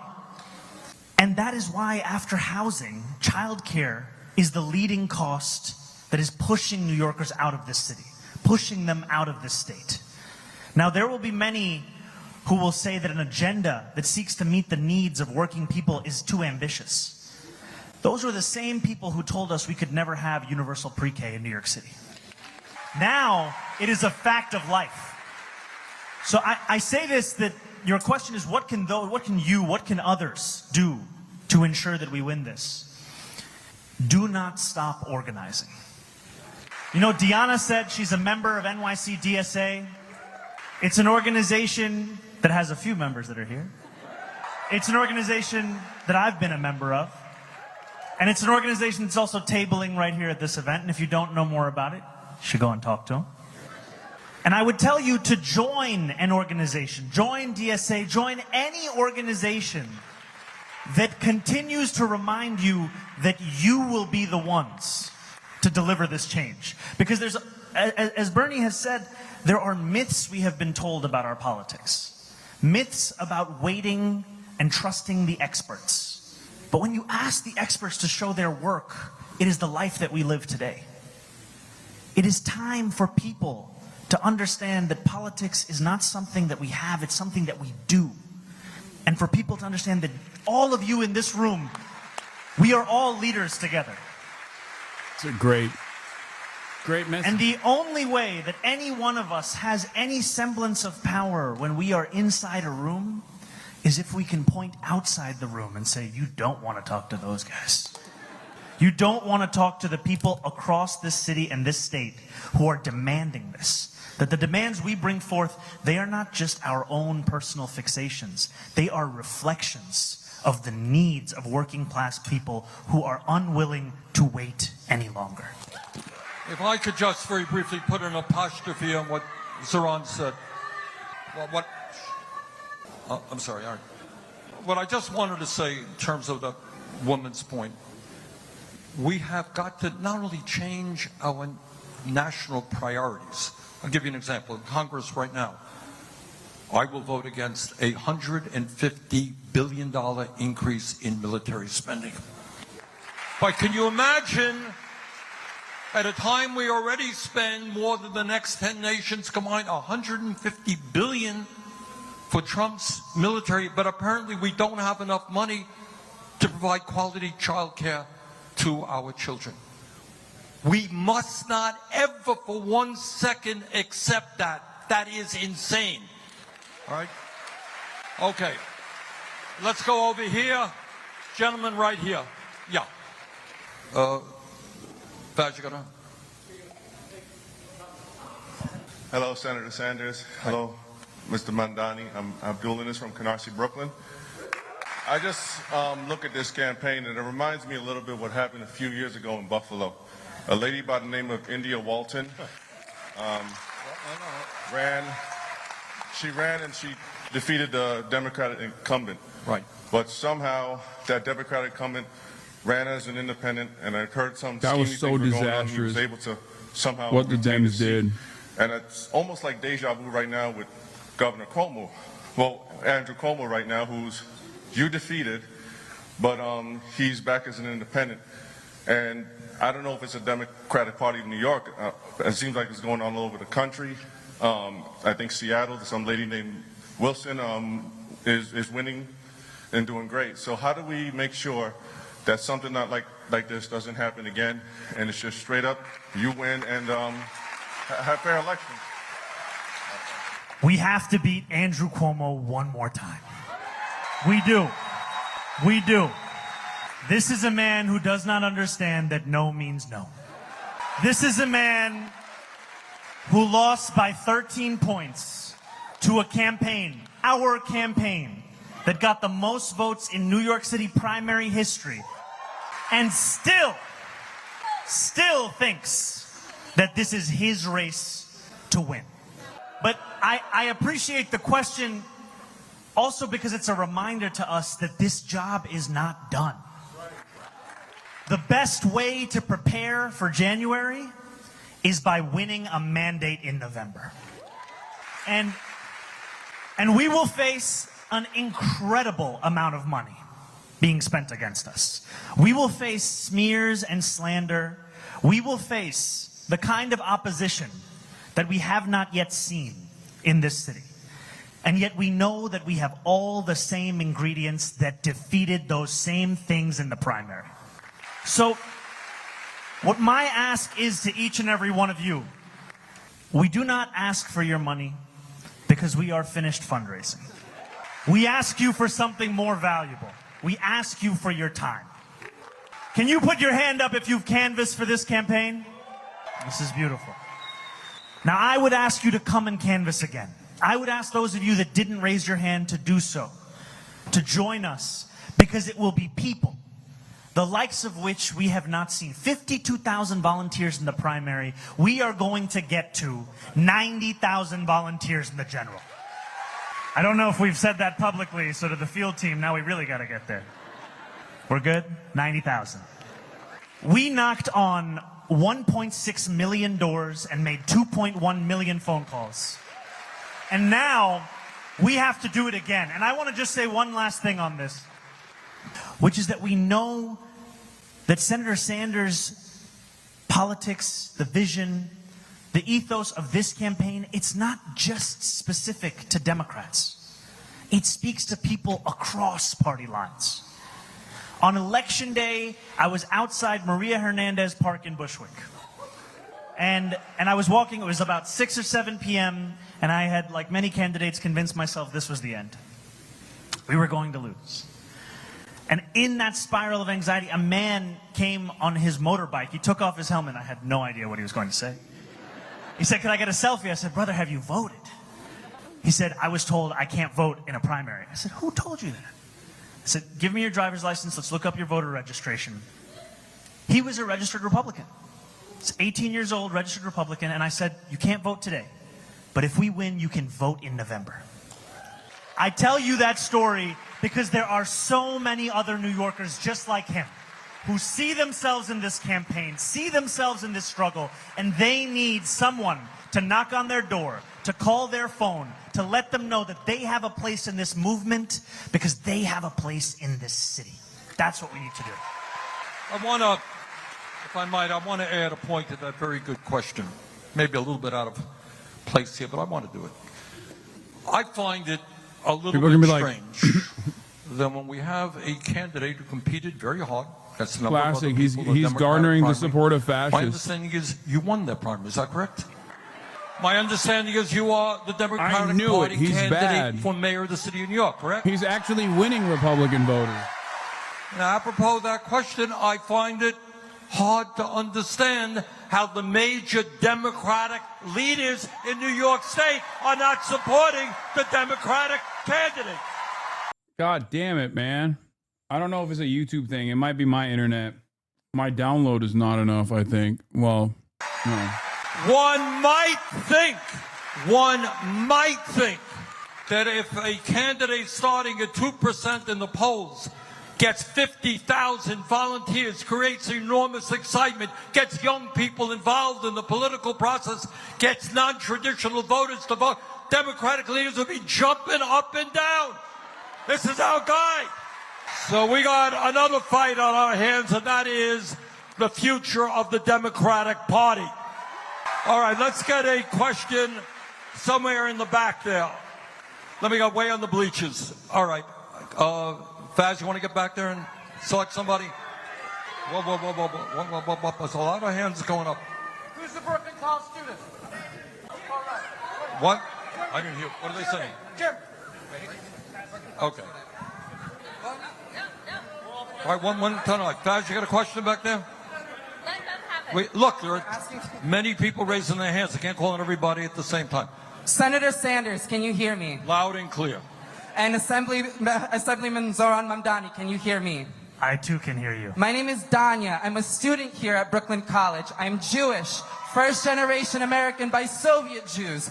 I am also a trans woman, and I attend school here, and I was here back in May as a student and as a private journalist here during the encampment. Since then, 4 faculty members have been fired, and these are adjunct faculty members.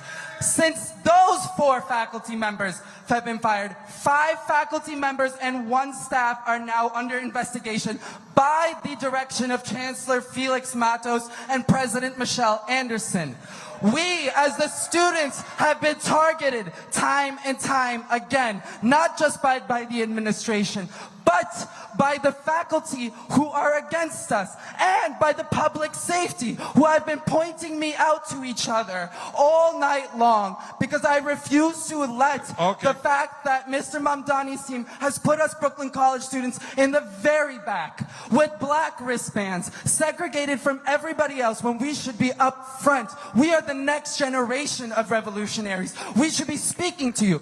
In 2016, I met you, Mr. Sanders, outside James Madison High School, our alma mater. How would you feel if you were a student now being told to sit in the back?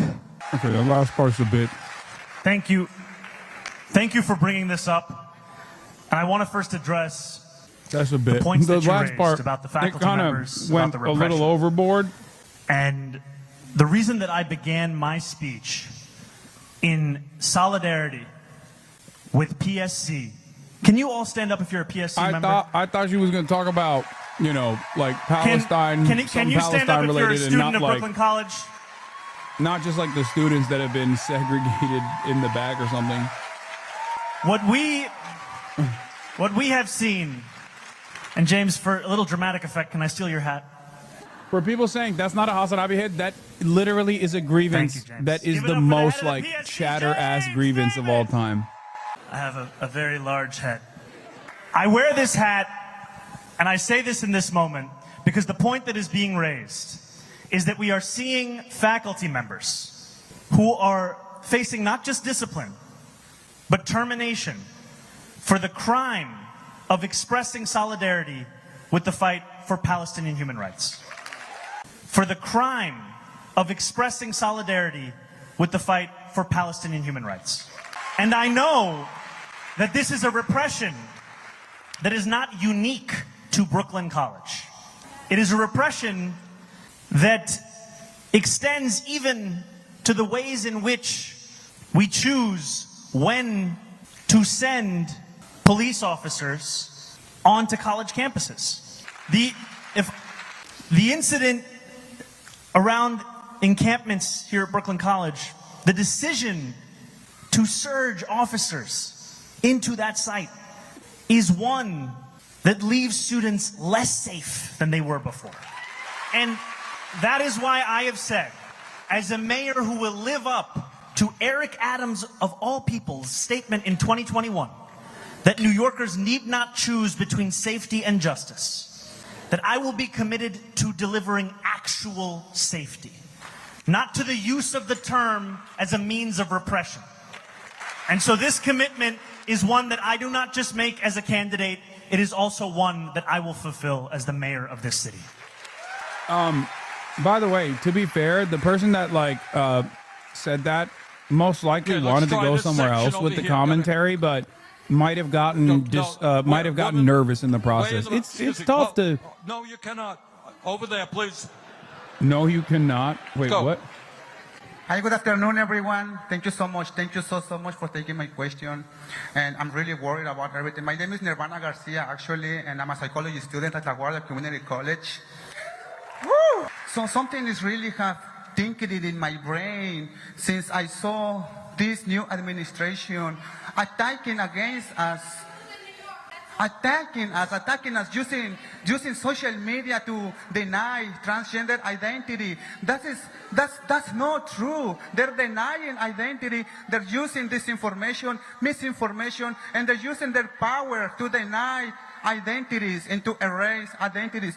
That's not right. They're using disinformation, misinformation, and they are just basically destroying our culture. Yes. Please, Mr. Sanders, what can we do to fight against disinformation? I don't know what Sanders is going to say to that. We are taking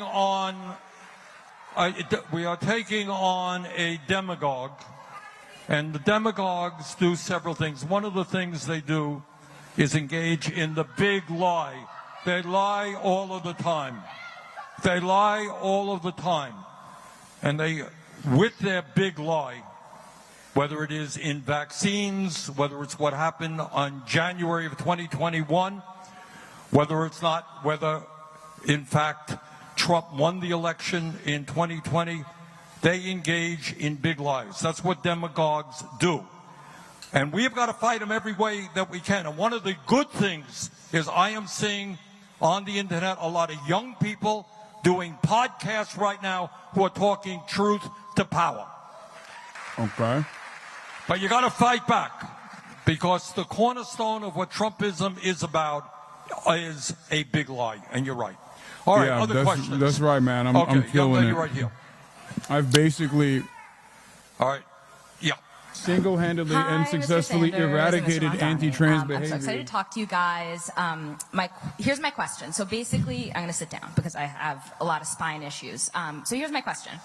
So 2 years ago, I was diagnosed with 5 conditions in my spine that result in sometimes debilitating chronic pain. And I had to quit my full-time job at the time because it was not like, it was a very physical job. It was an education-related job. I signed a contract in March to be a first-grade teacher this school year, and 3 days before I was supposed to start, I learned that the school would not accommodate my physical disability. And so now I'm out of work, and I'm also an artist. I'm also a fourth-generation New Yorker. My mom's family has been New Yorkers as long as we've been Americans. Okay, so here's my question. I joined your campaign, Mr. Mamdani, because I love everything you stand for.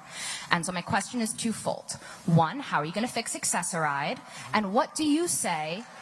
And what do you, Mr. Mamdani, say, given Cardi B on the stand, what do you say to men who try to make beautiful women from the Bronx be quiet? Don't. You know, and I think, Bro, I what have the to say fuck that is every happening? time I sit and talk to Senator Sanders, he will always bring up healthcare.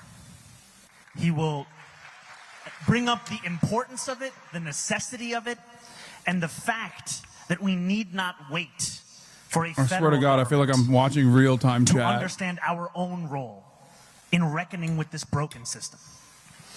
And I think of Access-a-Ride as one of many examples. Bro, the of city Access-a-Ride one is government's fine. own It's a failures. disability. I think it's like a disability-related question. I That's have been good. guilty But like in the beginnings of my politics of thinking that if I were to admit the incompetence, this the is your fault, inefficiencies, bro. the I'm gonna keep it a failures buck of the public 50. sector, I would be inviting critique of the existence. This is I feel like I'm literally watching how like outsiders watch me yell at my fucking chat and berate my chat and go, what the fuck is wrong with this community?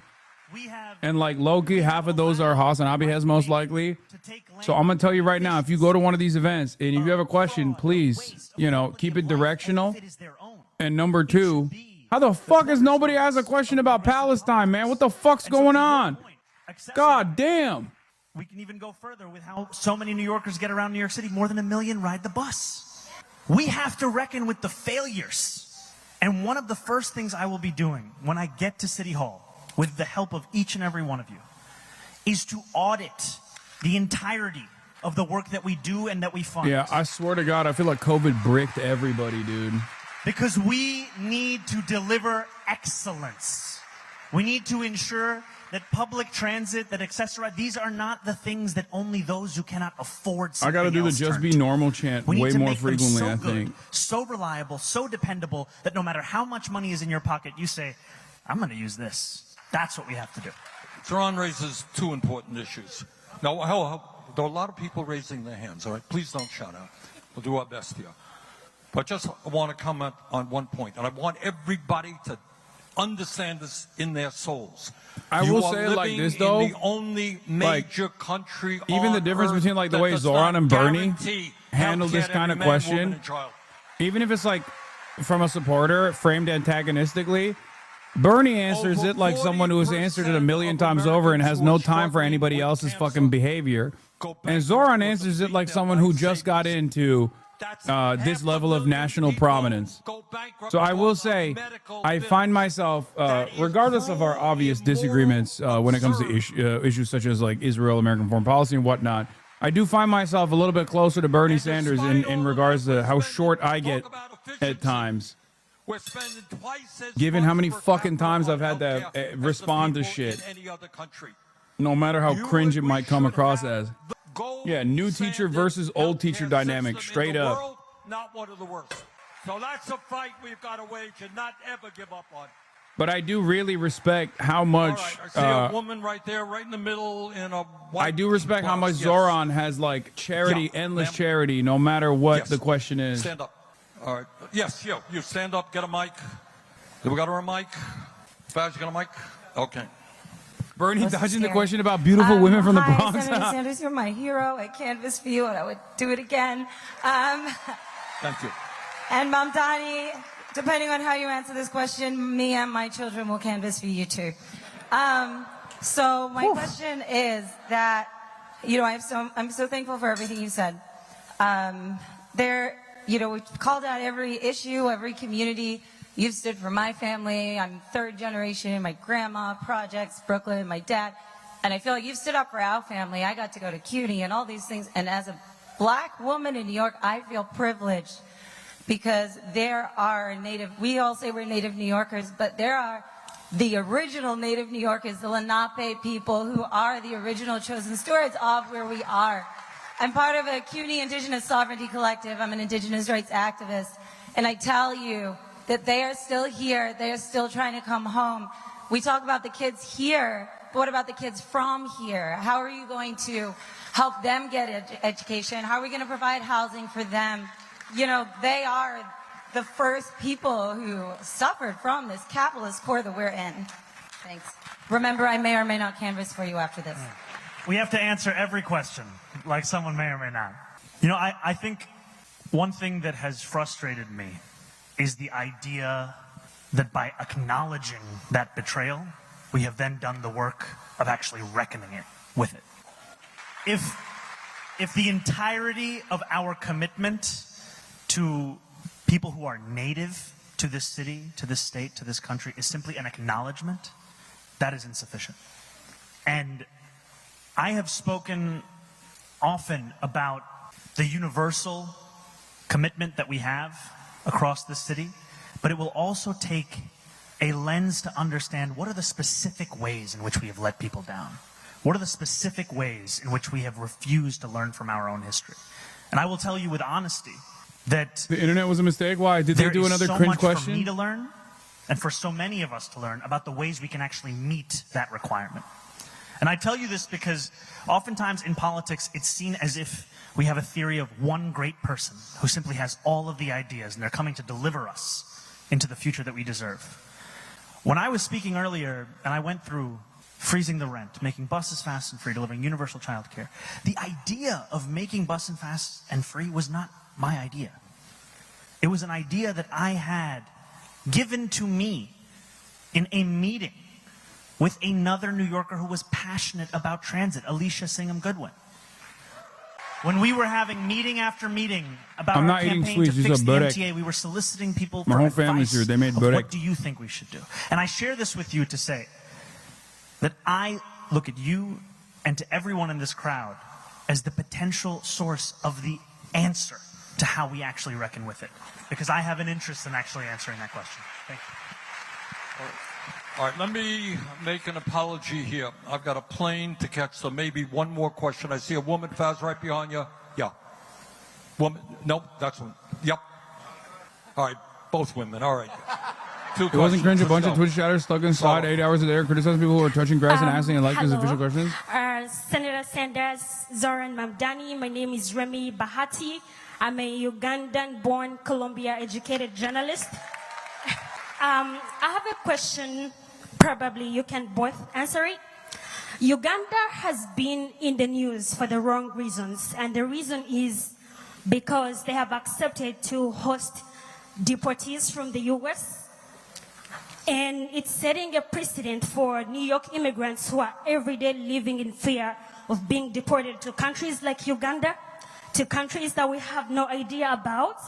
Zoran, first I would like you to pronounce yourself on the decision by Uganda, where you're originally from, on taking immigrants from the U.S. And then two, what are you going to do? That's a great way to ask a question, by the way. But she's a professional. She's a journalist. In fear every single day. That's the difference. But I don't even fault people because these are average people who are nervous and shit. Oh shit, that's Sarah Squirm. Look at that. So I have to say a few words in Luganda to begin, because I'm a New Yorker, I'm an American, and also Ndimuna Uganda. I think it is wrong to accept any part in the Trump administration's deportation agenda. As an SNL cast member. It is wrong. It should be opposed. And we should understand that the greatest responsibility is with this administration here, seeking to tear families apart across this country. We are in a city where 40% of New Yorkers were born outside of this country. I am one of those New Yorkers. And we know that while I am proud to be one of the first immigrant mayors of this city in generations, that representation in and of itself is insufficient. We must be prouder still of the work that we will do. And so one of the key things that we can do here in New York City is to actually start to provide legal representation to New Yorkers in detention proceedings. There are tens of thousands of New Yorkers who are in immediate danger of deportation. And City Hall has only assisted fewer than 200. Fewer than 200. And is Casey Neistat pro Mumdani? You failed to spell that out. That's number one. But number two, absolutely not. Is he not? Of course, I would be shocked if he is. He's super pro-Israel. Mamdani is anti-Israel. And so one of the first priorities of my administration will be to increase funding by tens of millions of dollars to scale up this program such that we do everything in our power to ensure that immigrant New Yorkers are not living in fear across this city. I could keep going, but I know the senators got to go. I just wanted to add to that. This idea of picking people up off the street with men who have masks around their faces, throwing them into vans, taking them to God knows where, and then deporting them to countries where they know nobody is beyond unspeakable. It is disgusting. It is what takes place in two-bit dictatorships. That's what happens in dictatorships, not in the United States. No one's asking about Bernie's defensive weapons support. I don't even think that's a major point. To stop that ugly behavior. All right, last question, woman in the back. I don't even think like the defensive weapons is going to come up. I think more consequentially is the lack of saying it's a genocide. My question was going to be, thank you. My question was going to be about protecting immigrant populations because so frequently they are the ones who are being exploited in the workplace. But since you have already answered that beautiful question, thank you so much, from this wonderful woman in front of me. Could I ask how you're going to protect this city from the National Guard coming in? Bernie. The first thing is we have to prepare for Israel's 8 years younger than you. Do you consider it a problematic age gap with your old ass? Yeah, that's the best way to ask that question. Is illegal. Donald Trump will not do it. We have to be prepared, and we have to be clear-eyed. And we have to understand that it will take every single tool at our disposal. We saw in California the mayor of LA, the attorney general of the state, and the governor work together to fight back against the White House's deployment of the National Guard. They filed a lawsuit. A federal judge just recently found in their favor that the deployment of the National Guard was illegal. I give you this example because partnership is critically important in fighting back against Donald Trump. Can you imagine Andrew Cuomo working together with Tish James and Kathy Hochul to fight back against the deployment? Why would he fight back when it's Donald Trump that's trying to get him elected right now? But it's not enough to just file that lawsuit.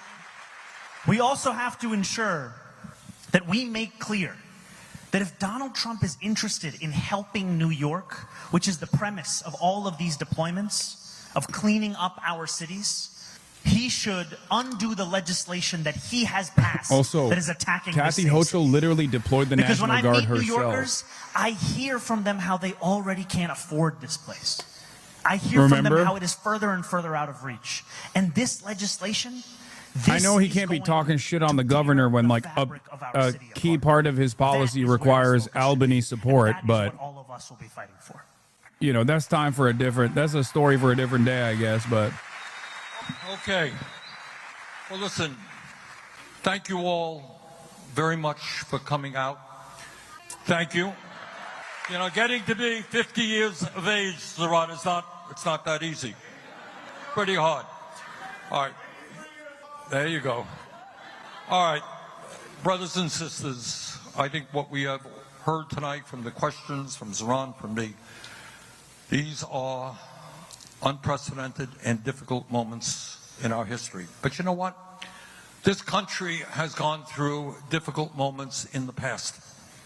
The essence of Trumpism is dividing us up. What we believe is bringing our people together. They are the 1%. We are the 99%. Let us stand together. Let us defeat oligarchy and make New York and America the places we know they can become. Thank you all very much.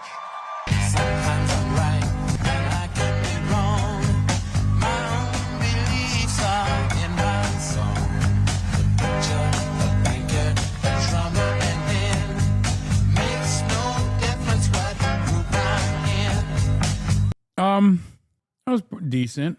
The lady who came up and had the "why are we in the back" question kind of stole the mic from someone else. The person she stole it from was wearing a keffiyeh. Not cool at all. It's just an unfortunate set of circumstances, I think. Also, I don't know what happened with the event. I feel like maybe they just like limited the amount of attendees for some reason. Or maybe it was because people are saying there was a thunderstorm taking place in Brooklyn at the time. But I feel like a Bernie Zoran Brooklyn event should have more fucking people than a Bernie Zoran Brooklyn event should have way more people than like a random what did Sneaker do to get kicked out? I don't know. Be fucking a Holocaust denier for like the past 2 years. Advocate for pedophilia also. Claim that he only reverted to Islam so that he could have multiple wives over and over again. Just basically adopt like the most reactionary Westerner Islamophobic framework of Islam. Like overall bad vibes, I think, to be associated with a candidacy that currently is under unimaginable amounts of attack. Like to the average person in the media, I think they would love, they would love to catch Zohran Mamdani with someone like Sneeko. So they could just hammer him in a way that they never did with Eric Adams. They already didn't allow him to come to the election night stream because I think he like tried to come in. I think a lot of these guys in the next couple of years will pivot. Maybe some of them will be open-minded or will have a genuine change of heart, a genuine change of convictions, and they'll reflect on their past reactionary takes. I don't know if everyone will do that. Some people will cynically change, claim that they've changed. I don't know. Here's a pic of the crowd size. No, I'm saying like the auditorium that they had was not a very big one. Sneeko was a former Hassan Abi head. Yeah, well, many former Hassan Abi heads have lost their way. So the auditorium at Bernie UIC event was tiny too. Taskid Noah says, wait, he had the same Gaza guest on stream as of you? Yeah, I know. He had Yusuf on his stream. What do you mean? So, okay. What's the point? You know who else he has had on his stream over and over again? Nick fucking Fuentes. Maybe Bernie's making people stay home now? Fuck no. Are you kidding me? Bernie is, oh God. A lot of you guys don't understand how the online sphere of like leftism, at least like our little bubble of left is so utterly irrelevant in the grand scheme of things. Like people do not think Bernie Sanders is a bad guy for his Israel takes. Do you understand? I need you to comprehend this really quickly. The faster you understand, the better you will be as an organizer, the better you will be at outreach to normal people. Okay? It was standing room only indoors. You're gaslighting Chad into thinking it was a small event. No, dude. No. I'm saying that they chose, like, I feel like they could have had a bigger area. I wonder why they didn't choose a larger space to hold the event in. What do you not comprehend? I'm saying Bernie could fill a much larger audience, a much larger fucking room, and so can Zoran. And I assume it's because of the fucking rainstorms and also their choice of venue. Because they didn't want to? I'm asking the question. Why didn't they want to go to a larger area? That's what I meant. Anyway, it doesn't fucking matter. Obviously, that's the reason. I'm asking, I wonder what the reason is for why they chose this. Anyway, but in any case, as I was saying, a lot of people think like the average person's opinion is like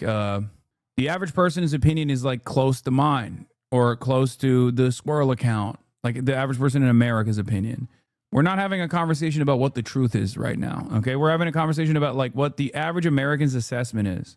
Okay, if you were to tell the average person, Democrat voter, non-Democrat voter, don't you think Bernie's a liberal Zionist because he's like, and therefore reactionary because he doesn't call what Israel's doing a genocide? They would look at you like you have 8 fucking eyeballs. They would be like, what the fuck are you, what are you saying? To normies, Bernie Sanders and AOC as well are profoundly popular figures, especially Bernie.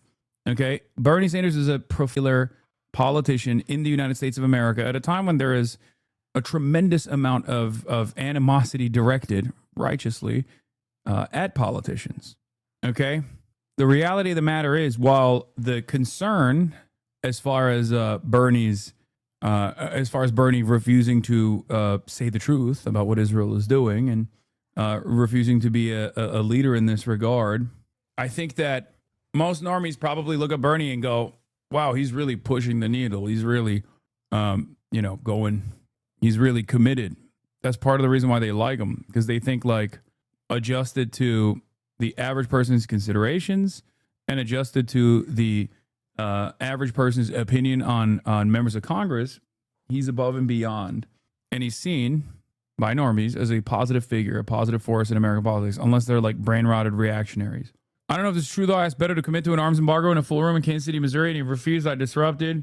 There was a lot of support. No. Well, that's different. We're not talking about Bernie Sanders. We're talking about Beto O'Rourke. This doesn't actually go against what I'm saying at all.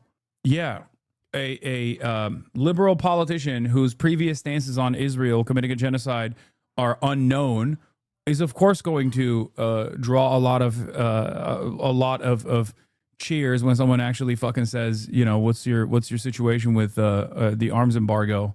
Would you commit to an arms embargo? That's very different. You think Beto supporters are more liberal than Bernie's? I don't understand.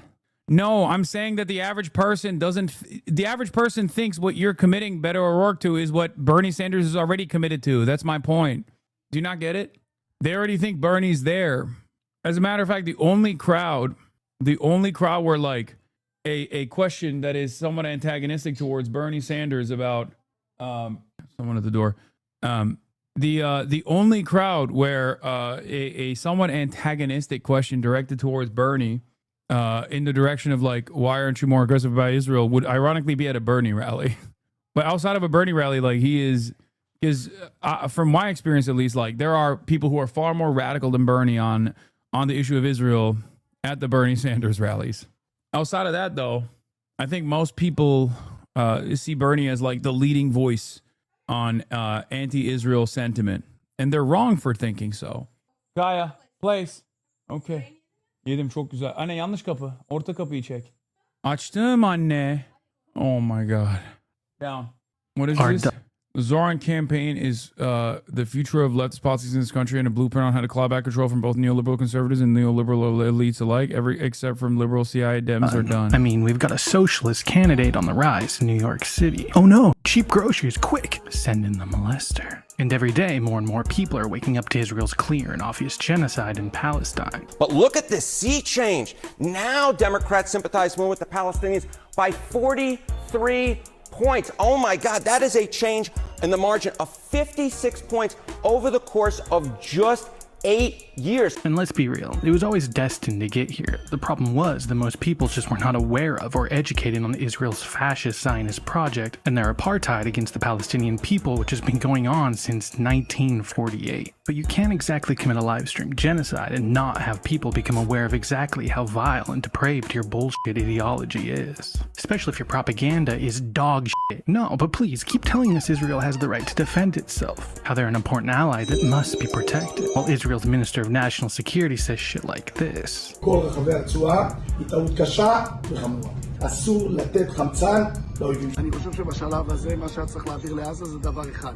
פצצות, לפוצץ, לכבוש. What is this? Hey man, why are you so okay with supporting terrorists? I'm actually curious because it seems like you are cool with death and killing of innocents as long as they are against you. Wait, what? Do you think that I'm pro-Israel? Did you accidentally think that I was pro-Israel? What is happening? Wow. Last time this chatter spoke was in 10/10/2023. Let's match up their previous sentiments to whether or not Israel has a unique position in their heart, considering that they've been around this community for quite a while. Now, February 1st, 2023. Now, is there something unique that you guys can point to with this chatter's opinion pre-October 7 versus post-October 7? Let's take a look. Have fun dealing with the toxic children in your chat, molding over nothing, but these Zoomers wouldn't have anything to do with terminally online leftists. Shit's on them. American sock dems are far more imperialist than they understand with their dogma, trying to be pushed on other poorer countries. Military-industrial complex go burr. It's such a lame thing for the right to get mad at, and yet it's very colonist behavior. Every time I see Westerners try to push their morals on the East, all I see is imperialists. Love when the left has to nitpick every detail. Still not bad as a Reddit atheist. They are super goofy. Okay, if this person isn't actually saying I'm a Zionist and unironically thinking that I'm like pro-Israel, then this is the greatest fucking whiplash that I've ever experienced. Okay? I'm going to be honest with you. I really hope this is like one of those guys who's a Maoist third worldist and he's actually saying, oh, Israel sucks, but let's be clear, but Hamas sucks too. It's like I hate both. Okay. No. Never mind. Hold on. Let me match up to... No, they are actually, an ashamed former pro-Israel supporter who's still a pro-Israel supporter, but he's too afraid to openly admit that to himself and to others. Because right here, let's look back at this. Hold on. Military-industrial complex go burr. It's such a lame thing for the right to get mad at. Yeah, it's very colonist behavior. Every time I see Westerners try to push their morals on the East, all I see is imperialists. American sock dems are far more imperialist than they understand with their dogma, trying to be pushed on other poorer countries. Love when the left has to nitpick every detail. Please don't mimic the clicker language from the LOU is rude. Lol, beware. Might cancel Hassan. I will stop the joke. Okay? Military intel says, not balloon. Why refuted? Balloons have propulsion that you can see. These didn't have any. Interesting. So, disparaging the xenophobic language coming from the media, talking about the colonial behavior exhibited by social democrats, Western chauvinists alike. Seems like this is a person who is actually very invested in foreign policy. Hassan, how dare you? That drone had a family and was American-blooded. Hassan, you don't understand that drone had feelings, and we don't need to speak bad about it. You can defend the moderate drone planes. You need their votes. Wow, seemingly very anti-war. Almost an anti-imperialist, as a matter of fact. That's so strange. But then, this person who is one step removed from using Maoist standard English on 10/10/2023. I wasn't live on October 7th, of course. I was live on October 8th, 2023. 2 days after my first stream on 10/10/2023, this guy comes in and reveals his final message in the chat, only to come back around this time. So what happened to this chatter who kept talking about, correctly, mind you, the colonialist values exhibited by even the social fascists of the social democratic left? in the Western world. I wonder what took place. I don't even know who unbanned this person, but it's fine. I don't have any issues with unbanning people like this. Is it perhaps that this person who fancies themselves to be an anti-imperialist found one imperial project that they hold near and dear, only to come back 2 years after the fact, after 23 months of unlimited settler colonial violence inflicted upon the indigenous population of Palestinians, does he still try to relitigate his wrong opinions? And instead of having the decency to say, hey, man, you were right, I was wrong, I have the capacity to feel shame, I'm here to say, my bad, my mistake, or not even say anything at all, okay? I get it. I get this is a bit both sides nonsense, but it was a crazy time. 10/17/2024. So 1 year after the fact, he apologized and subsequently got unbanned, only to still relitigate the same shit. Still the same shit. How can you tell me with any sincerity that you understand colonial violence inflicted, not only just like the direct boots on the ground violence, not only the drone warfare that you talked about, that you criticized, sarcastically, mind you, but then when Israel does it to the Palestinians as a very important part of American imperialism in the region, you think the people that respond back militarily are the fucking bad guys? How in the ever-loving fuck did we arrive at that position? And it wasn't just Hamas chatter, because Israel is so clear and so obviously the villain in the story that you got motherfuckers who are like, yeah, I think the Iraq war was good, brother, but goddamn, what Israel's doing is a bridge too far. And you still, as someone who was on the exact diametrical opposite of that fucking position, cannot get yourself to maybe realize how. Because no, don't say Islamophobia, chatters. Don't say Islamophobia. Because if he was that Islamophobic, he would also say, well, the drone warfare is also, kind of appropriate. Because Islamophobic liberals always said, well, don't you think drone warfare is a more surgical way to deal with these genuine problems of fundamentalist radicals that need to be dealt with violently? That's what Islamophobic liberals say. This chatter is literally beyond the Islamophobic liberal position when it comes to criticizing drone warfare, when it comes to even Westerners demanding that colonial subjects, victims of empire, reflect their immediate values without even ever offering them the same freedoms that Westerners have had and had enjoyed to be able to have their own domestic civil struggles. So he recognizes all that shit. So how did that happen? And this question is not just for this chatter, but it's good for that chatter to actually address it. You don't have to respond to it. You don't have to write anything in the chat. Just ask yourself that question. How did I arrive at this position? Because I've never met a motherfucker who's like, listen, dude, this is the I'm anti-imperialist except for Israel guy. Now that right there, chatters, that is a unique position. Because I've never met a motherfucker who is anti-imperialist except for Israel. Okay? That's a way, way more unique position than like pro-Ukraine versus and pro-Israel guys who are just like NatSec liberals. Way more unique than like Z-pushers who are pro-Russia and pro-Palestine. Way more unique than the average Russian and average Israelis politics, which is pro-Russia and pro-Israel, or the average Republican, I guess. This man is against imperial conquest for everybody but Israel. Yep, there it is. I already know the answer to this question. Yes, you have fucking family in Israel, so you're biased. So how can people in this chat who fucking live in Israel as Jews living in Israel, how can members of the Knesset that have literally been a part of the IDF and then became conscientious objectors have a more honest position on this than you, anti-imperialist dumb fuck living in the core of empire with simply familial relatives, with a family association in Israel? Shame on you. Shame on you. There are anti-Zionist Jews in Israel that are in this fucking community, that are conscientious objectors, anti-Zionist Jews in Israel, that are demonstrating, that are putting their bodies on the line to try and protect Palestinians in the West Bank. And you're out here being like, sorry, I have a familial association, which causes me to just brick my fucking brain and everything else that I've downloaded in here, exhibiting your own personal bias. And also demonstrating it by literally 23 months into a genocide, demonstrating that bias without even feeling embarrassed by it. It took you a year to apologize for the both sides' position, said things were hot. And then what? Months later, you're still back at it again. Clearly, you are refusing to learn.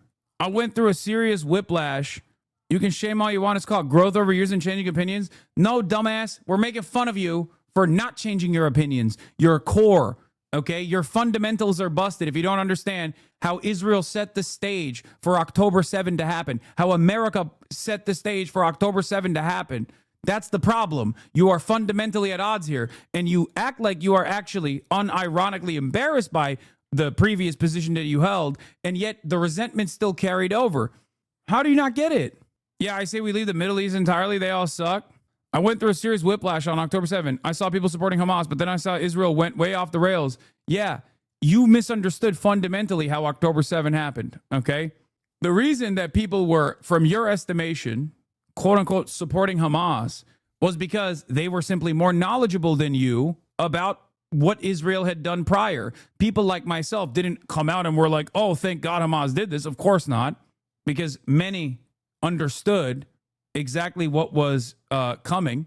But the people that were falsely saying like, oh, you support October 7, you love October 7, people like myself, the reason why we were presented as such was because we were aware of the conditions that were set before, far before October 7, from the inception of the Israeli state, even before then, but certainly in the aftermath of the Nakba, 80 years of colonial oppression, domination of the indigenous population, ethnic cleansing, sieges that took place over and over again, more land grabs, more belligerence demonstrated to all neighbors who are unfortunate enough to be around the settler colonial entity that is chock full of people that are primed to kill all Arabs in the region while still simultaneously claiming to be fucking victims. It's ridiculous. So if you understand how Israel went a little out of hand and after October 7, well, there's still a lot more room to grow in your perspective because they didn't just go a little out of hand. They used October 7 to finalize their genocide, an ethnic cleansing campaign that has continued for 80 years on a slow burn and much faster at times of sieges. What the Israeli government calls mowing the lawn. That's it. I just don't understand the support for Hamas when they are also evil too. Are we just picking lesser of two evils? I was wrong about Israel. I own up to that. I'm genuinely curious. What about Hamas is not a terrorist group? Let me tell you. Okay, Hamas is in charge of an emancipatory movement. It is a nationalist movement for Palestinians. 15 million, 10 million of them, 15 million total, 10 million of them living under, or 5 million of them living under Israeli occupation, 10 million of them living in diaspora. Okay, a stateless people who were offered a state, as a matter of fact, who were supposed to have a state even after it was ripped apart in half by a settler colonial entity with a Jewish supremacist identity. Zionism is Jewish supremacy, an ethno-religious supremacist identity, an ideology with an exterminationist principle, an extermination of the outgroup. So the difference between Hamas and Israel is Israel behaves like ISIS. Hamas is fighting back. And Hamas is not just Hamas anyway. Hamas is the entirety of the Palestinian resistance. It's just called Hamas by everyone in the West and in general. It's like a catch-all term. Whenever people say AIPAC, they don't just mean AIPAC. They mean all of the Israeli lobbying efforts, for example. If you, after 23 months of genocide, even though you recognize that your opinion is shifted on what Israel is doing and you still fucking shelter yourself from seeing the truth by claiming, oh, well, they get a little out of hand. Genocide is not getting a little out of hand. Okay? Then you obviously have not taken enough initiative on this journey. I think billionaires holding all the wealth that run Hamas suck, yes. Oh my God, this motherfucker's still talking about billionaires own. Oh my God, brother, who are you talking about? Israel has assassinated every single person in the leadership structure of Hamas at this point. What the fuck do you mean the billionaires? They've killed all their family members. They're doing a genocide. Even if they literally were wealth hoarders, which, by the way, there's not a lot of evidence for, with the exception of like a couple fucking New York Post articles that get choice quotes from Benjamin Netanyahu's favorite fucking think tank, the FDD, Foundation for Defending Democracies, which is, of course, not doing that at all. It's just there to defend Israel. But even if that was true, that doesn't change the dynamic of Israel's genocide and ethnic cleansing, okay? The fuck do you mean? What are you trying to say? Like, Israel's actually doing anti-capitalist action by assassinating the billionaires, the what? Redistribute the wealth? Is that what Israel is doing? You're only presenting this because you saw, again, Zionist fucking talking points. And not only that, but also there are plenty of issues with Hamas's governing structure. There are plenty of issues that Gazans have with their own government. Okay? None of that matters. None of that matters when we talk about what Israel is doing to the Palestinians. It is nothing. Okay? Ridiculous. Hassan, Hamas kills people. Nothing against the people, but Hamas does stuff I can't get behind. Is that so bad? Or are you of the opinion that it's the only way? I'm of the opinion that if you push people to a fucking corner over and over again and enact 80 fucking years of domination and ethnic superiority and religious superiority over them, then yes, some of those people that were orphaned by the colonial entity are going to fight back militarily. What the fuck do you think people are going to do? Especially when you leave them with no options. One must understand how Hamas actually came to power. One must understand the PLO. You have to understand the history of Palestinian resistance and its evolution to try and comprehend how we got here, to try and comprehend how Palestinians got here. Even though chat's being kind of rude, at least I'm learning and getting actual feedback. Thank you. I don't know enough to have an opinion. I just know it was hell and we did a lot of evil. And I appreciate you actually explaining it's not just... And not just being rude. Yes, I can see you were frustrated, but if I didn't say anything, how could I learn new things? I don't know. You don't have to fucking come in here and say, why are you okay with supporting terrorists? I'm actually curious because it seems like you're cool with the death and killing of innocents as long as they are against you. Do you feel like that's something that you were actually, do you feel like that first statement right there was one that made it seem as though you wanted to learn? Why? Why do you come in here with such rudeness, with such hostility? Also, how many fucking times since October 7 and far before that as well, but how many fucking videos do I have on this matter? How many times have I written on this issue? Okay? You could have just searched it on your own. You could have just gone to a fucking YouTube video that I've done at any given point, you know? It's the way that you present these questions that is the problem. And then doubling down on it. You heard me. I said what I said. Israel sucks. Let's be clear, but Hamas sucks too. I hate both. You don't. You clearly don't hate both. I'm not the only person who could have taught you about this, for the record. You don't want to hear it from me. There are a million fucking... There are Jewish Israeli anti-Zionists that you could hear from. There are historians of I mean, Zach Foster's a great example. He's a PhD at Princeton. He is Jewish himself. And he is a scholar on the history of Palestinian resistance, specifically Hamas. What is this? He's rage baiting you. He's doing this. Confidently drop an incorrect statement and make logical statements to defend it. They will lose their shit trying to correct you. Make it seem like you are willing to learn, but continue to revert. Once you feel like you lost them, make it seem like you understand them better, but not accidentally taking a different... How do you rage bait a smart person? Once you feel like you lost them, make it seem like you understand them better, but not accidentally taking it a different incorrect direction. I don't think that person is actually doing that. I think that person literally came in hot, wanted to rage bait, and then realized that his previous fucking chatter, his previous statements in the chat were readily available to me, realized that it was actually embarrassing that he had this very clear-cut bias, and now is going through the initiative after being caught of at least saying like, okay, I'm learning. I'm on a journey to learn. I'm not going to fucking cast aside this person and immediately say that he is not going to have a genuine a change of behavior. I hope he does. And I hope this was still educational for those who are maybe not as in tune with the history of Palestinian resistance, for example. What is this? I mean, follows denims and shit. A lot of this. I don't know what's going on here. I don't think this person is like an acolyte. I think they're just an anime fan with a with a gooner anime fan who loves VTubers a lot, who I think just genuinely are just personally fucking biased. In any case, is that wrong? Is what I was told? Yes, they're dead now, but they were. Isn't that wrong? I'm willing to admit I was lied to and change my mind. First of all, I'm telling you, it doesn't even matter if they're billionaires because Israel's still doing a fucking genocide. But no, of course you have to take a little bit of fucking scrutiny to whatever kind of evidence that Israel is presenting and pro-Israeli think tanks are presenting about Hamas or whatever the fuck, Hamas leadership. Here, I'll give you one of the best examples. Yahya Sinwar, the architect of October 7, right? Yahya Sinwar. Yahya Sinwar was a part of the internal security structure within Hamas initially, before he became like the leader, basically, of the Al-Qassam brigades. Yahya Sinwar, born in a fucking refugee camp, of course, as is the case with every single fucking Palestinian resistance leader and every single member of the Palestinian resistance, born in a refugee camp. One must ask the question, why? How did that happen? Anyway, spent most of his life in fucking Israeli prison, okay? Learned Hebrew and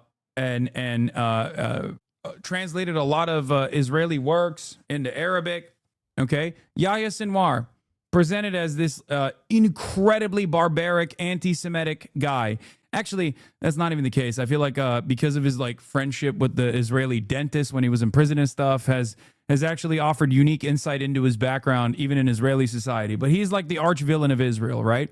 And throughout the entire process post October 7, Israeli officials kept repeatedly saying Yahya Sinwar is actually chained into a fucking is hiding outside of Gaza. He escaped through the tunnels like a rat, or that he actually had all of the Israeli babies chained to his body, as though that would stop Israel from assassinating a fucking Palestinian resistance leader. Get the fuck out of here. But they kept saying it over and over again. Oh, he's feeding his belly in the tunnel system as Palestinians starve above, right? All of that was a fucking lie, right?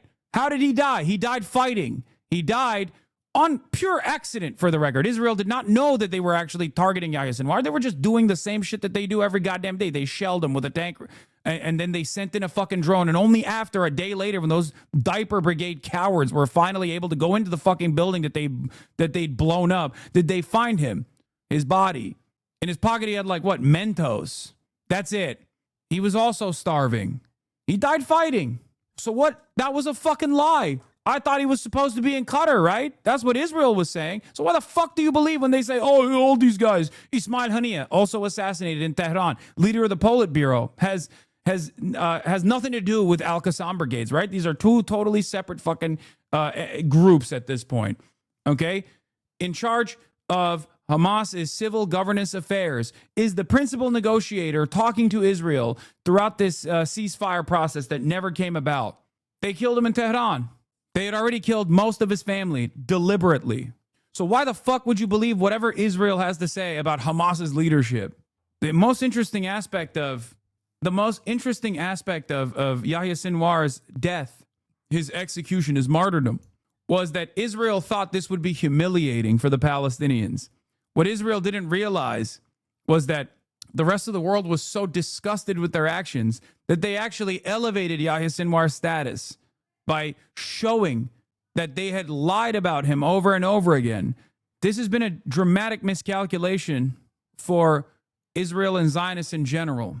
They always, whenever they funded Hamas, for example, as a counterbalance against more secular, revolutionary, socialist-aligned Palestinian liberation groups, they thought that those guys would be just as corrupt as Israeli politicians are. They thought Hamas would be more so invested in completely controlling the Palestinian population for their own benefit, for their own desires. They never thought that Hamas would bring about a force of all of the Palestinian resistance together.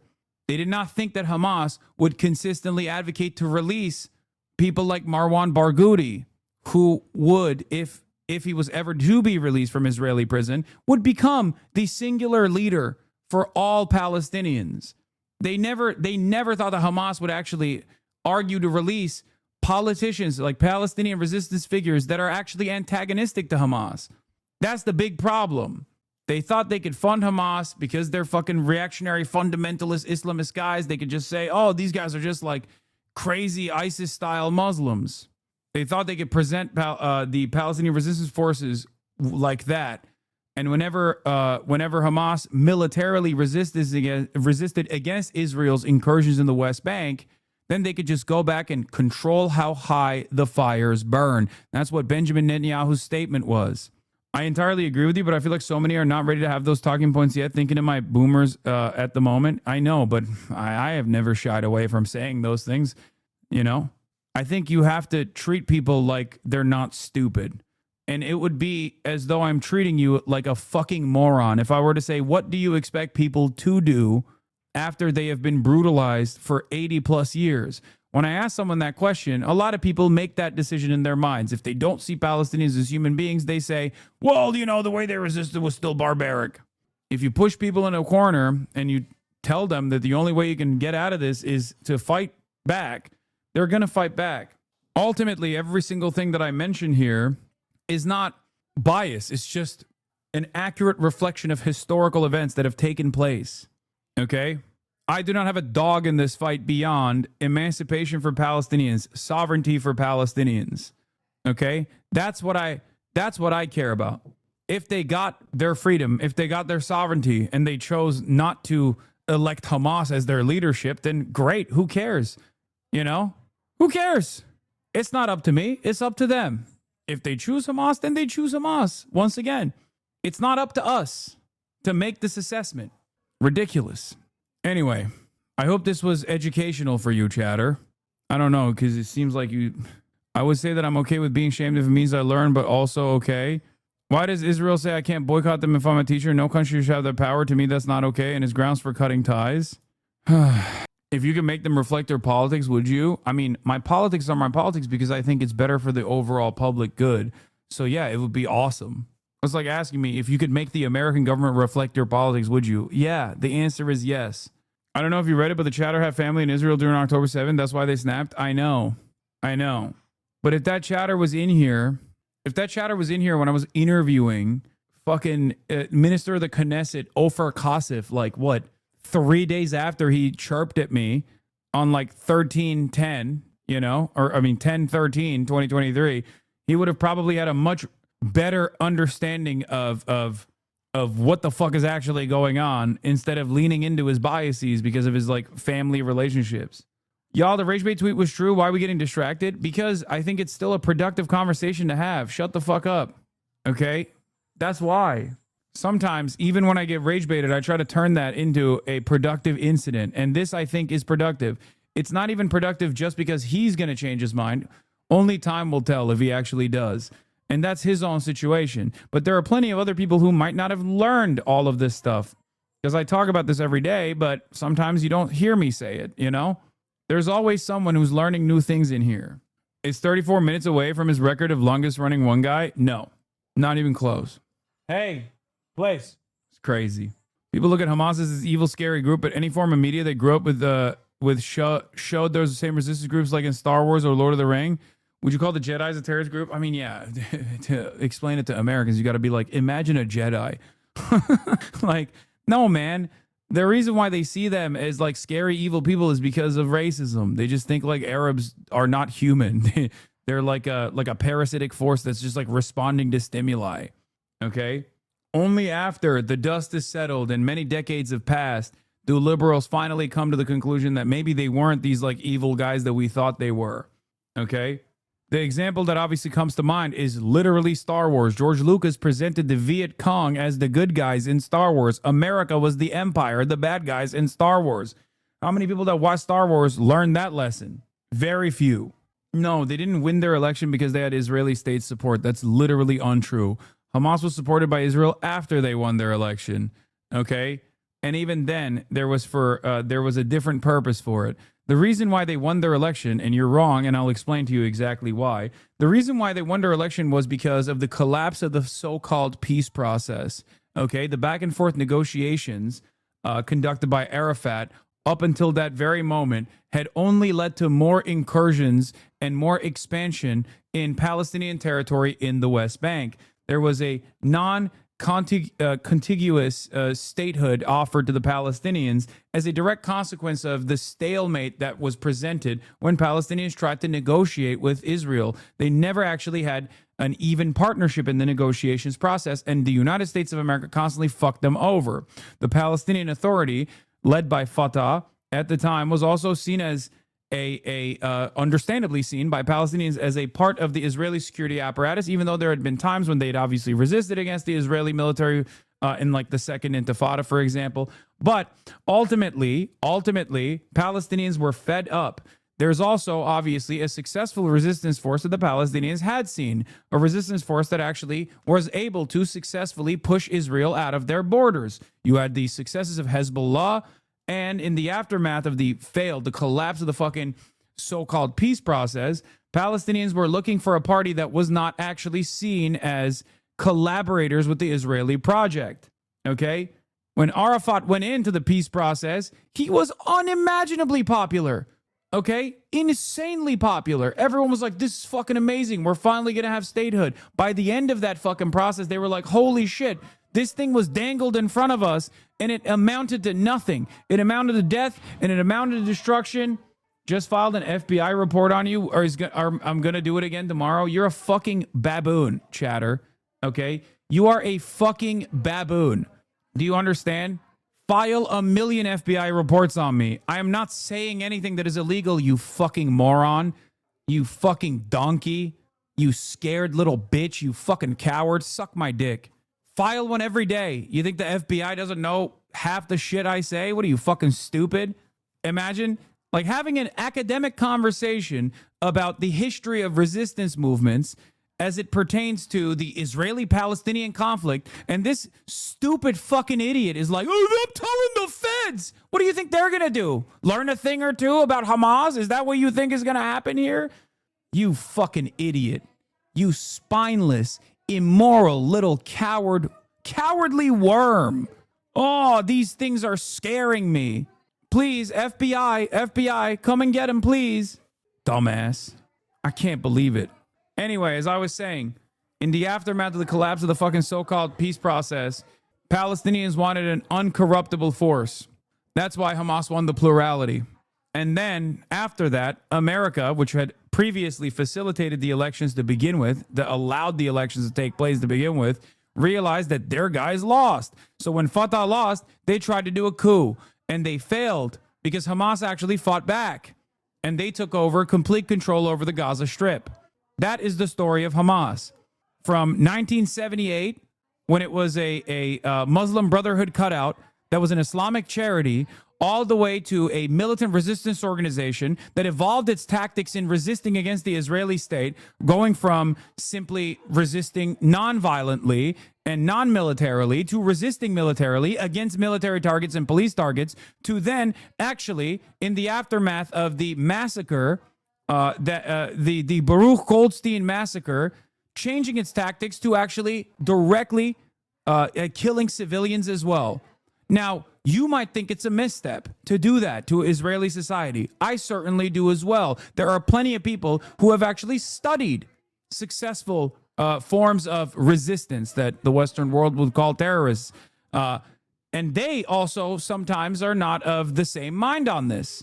Okay, but that doesn't matter because those things happened. And it is not on me to sit here and be like, well, I don't know. They should have done this. They should have done that. Palestinians have exhausted all matter of resistance, nonviolent resistance, violence resistance that only targets police and the military, and violent resistance that also targets civilians as well. None of it has done anything. And every single time Israel's responded with unimaginable asymmetrical violence against the entire Palestinian population. And we are now watching the last part of that unfold with open Holocaust, with the open ethnic cleansing, the live streamed Holocaust of Palestinian children every single day. So if you still have some kind of fucking confusion here, you go, oh, I don't understand, like both sides are bad. Well, then you're fucking stupid, you know? I'm sorry. You're just a stupid person. That's it. Yes, my entire family is here, okay, chat? That's why you can hear them in the background, because they're having a conversation right there. What do you want me to do? This is why I bought a home, okay? So I could host my family whenever they wanted to. And sometimes they're here while I'm talking about the history of Hamas and Palestinian resistance movements. Anyway, I can't believe there's still motherfuckers in here that are like, I'm telling the FBI on you, dude. What are they gonna do? Come suck my dick? Shut the fuck up. Do you think I'm stupid? Do you think I'm not saying anything illegal. No matter how hard you wish, it should be illegal to accurately reflect on events that have unfolded throughout history. As it stands currently, thank God, it's not. These are the exact same motherfuckers that will then cynically turn around and be like, try that in China, you know? Try that shit in China, dumbass. It's like, okay, but it seems like you want this, the United States of America, to reflect those values that you ascribe to China. Anyway, I have to go. I can't even play video games. I lied again because there's too much commotion and chaos taking place in my home right now.